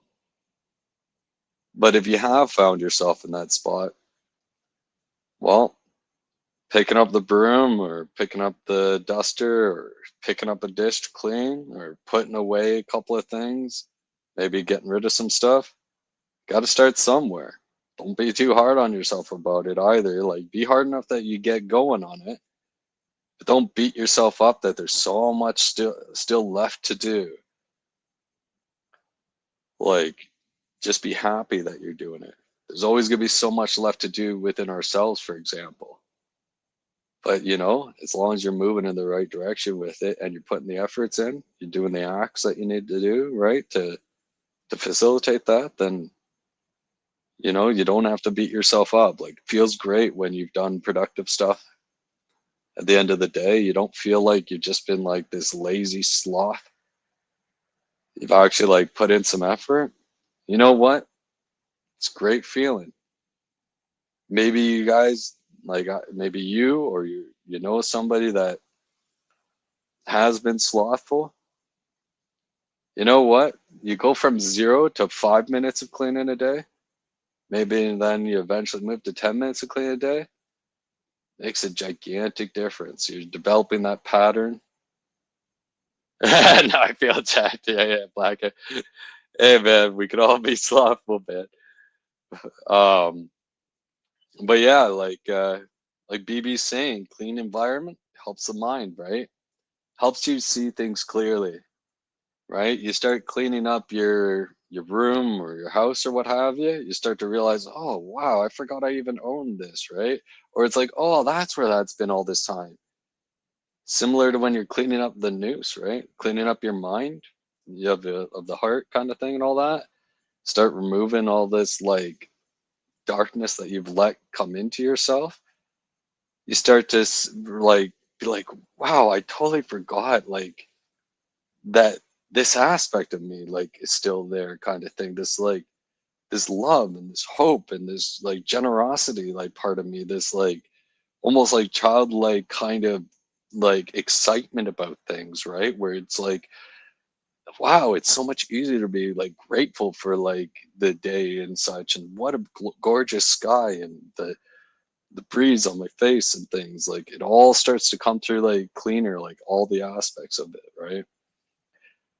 Or where it's like you stop like consuming like hate watch and stuff, right? Where it's like, oh, this political thing's happening here, oh, this like evil like terrorist organization is attacking these people here, oh, these people are doing this. Start to like clean that out. clean your news, fucko. That's right, you got it, Bill. um you start to like realize, wait a second, yeah, like this stuff's always been there, right? Like, I hear like the guys online, especially with the whole like red pill stuff and all that, right?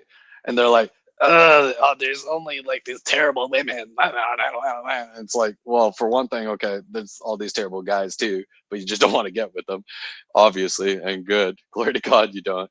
But like, you look at scripture, they say like, you know, a like virtuous woman is more rarer than like gems and all that, right? I'm misquoting, no doubt, but it's the gist of it, right? More precious than rubies, I believe, is what they say, right?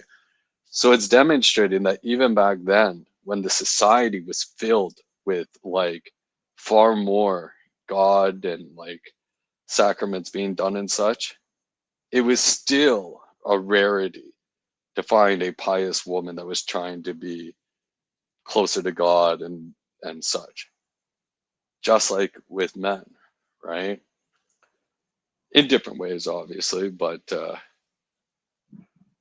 this like black pill crap, it's like you think like you're listening to these like Andrew Tates or these like, and I'm not hating on these people I'm mentioning, by the way, like Andrew Tate, like Rollo Tomasi, or like Myron Gaines, or like Fresh and stuff.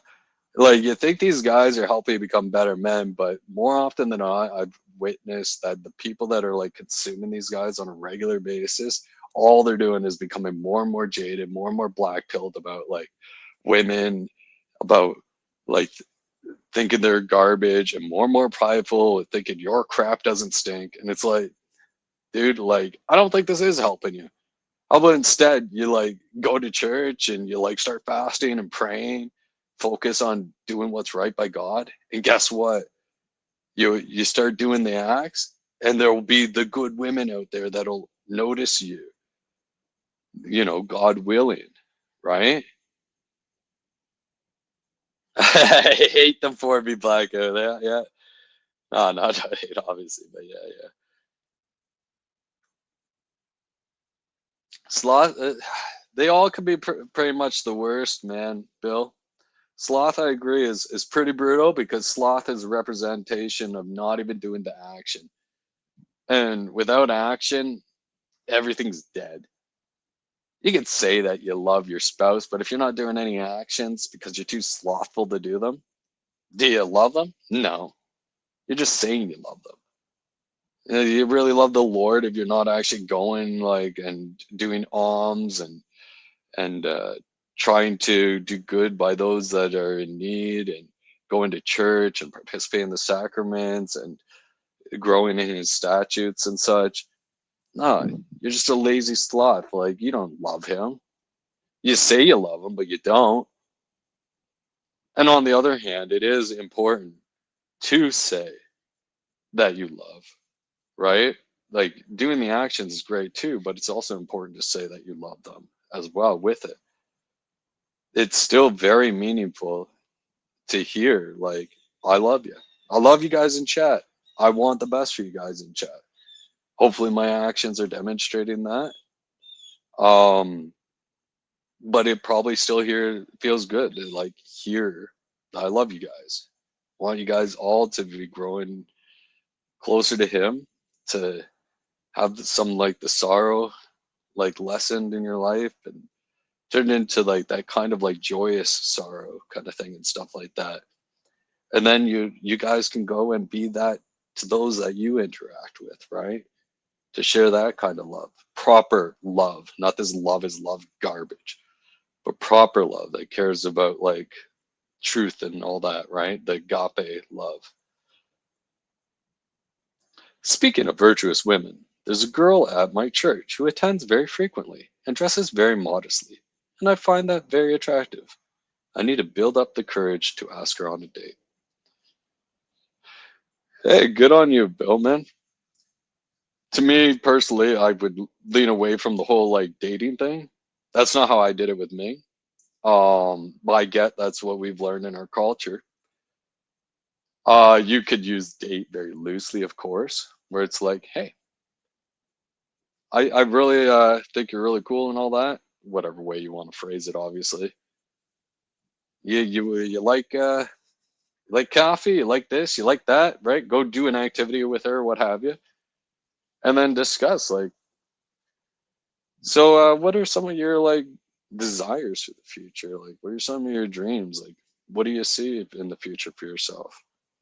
And then that opens up the doors to like having a conversation about what roles you think are important? How would you handle like hypotheticals and stuff like that? And I know it sounds very dry, but that's what I did with Ming.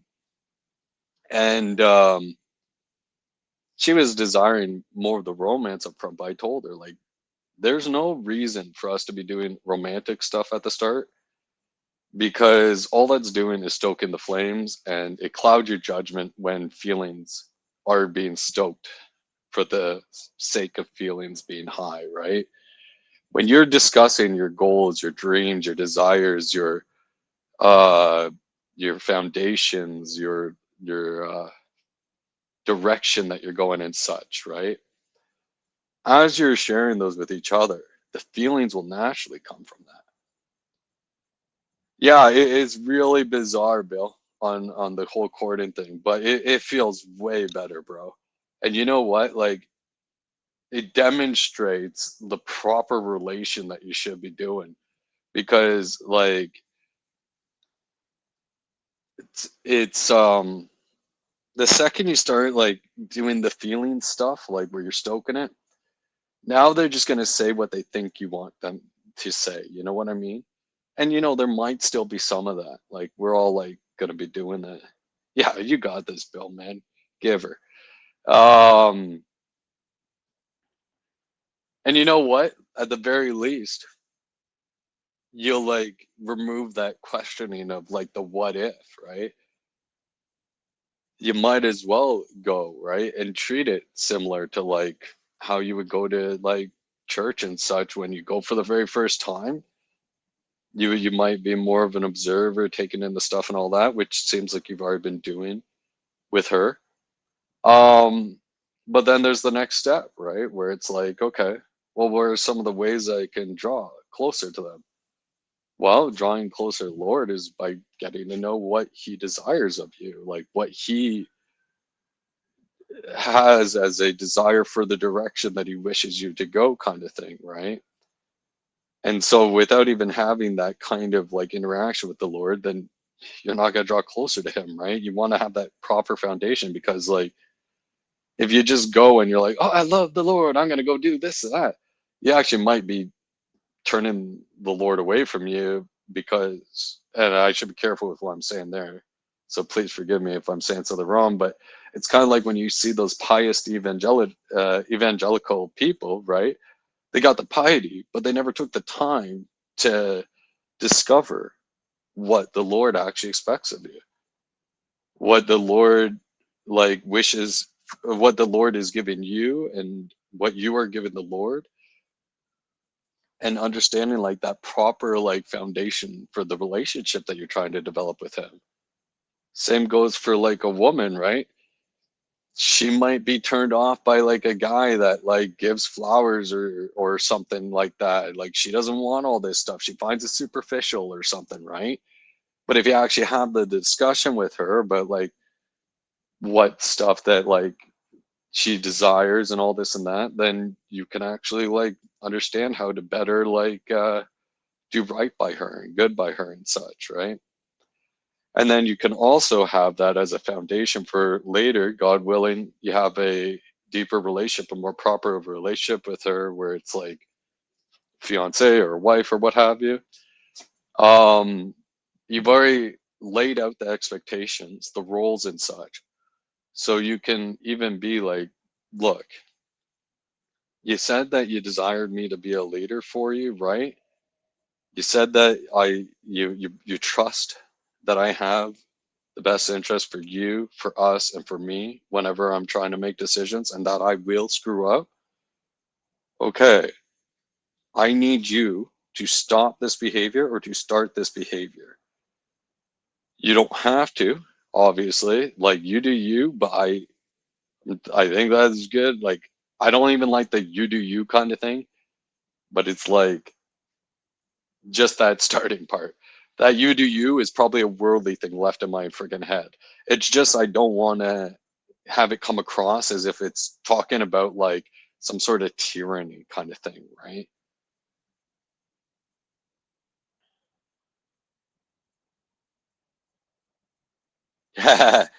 Well, yeah, that's that's obviously the thing. We're not supposed to be coming unevenly yoked with people, Bill. So like, yeah, there's no quote unquote training molding in a very loose sense. It's reduced, right?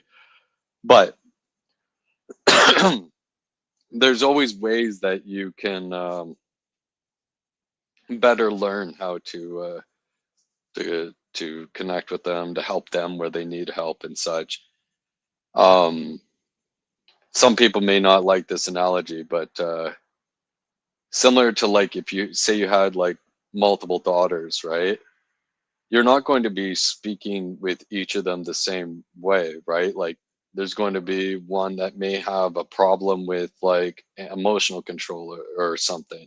There may be one that is, you know, perhaps too like fragile, right? Where they're like too quote unquote girly, where they aren't willing to get their hands dirty because of how quote unquote girly they are, or what have you. And there might be the opposite side where they're too tomboyish, right? Where it's like, hey, like you should be more effeminate, right? So these are some of the things that will come out in your discussions with the person that you're pursuing, and then you can be a better leader to them by doing so, right? And then you can always remind them, like when if they ever feel like you know, like they're not worthy or something like that, you can always say, look, I have my stuff. Like you see that I maybe am too this, too that at times. Like you could demonstrate that you listen to them as well, where it's like, you know what, you say that I'm this, I'll think about it if I should change that or not. But if I determine that it's not, you're not correct, then I'm going to keep doing it. But I will keep it in mind. I do hear you. But then there's other times where they might say, could you like please like not like be so rough with me or something? Like, could you? And it's like, oh, okay, maybe I can convey this concept or idea without needing to be so forceful with the way I state it and stuff. It's obviously a long discussion, but these are just some of my thoughts on it.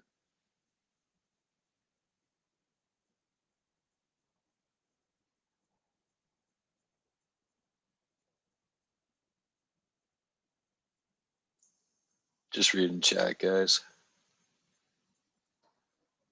Do. Why are you gay, Kieran? uh,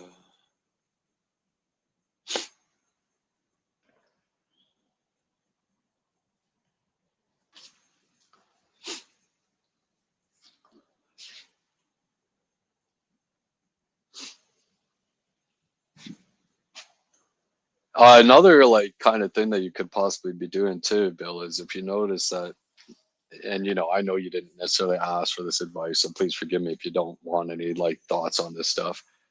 Um, but you know, like maybe read some of the stuff like I mentioned earlier in the stream, like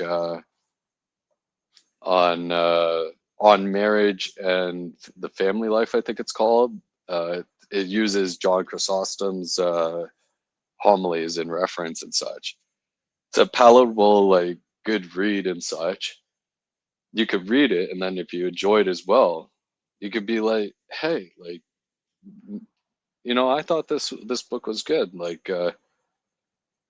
I'd like you to have it, or you could borrow it, or something like that. You could say to the girl, I'd be like, I'd love to hear your thoughts on it, which wouldn't be a lie. I would assume you probably would like to hear their thoughts on it, both to see if they're in line with that, and as a way of connecting with her as well. And then it's keeping the relationship, like the foundation, being about the focusing of like God number one, right? Because if you guys have that as your foundation, then it's wonderful that way, right?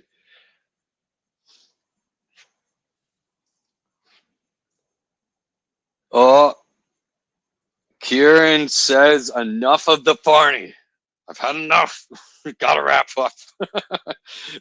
So mods, gotta share the link to somebody who is live so we can raid with the marking crew.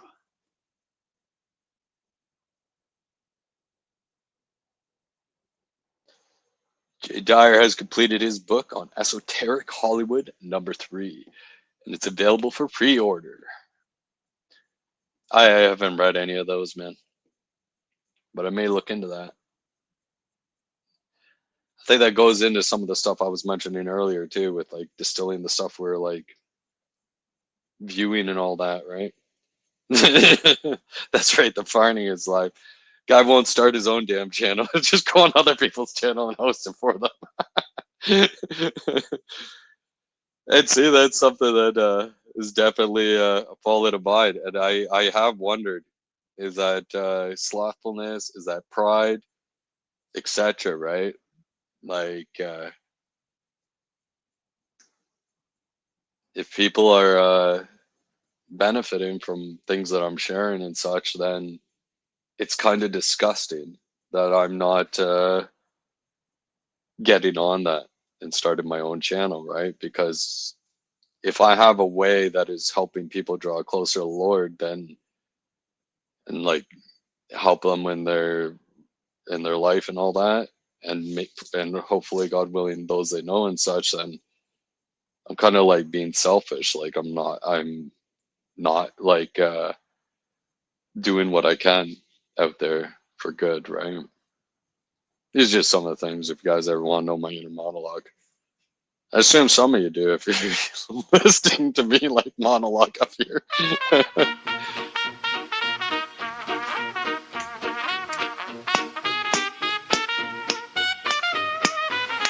In a corner of the net where the love runs deep, where the hearts are real and the vibes don't sleep. There's a light in the dark, there's a name they cheer. When she speaks, everybody leans in to hear. She's got warmth like a fire on a winter night, lifts you up when the world don't treat you right. With a heart full of gold and a voice so sweet, but don't get twisted, she ain't easy to beat. Shazzy Bear, the queen of the chat, wiser than the owls, got your back just like that. Spreading bear hugs, lifting the pack, but mess with her crew when she's ready to attack. She's Mama Bear, sweet but bold, a heart so warm but her claws ice cold. Everywhere she goes, you know where it's at. Long live the queen, queen of the chat. She don't need a crown, she don't need a throne. Her kingdom's built on love and she holds her own. A whisper of calm, a thunder when she roars, standing proud while she opens all the doors. When the storm rolls in and the sky turns gray, Shazzy Bear's the one who will light your way. A laugh, a joke, a wise little nod, like she's tuned to the frequency of God. Shazzy Bear, the queen of the chat, wiser than the owls, got your back just like that. Spreading bear hugs, lifting the pack, but mess with her crew when she's ready to attack. She's Mama Bear, sweet but bold, a heart so warm but her claws ice cold. Everywhere she goes, you know where it's at. Long live the queen, queen of the chat. Cute as a cub, but don't be a fool. She'll school you in kindness and old soul rules. She's the heartbeat, the sage, the light in the room. When Shazzy shows up, the flowers bloom.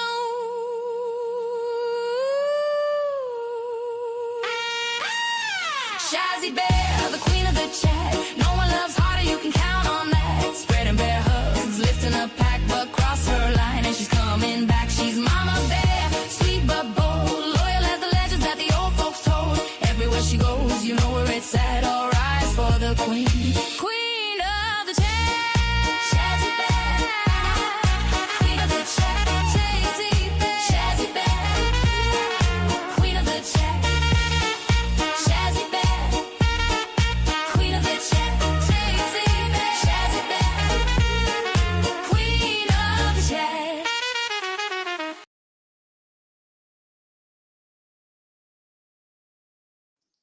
Yeah, Bill's shared some passages which totally gets to the heart of what I was saying, which makes me feel convicted as well in a good way, and I appreciate that love. So yeah, it's not something I take lightly, and I wish to, like I said about the feeling bad thing, I think that you should feel bad about things. I think it could be a great motivator. Just not bad enough that it paralyzes you, right? Where you don't take action because you're just sitting there like flogging yourself, right? So yeah. But yeah, Carney's ride is live. I think that's where we're all heading over to.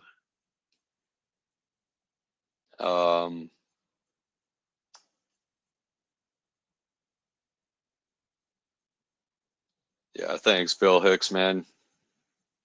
Got lots of love for you, bro, and I hope it works out well with her, God willing. And remember, man, starts with action, man.